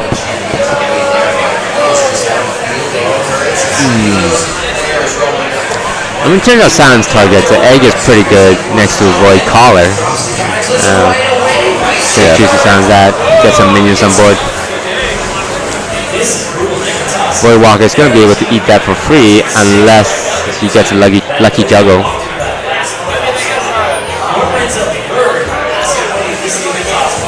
Using that Abusive Sergeant really gets that egg motivated to fight. I kind of like that the juggle hit face there because you don't want to have too many creatures on the board just in case of Unleash.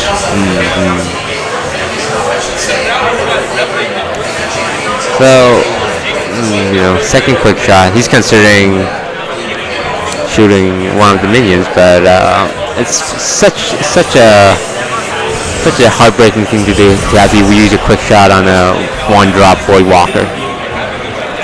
Hellfire. Unusual card in a Zoo deck. Well, those cards are pretty disappointing. Yeah. Hellfire is not going to be useful when he has control of the board. No, I mean, he can silence that high main on turn 6, but ooh. Both players with a pretty awkward turn. The tap and pass into the Houndmaster on nothing. Magnificent isn't actually going to be able to clear him out unless he chooses to Doomguard. I kind of like the Doomguard here. You have so many extra cards. You have a Silence, you have a Coin, you have a Hellfire. Yeah. You're scared of throwing away probably Dr. Boom and Coin together. Doesn't go for it though. Go for the safe play. Just going to imp-gang boss here. Of course it dies to the Houndmaster, but he does get that 1/1 imp. Looks like a Savannah turn coming up. This is gonna be rough. High main against Abusive Sergeant, pretty much. Oh, choosing to go face. Arthas knows that. Of course, against a hunter against a warlock, you every damage counts, right? Trying to deny that hero power. Yep. Well, this is pretty awkward now. If he had Doomguarded last turn and he kept the silence, he could kill the high main, but in this case you could silence the high main and coin Doomguard. And the Doomguard actually lives with 1 health, so it's not that bad.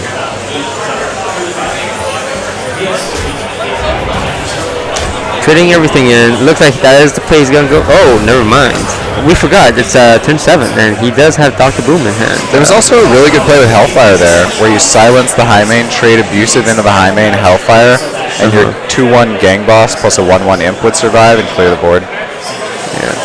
But Magnificent choosing to go with the play we all know. He is going to get a little bit punished with the right esports from Boombox. Could change the game. Like getting double hits on the high main, but it's highly unlikely.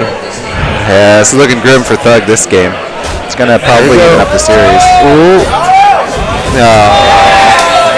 Probably the best outcome for Magnificent there. I mean, Arthur, sorry. running Sea Giant, Mal'Ganis, and Octobone. This is a Zurok with a lot of late game threats. I think the time has come to Doomguard. I've been shouting Doomguard since 3 turns ago, but there's just not a lot of other options when you're at 12. Choosing to silence the Savannah Hyman. Doomguard finally comes out. Losing the two of his late game options here.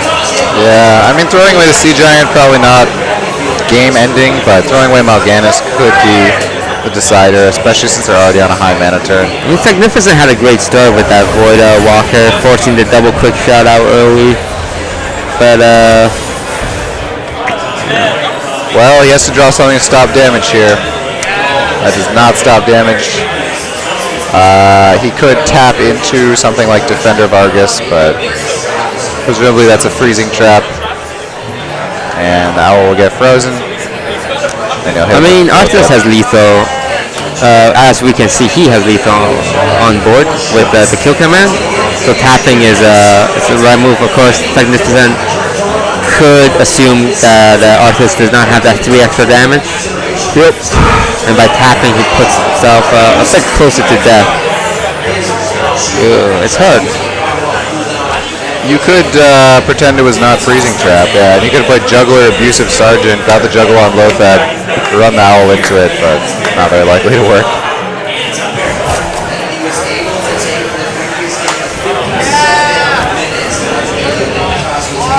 That'll be all she wrote, so Arthas will take this game and even up the series back to a 1-1. And the web spinner draw means that, well, he could have still tapped and had a taunt anyways, I guess. Choosing to go for the BM by Arthas. I mean, Toast, you're all about that BM. All he did was play a web spinner. But the thing is, it didn't change. He had lethal either way, right? That 2 extra damage. Yeah, that's pure BM there, right there. The web spinner BM, I think I'll allow that, considering the hunters that have spam emoted me thousands of times. I think I will allow the web spinner BM and say that's pretty acceptable. So, the ultimate judge of BM, of course. With the web spinner BM. Why do I even look at you, Toast? I look over and I see a Toast mask. Trying to play off my reaction. I'm just trying to look at my fellow caster. Good times. Picking the Zoo Warlock again, going up against a Paladin.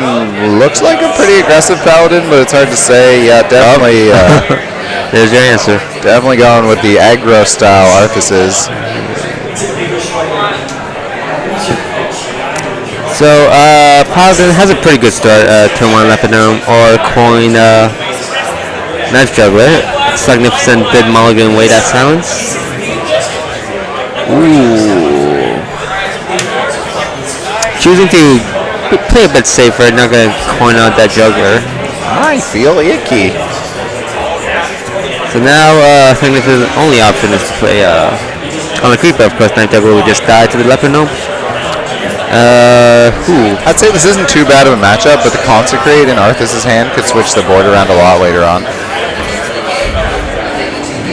Not gonna Knife Juggler again, choosing to play the Shield mini bots. Most likely play around some kind of a Dark Bomb shenanigans. What do you mean by not playing the Knife Juggler? I think he probably just wants to combo the Knife Juggler more later. With okay. Because the mini bot's always the same, but the Knife Juggler could get a bunch of value if you waited. Ooh. Interesting play. You have the coin in 2 4-mana plays, both of which are pretty good. You can trade the mini bot on the Gang Boss and Consecrate, leaving him with a 1/1 to your 2/2, or you could coin True Silver and just go. I mean, we know what Magnificent has, right? So if he Blessing or Might it, Magnificent either has to get a good juggle or trade in everything to completely remove the, not everything, but the M Gang Boss and the Spider. Yep. So yeah, he's thinking about it. He keeps mousing over. It's just it's off curve, right? You have charge and stuff that you can put that Blessing and Might on really efficiently later. He's only going to get a hero power out of it. We'll see if that pays off for him, but. So Magnificent can't clear this. It's just a matter of whether or not he can keep anything alive. Ooh, one lucky juggle and Well, no matter what, the gang boss won't die. But the juggle is probably going to hit something. As long as it doesn't hit face, it's decent. hitting the shield would be perfect. Ooh. In fact, do you think it was better to trade the gang boss on the 1/1 first? It would reduce your overall odds of juggling, but the gang boss would spawn a creature as well, and now he didn't get his creature. No, I think that's a. I think that was slightly better. Yeah. It was slightly better. He would have a 50% chance to hit the mini bot instead of 33. Yeah.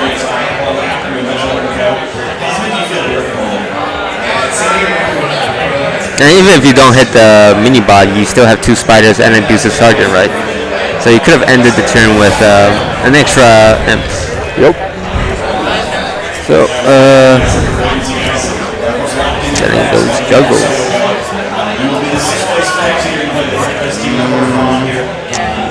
Arthur's really thinking through these turns. It's tricky here. It's one of those times when it feels like no play was completely optimal. I think maybe the True Silver into the gang boss and then consecrate next turn. But Lotheb, of course, would have meant that would not work, so this ended up being a better play overall based on Thug's hand. Dropping the Lotheb. Paladin's just gonna go face here. I mean, he's playing from a little bit behind. He's not gonna get control of the board against the Zulak, so he's going for the 1 win condition he has left. He does have a charger in hand. And juggler. He's got a ways to go. So the Warlock's at 13, presumably minus the weapon. So he's at 9. Then the charge will put him at 7. Implosion coming down. How much damage is that for the Warlock? 13, 15. Oh, it's almost lethal, but Paladin is going to be able to heal up, assuming he goes face here. Paladin needs to pick up 7 damage, so the Consecrate added 2. The Paladin still needs to find 5-ish face damage. Just going to drop a Medic Juggler as a way to kind of combat the extra aggression. It's actually kind of fortunate for Arthas that he hasn't drawn Divine Favor up until this point, because Thug's just been sitting on 3 cards. So 1 damage off lethal, not yet, but it's close, it's close.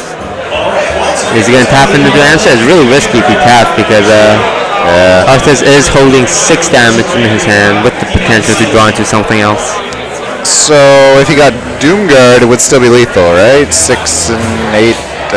Yeah, it would. If he had tapped to Doomguard, it would work. Choosing to play it a bit safer. Not going to kill him this turn, but he for sure is able to kill him next turn. So Leroy off the top. Be the play here. Yeah. Leroy off the top to win. Is that his only up? I think so. Yep, I'm pretty sure. He needs 5 damage, so that is the only thing that would add 5 damage on its own. Ooh, not gonna do it. Nope. But can he stay alive? No, he can't. Nope. No way to stay alive either. It's all she wrote. It was a good game. The double Consecrate is really strong in this match, but that Sea Giant, without an equality, it's just there are certain creatures which become too big for the Aggro Paladin to handle. This is a really good series so far, though. Each player just trading blow for blow across their decks. Getting some applause going for these 2 players. Both players, faces of utter concentration in these games. They really want to win. They've made it far already. They've probably beaten, well, they've beaten at least 3. No, they got past the group stages, and I think we're in the second round. Round? Yeah. So they must have won at least 3 series, and they could have won up to 4. Yeah. Which means, you know, you've beaten a fair number of opponents, and you're getting near the end. So look at both these players rubbing their chins, thinking of what deck is coming up. Thinking of if only they had a beard, then this would be much more cool. Arthur's rubbing his chin there. As well as Thugnificent. So Thugnificent's Mech Shaman deck was the one he struggled with most last time. Yes, this was the one that runs Earth Shock and no Lava Burst. We did not see any Lava Burst. Right. So it's a bit more control-y, not as much burst, but ooh, double Fire Elemental. A great card, but I'm not sure if you want 2 of them at the start. And 2 Power Maces. He's gonna be really aggressive, and I mean, wow. had Arceus not have a Wrath in hand, it could have paid off with burst damage. Fortunately, It does mean that he's not playing Wild Growth now, right? Like, it just probably won't even be played. He'll play Shade next turn and Keeper on 4. Magnificent, nothing to do but hero power unless he draws second. Ooh, Mech Warper. Hoping for that Shredder or Yeti drop. Get the value on turn 3. Of course, the Shade will be able to trade up on the Mech Warper immediately. Ooh, no such luck. Bug getting punished a little for using that coin so early with all these big guys in his hand that he's not going to be able to play. Oh, double Wild Growth. You could play both Wild Growths here. You would go to 6, and then next turn you could play Ancient Allure. You do have board control. Yeah, I mean, he gets a free clear. What's the point of Shade when there's nothing on the board? What's the Here point of comes the Keeper? double Wild Growth. Looking pretty good here. Yeah. Magnificent gonna opt to trade off that Shell Naxxramus with his hero power, or is he gonna save it? You got a second power maze, but you really want to buff on something. Yeah. I think because the only mech is the Fel Reaver, it's not that big a difference. An 8-8 to a 10-10 is pretty insignificant compared to a 2-3 to a 4-5. Ancient Lore coming out on turn 7, really nice. Ooh, going to a second Ancient Lore. Doesn't draw a BGH though. It's a gamble for sure to play Fel Reaver, but the odds are still in your favor that he will not have drawn BGH at this point. Yeah. And coming up on turn 6, got a nice Fire Elemental ready. Or he can Loatheb. So, just gonna draw more cards. Hopefully find that BGH somewhere. Cogmaster piloted, and there's the Shock. Fighter tank. I think that was fine to heal himself. He doesn't have a lot of cards in his hand, but he has like board presence. Yeah, I think Arthur realizes there's only one way I'm gonna lose this game, and that's a lot of bursts coming to my face. But then really he could lose on board control. 2 Fire Elementals, Loatheb, Yeti. This is as heavy of a hand as you ever see from a Mech Shaman.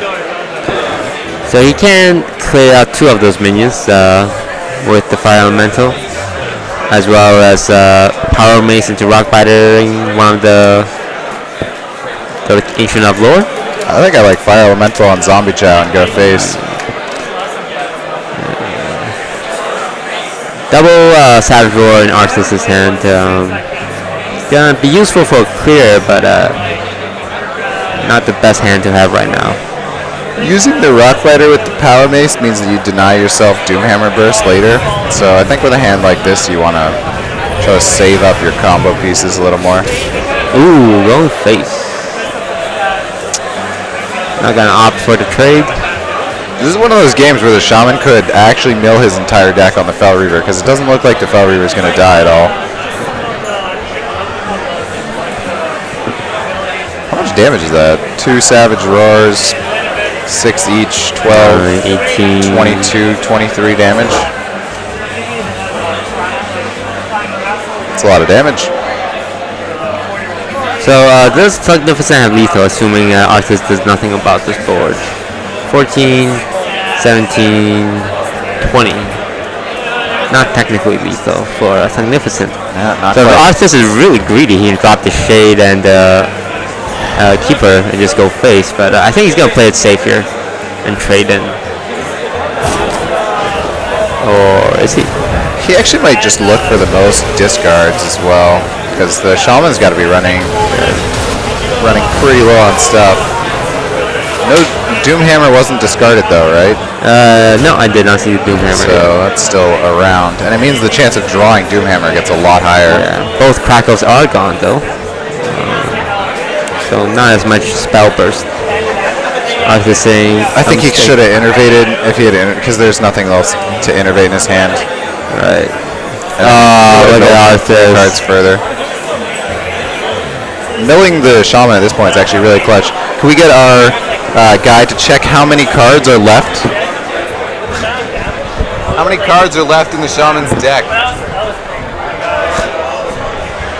Well, I'm just curious there. How many cards are left in the shaman's deck? It looked like he had 7 cards, I think. Yeah, 7 cards. 7 cards left. Ooh. So if he had milled him one more with the innervate, it would be down to 4 cards. He also could have. That's the combo. So he's gonna develop the shade, of course. Not sure how he's gonna handle the Yeti just yet. I mean, is he that afraid of insane burst from Shaman? He is sitting at 20 HP with 7 damage showing. There's more than that showing because the Power Mace will get the Yeti buff. There's 9 damage. 9 damage showing. Right. Ooh. The Doomhammer makes its appearance. 2 damage off lethal. No. 4 damage because.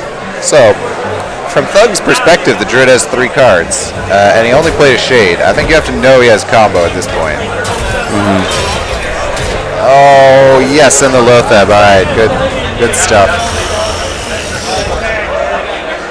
I don't think there's really any way to avoid death here. Ooh, that's gonna make things different. So now he just has to clear 2 minions. He can't do it still. He kills the Lothab with his 2 creatures, plays Druid Claw, dodges 6 damage, and then Spider Tank, Doomhammer, Rockbiter will be exact lethal. Started out so well for the Druid with that double wild growth into an Ancient of Lore. It looks like it might be all over now. Thugnificent surely showing some good play in these games. This is the 2nd series in a row we've casted of him, and he plays with complete focus. He knows what he's after. Arthur's going face, knows. No, it's probably over.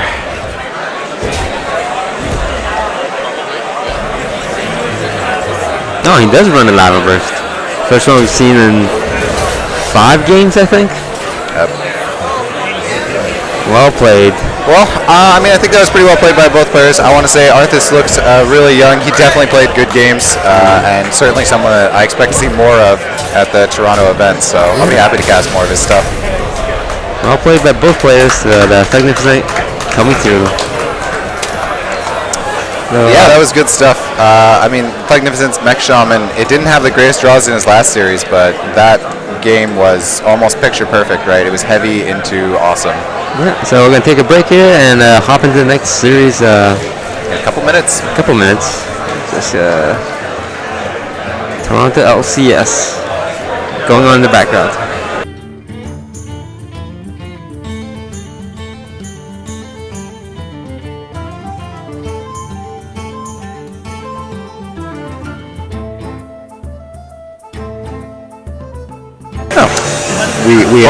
We're going right now. See, look at that. How's it going? Welcome, guys. Welcome. Here we are at Good Game Con. We are looking at the semi-finals now. Yep, we have 4 players left in the tournament.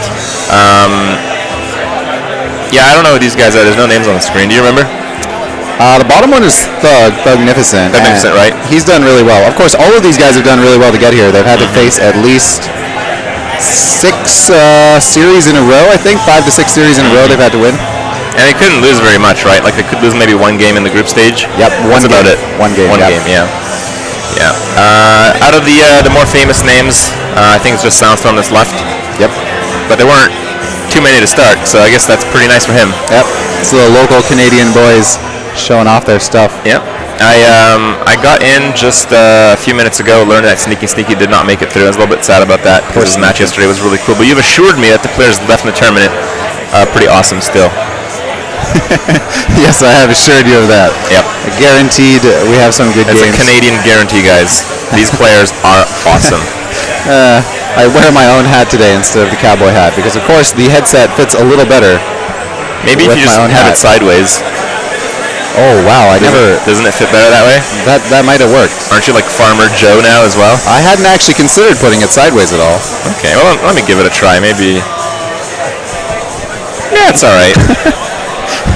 That was pretty awesome. Just get this and of course, we have lovely other Canadian images here to show you guys while we're on. That's not even the most lovely of them. This is beautiful Celine Dion singing. And we have Stephen Harper there. Yep. He represents strength.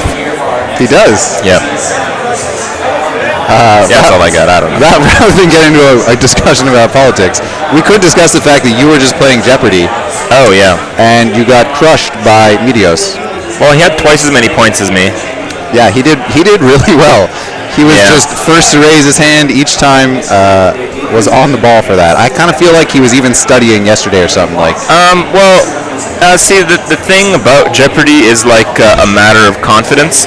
If you know you're just going to get the question right, you just raise your hand before you know what the question is. Yep.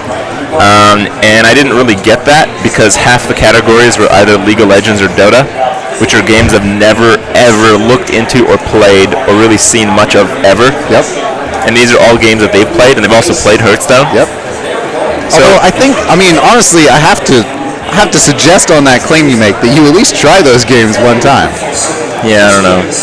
Oh, yeah, I got like the Imp Master question. Imp Master is join or die. That was Cult Master, right? I saw that. That was Cult Master. Yeah, but Imp Master is the other one. Oh, yeah. I don't know. Those were really hard questions, actually. Oh, no, it's not. It's Scarlet Crusade. Scarlet Crusader is join or die. I will trust you. I actually had no idea. Yeah, Scarlet Crusader is join or die, and Cult Master was join or die, or both. Yeah. That was like, the fact that you got those, I mean, I'm here, I play Hearthstone all day, every day. I sure as hell don't know what they say. I got sniped by Sylvanas. That was an easy one, too. The hardest one was the Cult Master. Yeah. Yeah. Oh, well, what can you do? The Canada category got cleared out pretty fast. I didn't see who got most of those. Meteos got most of those, but it was mostly the confidence battle. Yeah. Like, I know what Poutine is. I know Tim Hortons is a Canadian, coffee shop. Those were not the most difficult. But I mean, I don't know. It was kind of like just a little bit in there, and I guess I could have got those. The pressure of the moment, everybody's watching. If I got that whole category, I think I would have beat him because I think he got most of it. If only you were a professional person who's used to being on camera, then you would have had the. I'm just kidding. Wait, why do I have a shark in my head? Yeah, somebody put that there. Oh, that's pretty sweet. I'm okay with that, actually. It's a pretty awesome event here at the Good Game Con. You can tell it's more of a casual affair. It's better that way. Yeah, it's been a lot of fun. Like, everybody's just laughing and having a good time. It's really relaxed. Yeah, there's a lot of people that are really trying to get into this type of event. They want to be like more involved with what they like doing. Yeah. So it's a good outlet for that, and hopefully these just get better and better over the years. I think if we had a winter one of these too, the turnout would be amazing. Because of course Canadians in the winter just hibernate and play video games. So any excuse to go outside and do more video games would probably be taken up. Don't you think it'd be like less people would be like, yeah, I'd like to go, but it's winter. Maybe, yeah. You guys have to consider. I think most people who go to these don't drive. So public transport and stuff in the winter really sucks. I walked from the subway. Took about, wasn't that bad, 25 minutes. It's not too bad. But I know that in one day when I went to university while I was here, it was like a blizzard. It was the only day. You went to Yeah. Sorry, finish the story. What university? No, I went to University of Toronto. Cool. So did I. Yeah, math and physics. For philosophy. A little bit different day. You read stuff, I guess. I'm still good at math, right? I play Hearthstone. So. Oh, that's true. That's true. It worked out. But anyway, yeah. So this is the only day of school that I've ever had canceled, I believe. Maybe there was another one. Yeah. But have you ever had a snow day in Canada ever? I actually think that I had that same one when I went to University of Toronto. When was this? This was like 6 years ago. Yeah. I'm pretty sure that was like the one time that they actually canceled it because it was ridiculous. Well, they didn't cancel it. Like I went there, and then after like half the day, like you guys should better go home. Oh, so they sent us home. But the classes weren't canceled, and yeah, it was like a blizzard. Like there's always a blizzard warning. Yeah. This is like a real blizzard warning. Yeah. I was sitting at the bus stop. I wasn't there for more than like 2 minutes. I put the ticket in my pocket. I'm just waiting. The bus gets there. I try to reach for the ticket, and I have a snow cone in my pocket. It was literally topped off and filled with. These are like big pockets, you know. Yeah. It probably fit as much volume as one of your cans there. So, for philosophy, you didn't really have to go to class every time. Okay. So I'm pretty sure I just stayed home that day anyways, and then people were like, yeah, they canceled all the classes. I was like, well, that worked out for me, didn't it? Yeah. So yeah, I was that guy who experienced only half of the cancellation. Yeah. Math and physics, wow. It was terrible though. I didn't finish. So. Yeah, University of Toronto gets all the international students, so that's like really the try-hard math students. I just didn't like it that much. It's like my sharks being adjusted there. Oh, the crowd loves this. All right, so we're still waiting for the game. He took his shark! I can't hear what you're saying at all, but I am ready for the game if the game is ready to start. All right. I don't think it's ready yet. Nah, it doesn't matter. All right. Did you play in any of the other game shows, or was it just Jeopardy? Looks like we have a different match here. Oh, cool. What did I do? I did like some Q&A and then I did Jeopardy today. Yeah, you met everybody. I want to credit you a lot for that. What do you mean? Yesterday there was a huge line. And I'm used to that. You went through the whole line. Yeah, everyone gets a chance. That's awesome. It was like much crazier than San Fran event. Yeah. San Fran is just 5 hours straight of that. Yeah, but that was like dedication. I could tell you do probably do that every time. That's really cool. Okay. I mean, people show up to get here. You're like, nah, I signed too many things today. I'd be like a total asshole. Well, okay, there's got to be a limit though, right? I mean, if there's 1,000 people. I think in San Fran, I did more than 1,000. Holy, wow, that's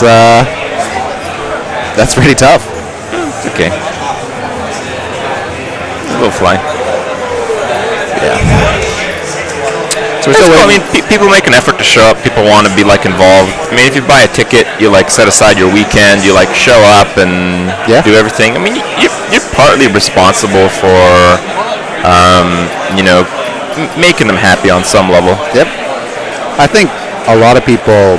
I mean, I don't want to speak for any of the pro players because, of course, I'm not in that situation. But a lot of people in the crowd. We're going to start the game in a sec. A lot of people in the crowd wouldn't expect you to meet everyone, right? I think they would be okay if they missed their chance knowing how many people want to meet you. So I admire that a lot. Okay, well, thank you. All right, so we have probably what's a pretty typical Oil Rogue versus a Face Hunter. I've seen Silent play already, and it is a hybrid hunter. Is it? But Yes. why? What are these cards? They don't look very hybrid. So the hybrid hunter is Is it like just regular hunter with high mains? yeah, pretty much. Face hunter with high mains. Yeah, and freezing trap instead of explosive, which is Okay. important. All the hunters kind of look the same after a while, don't they? Wow. Just I didn't think you'd go there. leper gnome into mad scientist. All hunters look the same. I'm not much of a hunter player. That's pretty racist. You can defend hunters if you like. All right. Yeah. Well, here it's Mad Scientist time. Mad Scientist might be met with a deadly poison, I'd imagine. So the only traps in Soundstorm's deck are the freezings, and freezing is really good against a rogue because a rogue does not have many multiple creatures to throw at you. One of the only things they have is the deckhand. I kind of like just attack face and re-dagger, so you could do deadly poison SI next turn. Now you have no activator for your SI, and you will have to play it next turn, wouldn't you? Yeah, I'm seeing Soundstorm's hand. That would be better for sure. Well, he's saying something. Maybe. Unless he coins the Shredder, then I think this play was a little better. Because he could only attack one thing. That's a great Soundstorm. He'll get a nice 3 on curve. I wonder what he saves the coin for. I don't know. Maybe a sneaky hero power. Double sap. So, probably people have been paying attention to Soundstorm's games because, of course, he has been on the screen a few times. It wouldn't surprise me if Anton Amor knows what Silent is playing, but Silent would probably be in the dark unless he was specifically watching Anton play previously. All right. Well, probably we'll see the Shredder here, which is a little bit disappointing because they will get sapped again. Now Anton does have pretty good play with this sap and then SI. Sap and Shade, wow. It gets frozen though. Whichever creature he plays gets frozen. So No, he can grow a shade and freeze something later. true. And if the shade's on the board, then it threatens to remove the trap each time.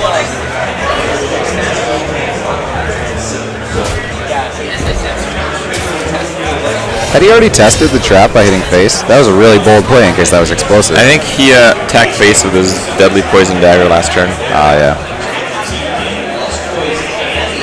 Alright. Normally you don't see a hunter with this many cards.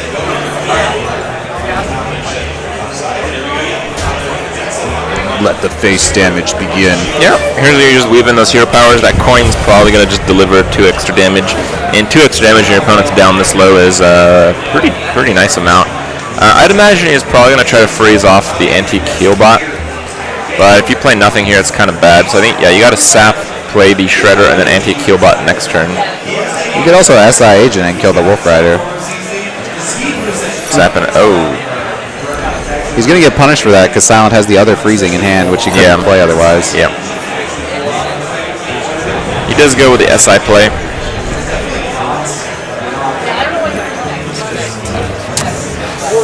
Well, I have to say it's looking a little rough for the Rogue, but the Rogue can have much bigger swing turns than the Hunter can. Yeah, it's just he doesn't have the cards right now.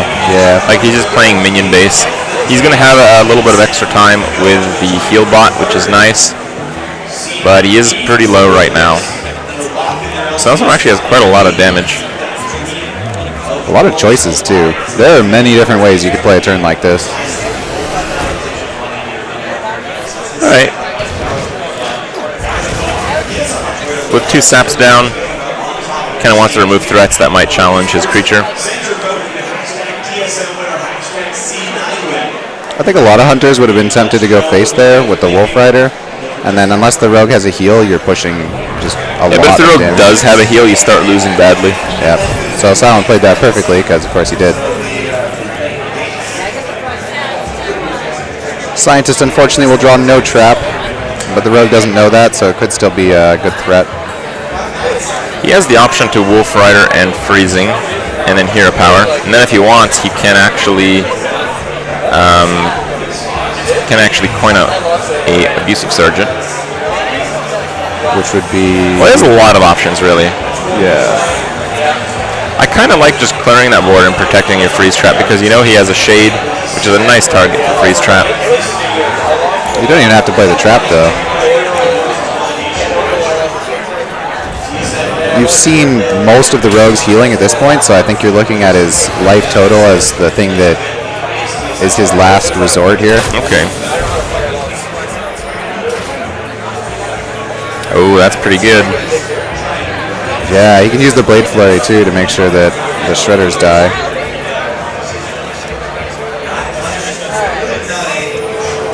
I don't know. I guess the Fan First is fine. Oh, that's a little rough. I like the Blade Flurry first here. Attack face and then Blade Flurry, perhaps.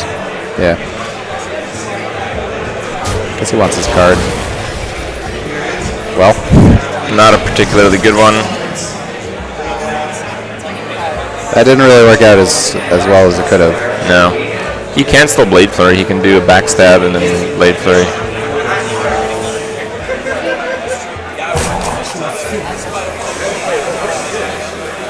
I'd be crazy not to kill the Shredder here and to take 4 damage. You're already at 15. Yeah. That was like a fine play, but is he really going to get that one attack in here? Yeah, so he missed the damage here. Yep. Damage might be pretty relevant. Soundstorm still doing pretty well here. Rogue's at 15, which is not very high at all. If he gets really lucky, he can kill off the healbot with juggles, and that would probably win the game. I mean, 15 health is a long way to go when the only damage at hand is a Wolf Rider.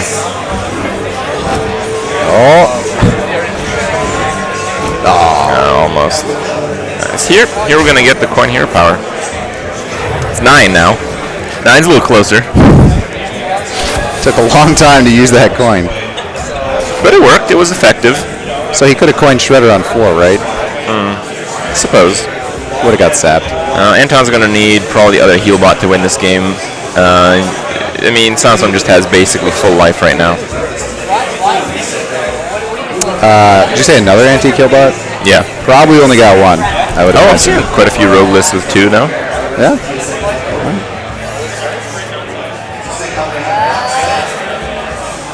He's looking for weapon damage, I guess. No, that wouldn't actually. He wouldn't have the mana even with the prep. If he had deadly poison, it might have worked. There's only one deadly left. Oh, I think what he has to do is eviscerate that, attack the scientist, and then prep Blade Flurry and hope to freeze the anti-kill bot. Right? Yeah, actually, that's a really good play. We'll see if he thinks of it. The rope's burning, so pressure's on right now. But yeah, you don't know that the freezing trap's in Silent's hand, so that would have worked out perfectly. Oh, he's not going to attack again, though. Well, whoa. That was definitely suboptimal, but it actually wouldn't have made... Yeah, it would have made a difference. He would have taken 2 face damage, but he would have damaged the hunter. That's both Blade Flurries gone, Fan gone. You're talking about how he probably only has 1 heal bot. Well, if that's the case, he has 0 chance of winning right now. Yeah. Looking at lethal, he needs to remove something. None of his hand allows him to remove anything. I think he's still got an Eviscerate in the deck. And he just used the first one the last turn. Earthen will do it for 1 turn. It would also get frozen, so Silent would have to kill it. I think you backstep here. Yeah, I would have liked that as well. You know that Silent has no cards, so. Oh boy. Chose a Leper Gnome. Just go face and let it get frozen? Yeah, I think so. If he wants to spend 5 mana, gaining 3 health, that's fine, I guess. Because he's going to have to do that. Yeah, and he's dead right now anyways, right? Well, if you go face, you still do 1 extra damage. Because and your creature's you don't not lose wounded. 4, right? You get to keep the freezing trap otherwise. Alright. It's hard to tell, there's every card's upside down. But I don't think he's played both Blade Flurries, so. Yeah, both Blade Flurries, not much left. Yeah, Lothar doesn't do anything. That'll be it. Some small mistakes by Anton. I wouldn't even play that Lothar. Just I play nothing. Not reveal the tech. Yeah, I mean, he still has to win with his deck. You're right, and there's no reason to because he's dead anyways. Yeah. Some small mistakes by Anton there. I think not attacking the scientist would have been really huge and almost game deciding, except that the freezing trap was in hand, so. Yeah, it wouldn't have worked too well, but I mean, it's good to try. I mean, sometimes you got to go for it. You got to see you're 1 out to win the game, and it's important to really hope for the best. Yeah. Sucks you're in that spot, but still you have some chance of winning rather than none. Yeah. So Soundstorm takes the first game of the semifinal. Anton, maybe a little bit on the ropes. Do we know what else Soundstorm is running in his deck? Yeah, he's running 3 aggro decks. He has a Mech Mage and a Zoo Warlock, I'm pretty sure. Okay. Well, maybe the rogue can take a win off the aggro mage or the Mech Mage. Priest, wow. I like this from Anton. At least he's bringing, I mean, the rogue and priest, they're tough to play, and we can point out some small mistakes probably, but bring these more complicated decks. It shows a lot of confidence in his playing ability. It shows that he's played a lot of Hearthstone probably, and he knows what he's getting into. All right. Oh, Soundstorm's got pretty weak aggression early on. I don't think he's too happy with this. Typically, this is a really hard match for Zoo Warlock, too. Yeah. It's like almost 80% win rate for a priest. If you get the board cleared, the Warlock has all their cards invested on the board, and you don't even need the board clear. If you have a Death Lord, you just shut them down completely. All right. We'll probably see the Owl come down here. You just don't want to start the card draw engine.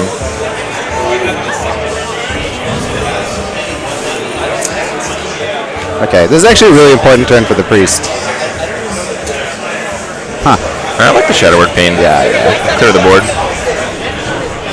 That sets you up for next turn to play Cleric and Hero Power and draw a card. Alright, Soundstorm also a pretty easy turn.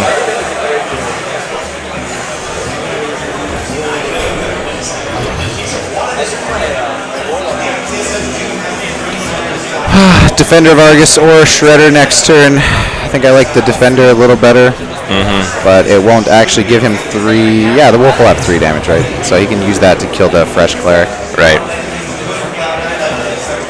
That's a good draw, but it's a little bit slow.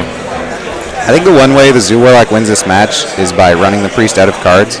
But killing off both these Clerics early can be good, but the fact that the Priest got any draw is going to give you a tough climb. What do you think about just playing the Shredder in the wrong spot on the Wolf? There you go, that one. To avoid the Shadow Word Death? Yeah. Yeah. You can't kill the Void Walker. Pretty good. That was actually a really sneaky play as well. To think like, okay, what if he has Shadow Word Death? There might not be any other way he's going to be able to deal with it.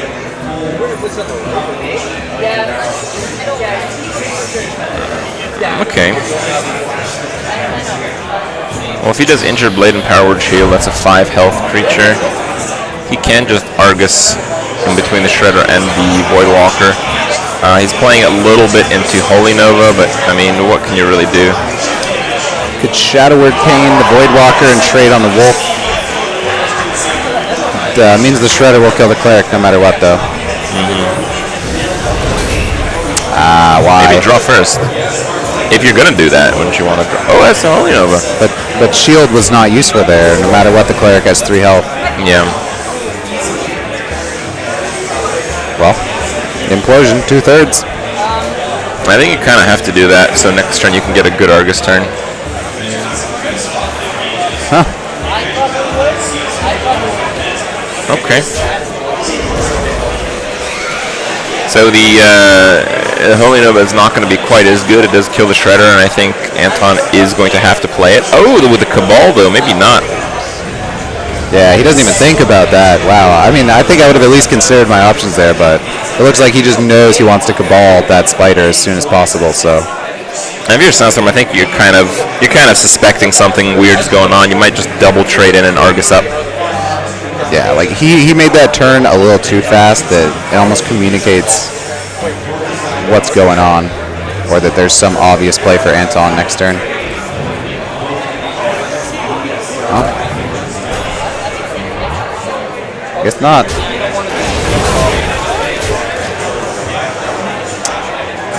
Okay.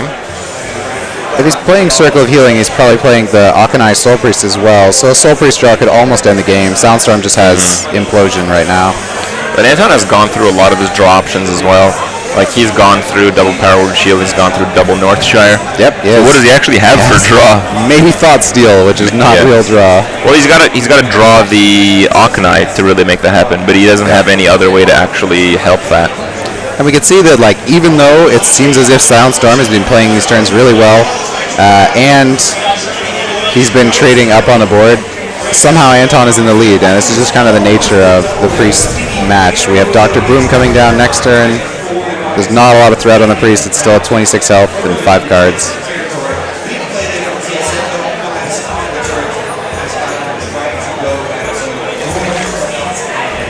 Okay. Soundstorm goes face. He's pretty vulnerable to getting swept here. Oh, wow. All right, Anton, think about this. There's a lot of plays there. You could survive the next turn no matter what. You're taking I think the play is actually to Akanai, ping the Spider, then Circle Heal, then trade the 4/1 into the 4/4. Sounds pretty good. That's a complete board clear. Yeah. Then you end with Akanai and then follow up with Dr. Boom. I definitely Holy Nova does not clear. Oh.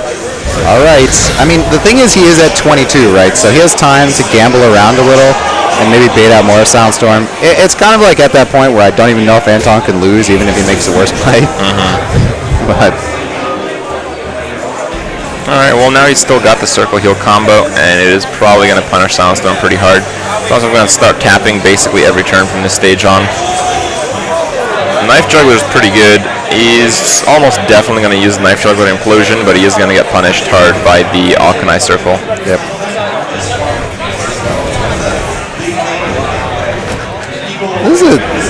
like the Light Bomb Priest a little more myself, and obviously this works well for Anton, but this is a good example of like when Light Bomb seems better than Akanai, where you can just, all the creatures have as much attack as they have health, and it would only cost 1 card. Bad stuff. Bam. Silent, feeling the pain now. What could you do about that? That's, yeah, Pretty good. pretty good one. What's he hoping for? Floating Watcher. I think. Floating Watcher is like the nuts here. Oh yeah, with the 2 Flame Imps. Oh, not quite.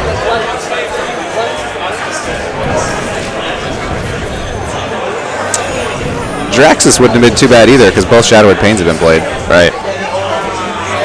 Another Nova. Seems pretty good. Injured Blade Nova. Yeah. Double Holy Nova is actually pretty rarely seen. Wow. Blow for blow right now. Wow.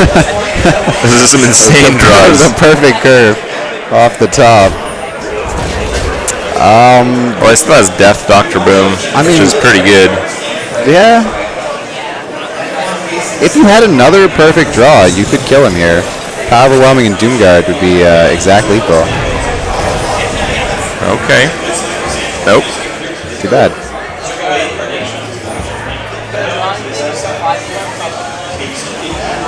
Whoa. All right. I like Bane and Doom a lot. Most people don't play 2 of them. It's a really heavy card, but it definitely gets value. Well, I don't think that you kill Dr. Boom here, but I think you maybe go for a Boombot. So you're hoping that Boombot doesn't hit the taunt.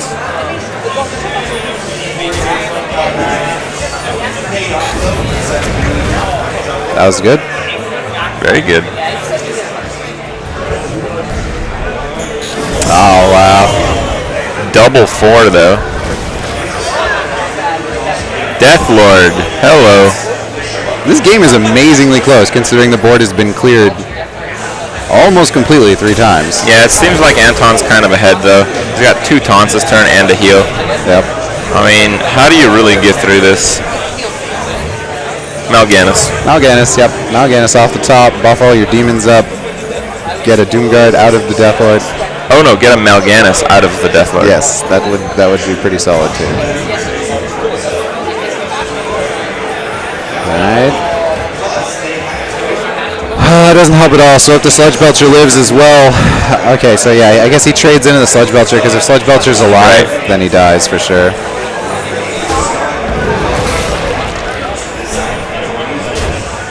And you do have the Argus to make the board really frustrating next turn to get through. Top deck does nothing. Actually, the Deathlord can't really kill anything, so Soundstorm suddenly has a chance again.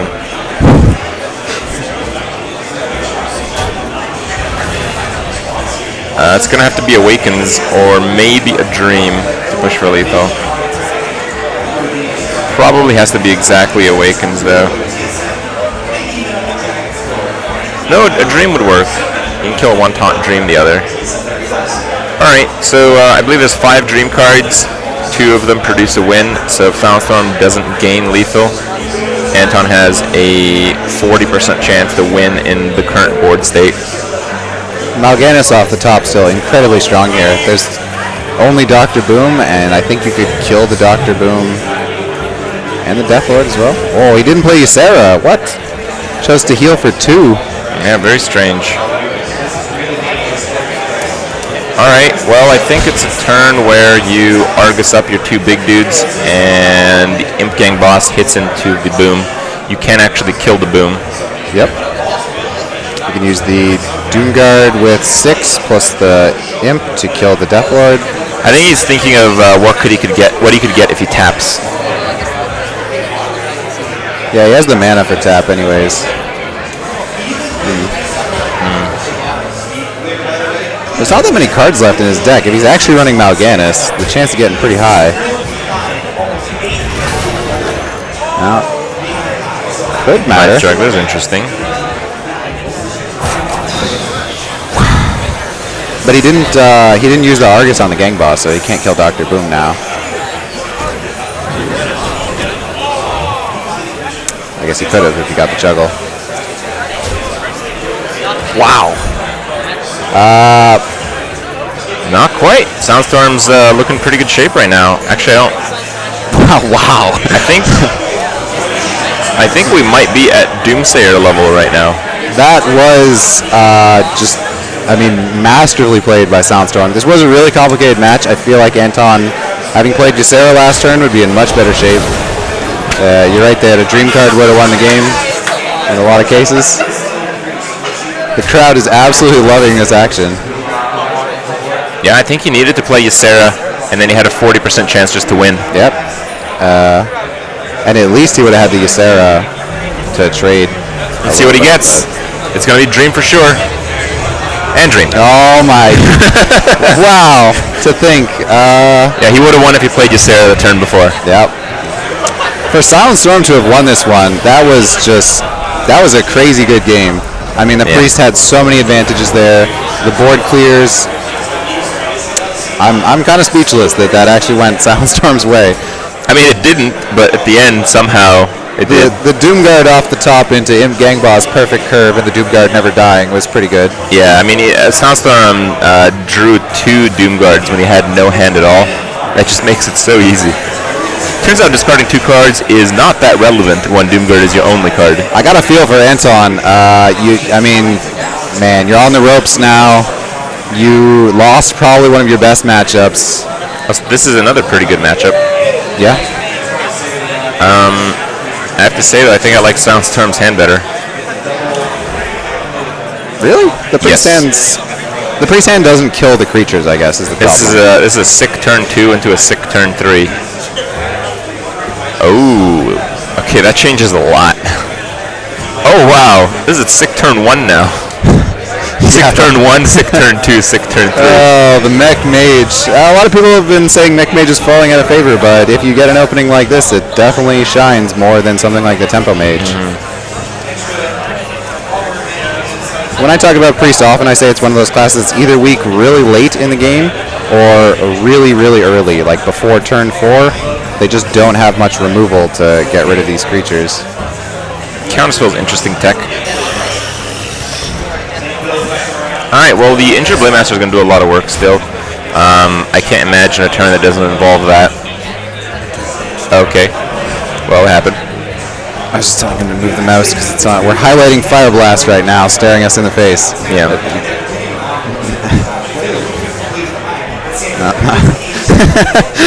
Alright, well, here we are. Well, welcome back, guys. Alright, here we go. There's no more Fire Blast. Alright, there we go. You're good. Yeah. Good stuff. Well, Dark Cultist seems not so great here.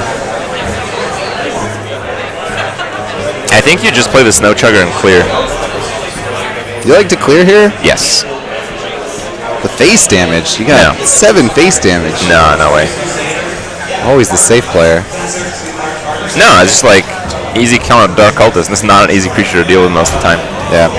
And you do have the 2 3 health creatures still, so I guess Holy Nova's not even gonna happen. It feels like we're late in the game because he's Anton's so just much. drawing to Auchenai. Auchenai makes a huge difference. He's gonna play the circle here, though. Yeah, he does get 2 draws, so. Oh yeah, he heals the spider tank as well. Could work to his disadvantage eventually, but getting the extra card's pretty important. Nope. And nope.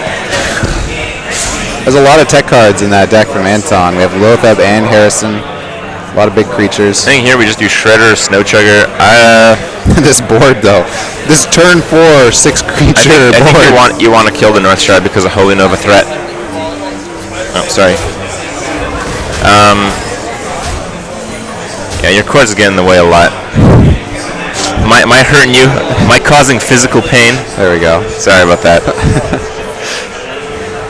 Alright, yeah, I definitely like killing off the North Shard because if there was a Holy Nova, he could have drawn 2 cards and cleared most of that. Hang on, why did he Shadow Word Pain the 2 attack guy and attack the 3 attack guy?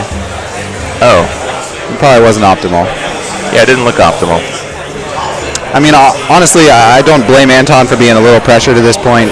Having lost that last game, you would just feel, you would feel gross after that. Here you all face. You're just too far ahead on the board.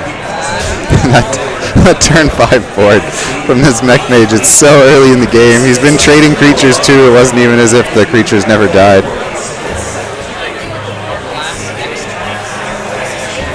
Probably take the scientist. No.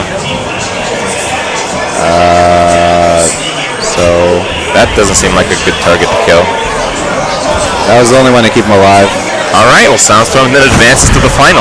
Another 3-0 for Soundstorm. I think Soundstorm has won a good chunk of his series 3-0. That's almost like a deck conquest setup to study. Anton didn't make the best showing that series, but there have been some really stiff opponents. The Soundstorm has crushed 3-0 as well with this deck lineup, so I almost want to pick that up and try it myself. All right, well, looks like we're going to take a 10-minute. Yeah. I wonder if the other semifinal happened while this one was going on. I wonder if we're going to come up with a final or another semifinal in return. That's a good question. I think we'll probably see the other semifinal as well. Okay. Well, you guys will have to stick around to find.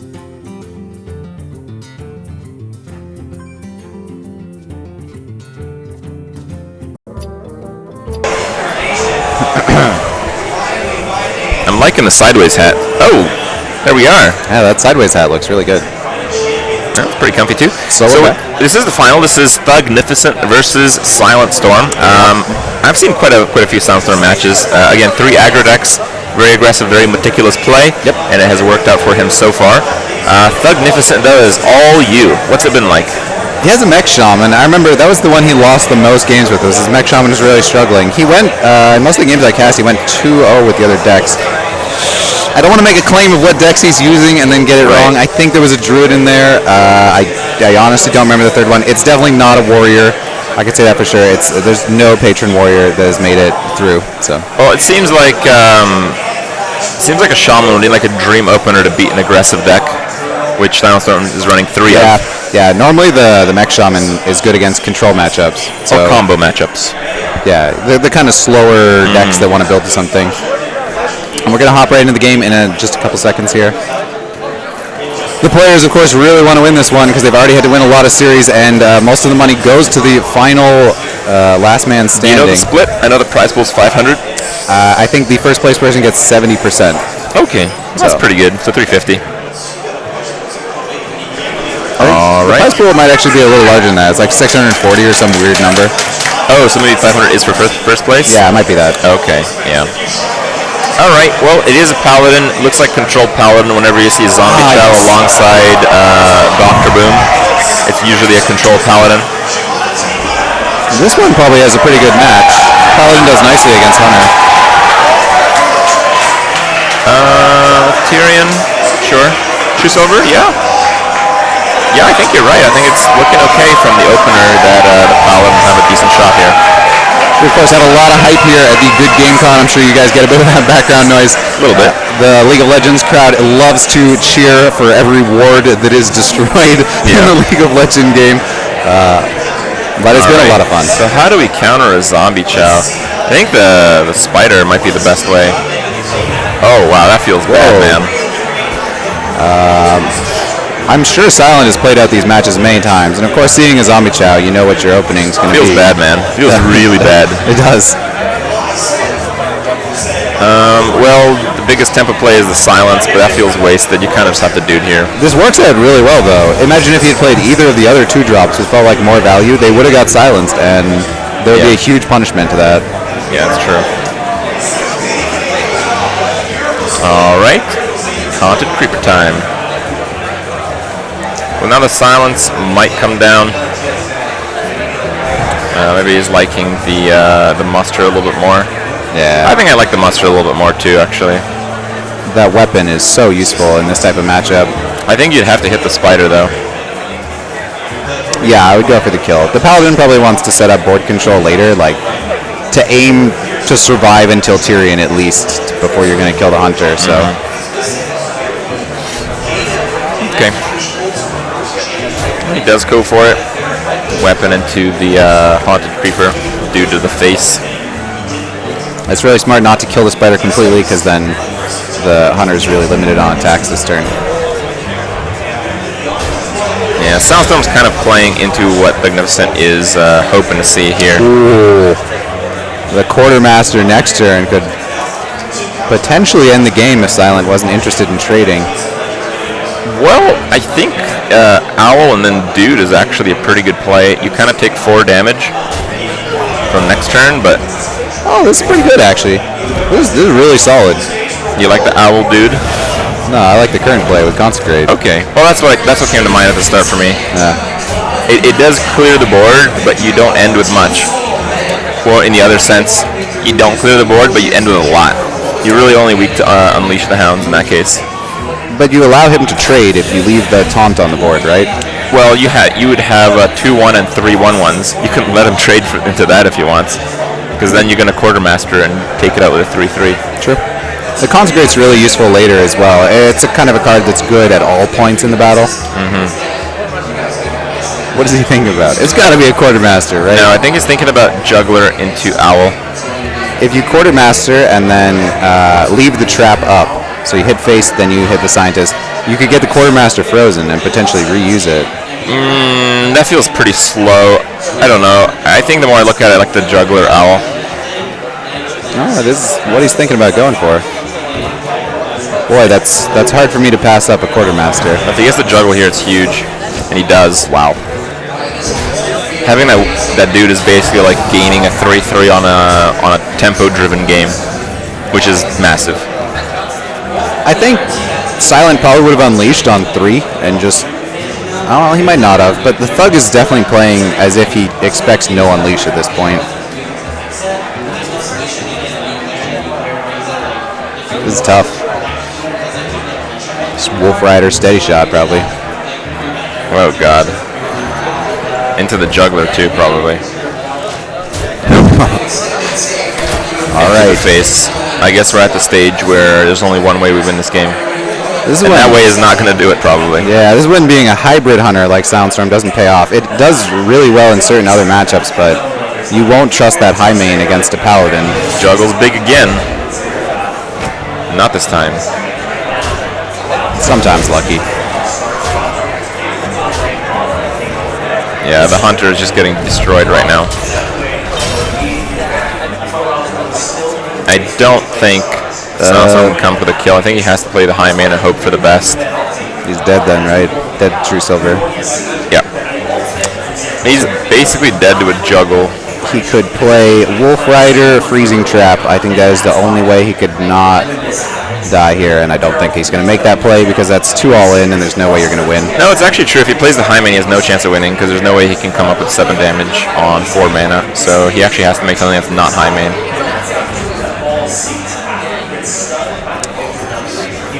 Might go for face, yeah, just he knows he needs to win somehow, right? It doesn't matter if he's that likely to lose.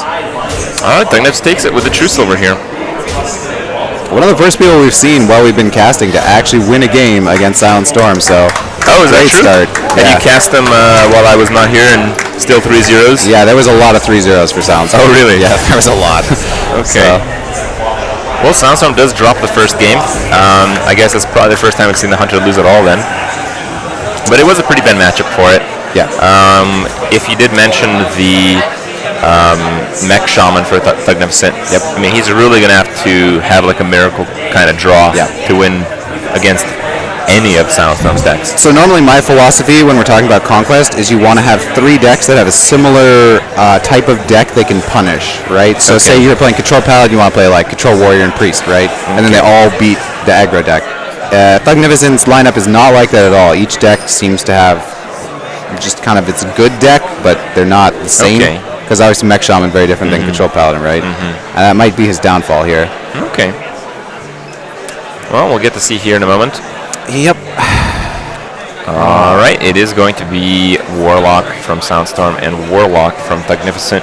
Very similar decks. I believe in these matchups, that Imp Gang boss kind of pulls a ton of weight. Yeah. It's like the unremovable creature. Nope. 1 for Soundstorm. So, a lot of people joke about this matchup, I think, because it's like aggro versus aggro, that, it's going to be really draw-based, but there's actually a huge amount of skill, because both players have a lot of swing turns. You have card management, you have, you can come back on the board with specific plays. Bane of Doom, for example, in Soundstorm's deck, whereas Thug's probably playing a bit of a different lineup. Should be pretty solid. Well, the Imps has the Void Walker. He really has the choice if he wants to coin out a Flame Imp or coin out an Imp Gang Boss next turn. It's going to be awkward. If only that Leper Gnome had 3 damage. Ooh, Void Caller. So it is a little bit of a slower variety then. We have not seen that card in Soundstorm's decks. Definitely not. Slightly different tech choices. That 1/1 Voidwalker is going to be huge because pretty much no matter what creature is played, you would want a Power Overwhelming to egg and kill it. No, I don't think so. I think you just play the Imp Gang Boss here. Yeah. I think Power Overwhelm can wait. Yep, easy play. True. Easy. So if the Voidwalker wasn't there, would you still not Power Overwhelming? Oh, if the Voidwalker was there, you'd Power Overwhelm for sure. Yeah. But because it is there, I think the Imp Gang Boss is very easy play. We're going to have the Gang Boss Wars. Probably just another Gang Boss for Thugnificent. I mean, this is what you plan to do. It's Gang Boss or the Creeper plus the Flame Imp, and those are cards that you really want to curve out later with. There's something to be said for getting the Flame Imp out of your hand because you probably play Void Caller next turn. Okay. It's hard to pass up a Gang Boss, though. Yeah, it is.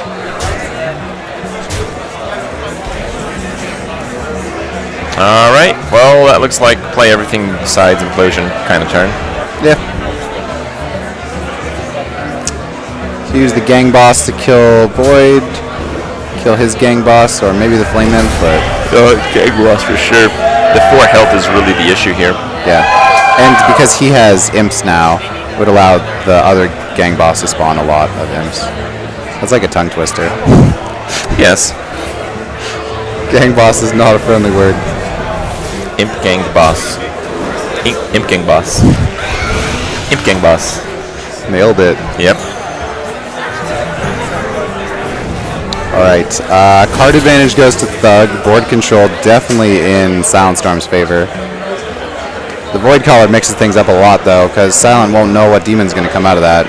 And really, Thug's not going to know what demon comes out of that either. Could play Power Overwhelming Gang Boss as well. I really like the Void Caller.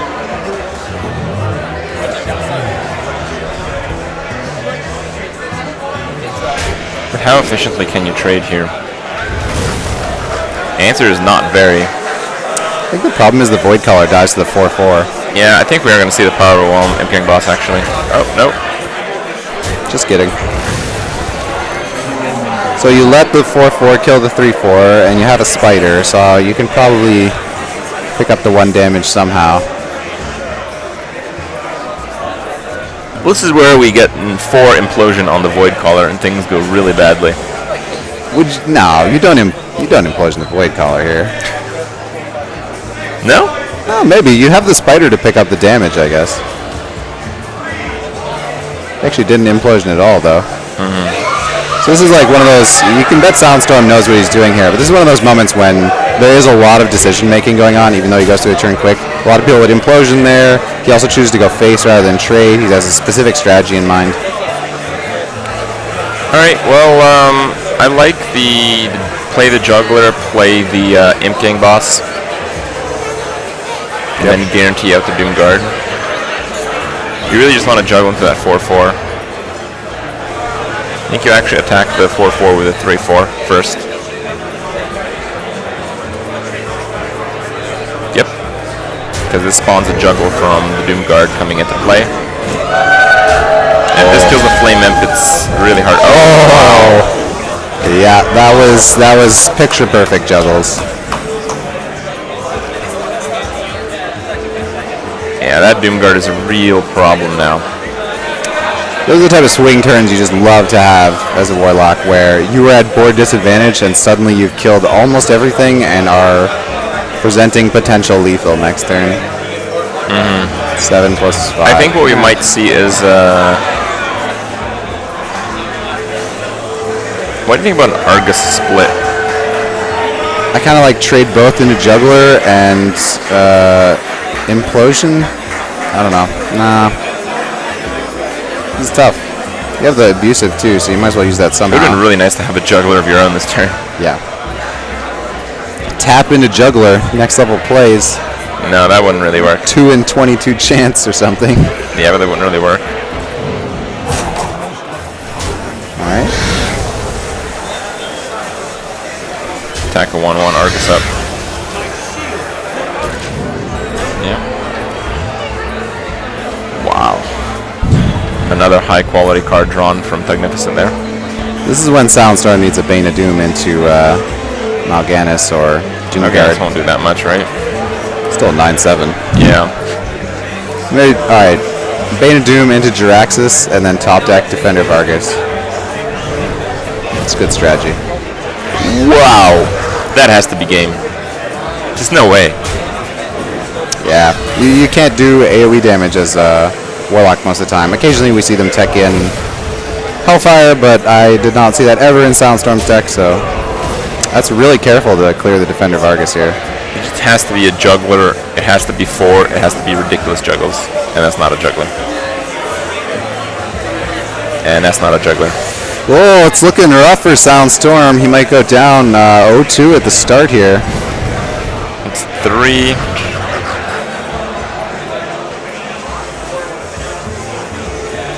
You have to play it. You have to play everything to try to stay in this. This is the first turn that the Warlock on defense has not been able to swing board control to their favor. The board is still weaker for Silent. How much damage is that? That's 5 plus 2 plus 4. Not quite. Nope. If he had went face with the Doomguard last turn. You can top deck a Power Whelm to win. Well, those aren't really the greatest cards. Thug's playing super safe here as well. He is below on life total. Yeah, you have to play this way when you have these cards. I think I would have liked the egg and the doggy. Yeah, me too. Because the egg takes a delayed turn to get in play. Oh, here we go. Wouldn't have worked so well though. Doggy would have been Bane of Doomed. Ooh. No, you cannot Doomguard. Why not? No, you have to go for it. If you Doomguard, it's not gonna work. Advice from the crypt. You gotta go for it. Floating Watcher, not gonna do much. If you Doomguarded the Void Caller and you had nothing. Oh wow, that Argus. 5, 7, 11. It doesn't work though. It's 5 plus 3 plus 4. Because the That's wolf, 12. the wolf and Argus. Can only buff for 1. Yeah. Like the second cast can only buff for 1. Still a pretty good position nonetheless. Having the taunts up, suddenly Silent has to clear through that. You can go face as well and set up for lethal guaranteed next turn.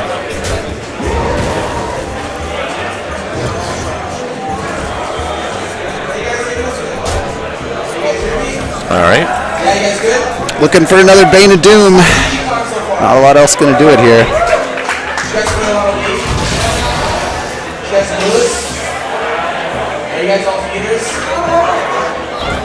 No, he knows he's dead then. Yeah. Hellfire. Wow. How about that? If only Soundstorm had that in his deck. Yeah. Would have worked reasonably well there. You could have done Hellfire and then dropped the Doomguard to kill a 4/4 if you had one there. Yeah. Alright. Magnificent up 2 games. But again, we don't really get to see the deck list on the stream. But you're confident there's a Mech Shaman that really sucked.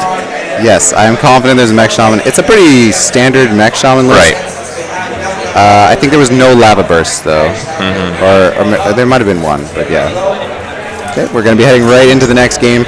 It would be nice to see Soundstorm take this one. I think his lineup is pretty strong against Mech Shaman, so might be in for some more games, but Magnificent. It is Mech Shaman. Mech Shaman can have like the dream draw, so it is capable of taking any one of these games, but it is going to have to draw much better than any of Soundstorm's openers.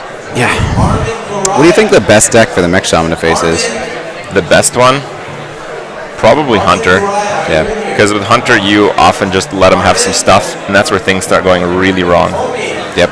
I know traditionally the Shaman can just outrace the face Hunter. I don't know how that works against Hybrid, And I'm also not too sure if like Fail Reavers are in there. Lava Bursts. There are Fail Reavers, yes. Okay, so Fail Reaver is just a huge card. There's also Ragnaros and Dr. Boom. I think that's fairly standard. I think usually one of those in the deck is fairly standard, and two of them is still not that unusual. I've been seeing a lot of mech shamans just go for the all-face approach. Double Doomhammer, no Fel Reavers, just complete spell. That's more of the new version though, right? Yeah. Does have an Earth Shock, which would be really useful in this match.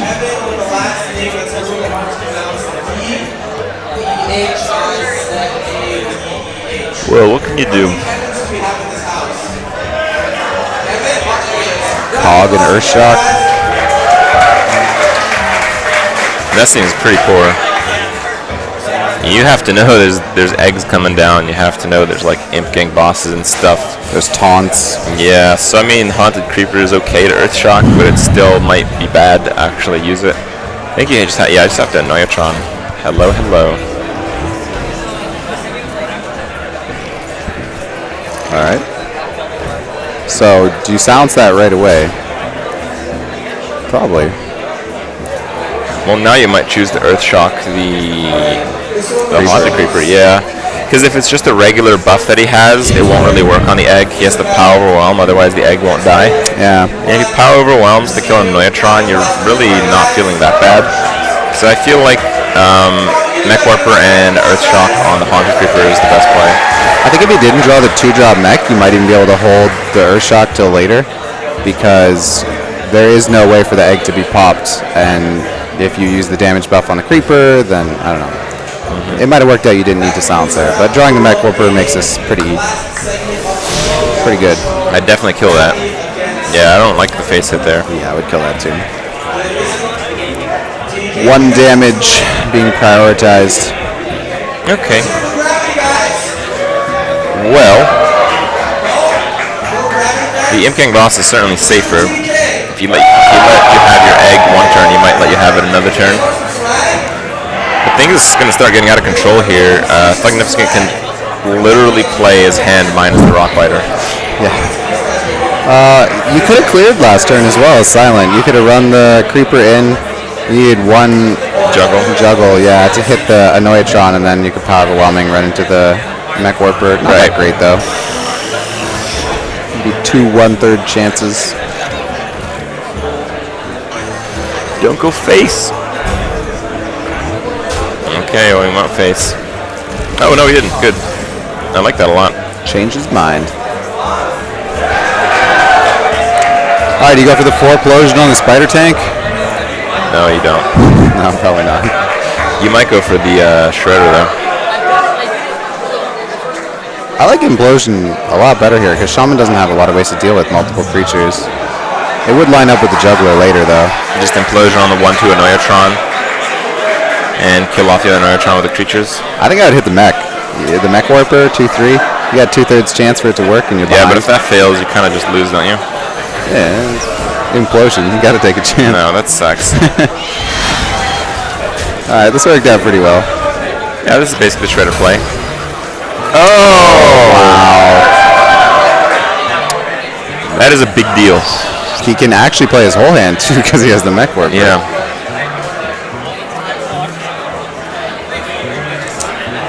I like the fact that Thugnificent didn't just play the Fel Reaver right away.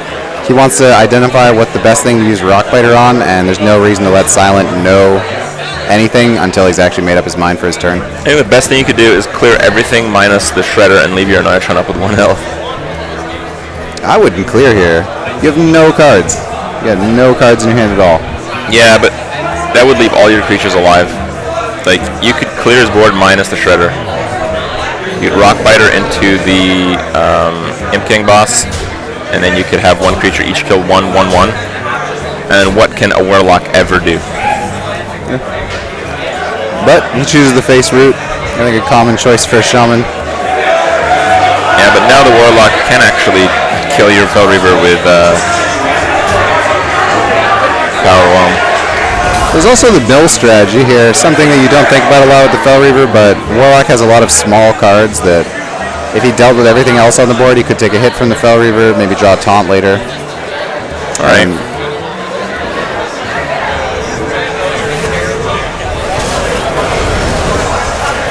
Wow. Not as good as a Vitality Totem, but that could be super relevant. Well, he wants to implode. I think if you get 4, it's fine. So he can just hit the... You might lose out a 1-1 here.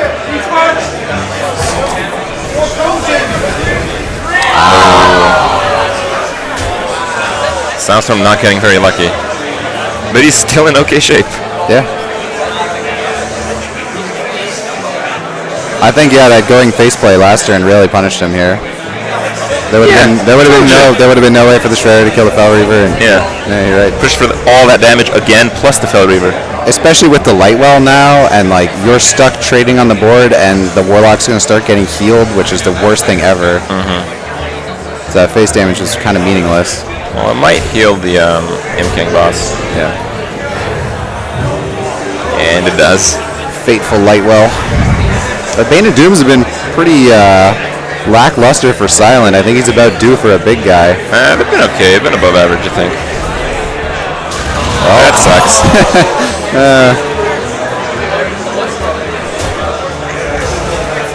Looking for Doomhammer, I imagine. All right, that's the full clear.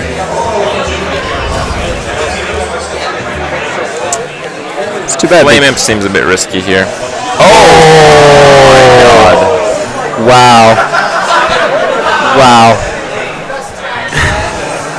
That's a little gross. If the Lightwell heals the Warlock, he'll actually be out of range still. Yeah. Good thing he didn't play the Flame Imp. So he's got another 50-50 gamble on this Lightwell to maybe save him, or he has to draw Taunt. He has to tap. He has to tap into a Defender of Argus. Wow. A Void Walker would work as well. Yeah, he has a Void Walker. Nope. And that's gonna do it. I don't think there's nothing that you could do here. No. A lot of RNG happened there. Bane of Doom got a Fel Imp. Lightwell failed to heal him twice. Doomhammer off the top, but that was what was needed for the Mech Shaman to take a game. And the Implosion sucked. Yeah, and the Implosion was 2 damage. Whew. Alright. 3-0 for Thugnificent. How about that? Congratulations to him. Soundstorm doesn't quite take it. Yeah. That was a good series, though. I mean, Thugnificent had a really well-rounded lineup with the Zoo Warlock, Mech Shaman, and Control Paladin. He made it really far. Obviously, he's played a lot of opponents to get here. So. Right. Well, they both have. Yeah. Just as many. Yeah. Exactly as many opponents. Yeah. That was awesome, though. Yeah, pretty good stuff. It certainly feels really good. I mean, you know, if Soundstorm won, he would have been like, yeah, okay, I won. Yeah. But if Thugnificent, who's probably never actually won too much, never made a name for himself yet, so this is a good... Yeah, you win a pretty big local tournament. You beat Soundstorm in the final. Yep, 3-0. Pretty big deal. 3-0. Pretty big deal. Yeah. All right. Well, I think that'll be it. He's obviously really happy, shaking some hands, rustling those papers with all the cards that he's seen. You can see that enthusiasm there. That's awesome. All right. All right. We're gonna head off, guys. It was awesome casting with you, Crip. Yep. Get rid of the awkward hand shake. There we go. As awkward as possible. Oh yeah, feel that. That was good. All right, great.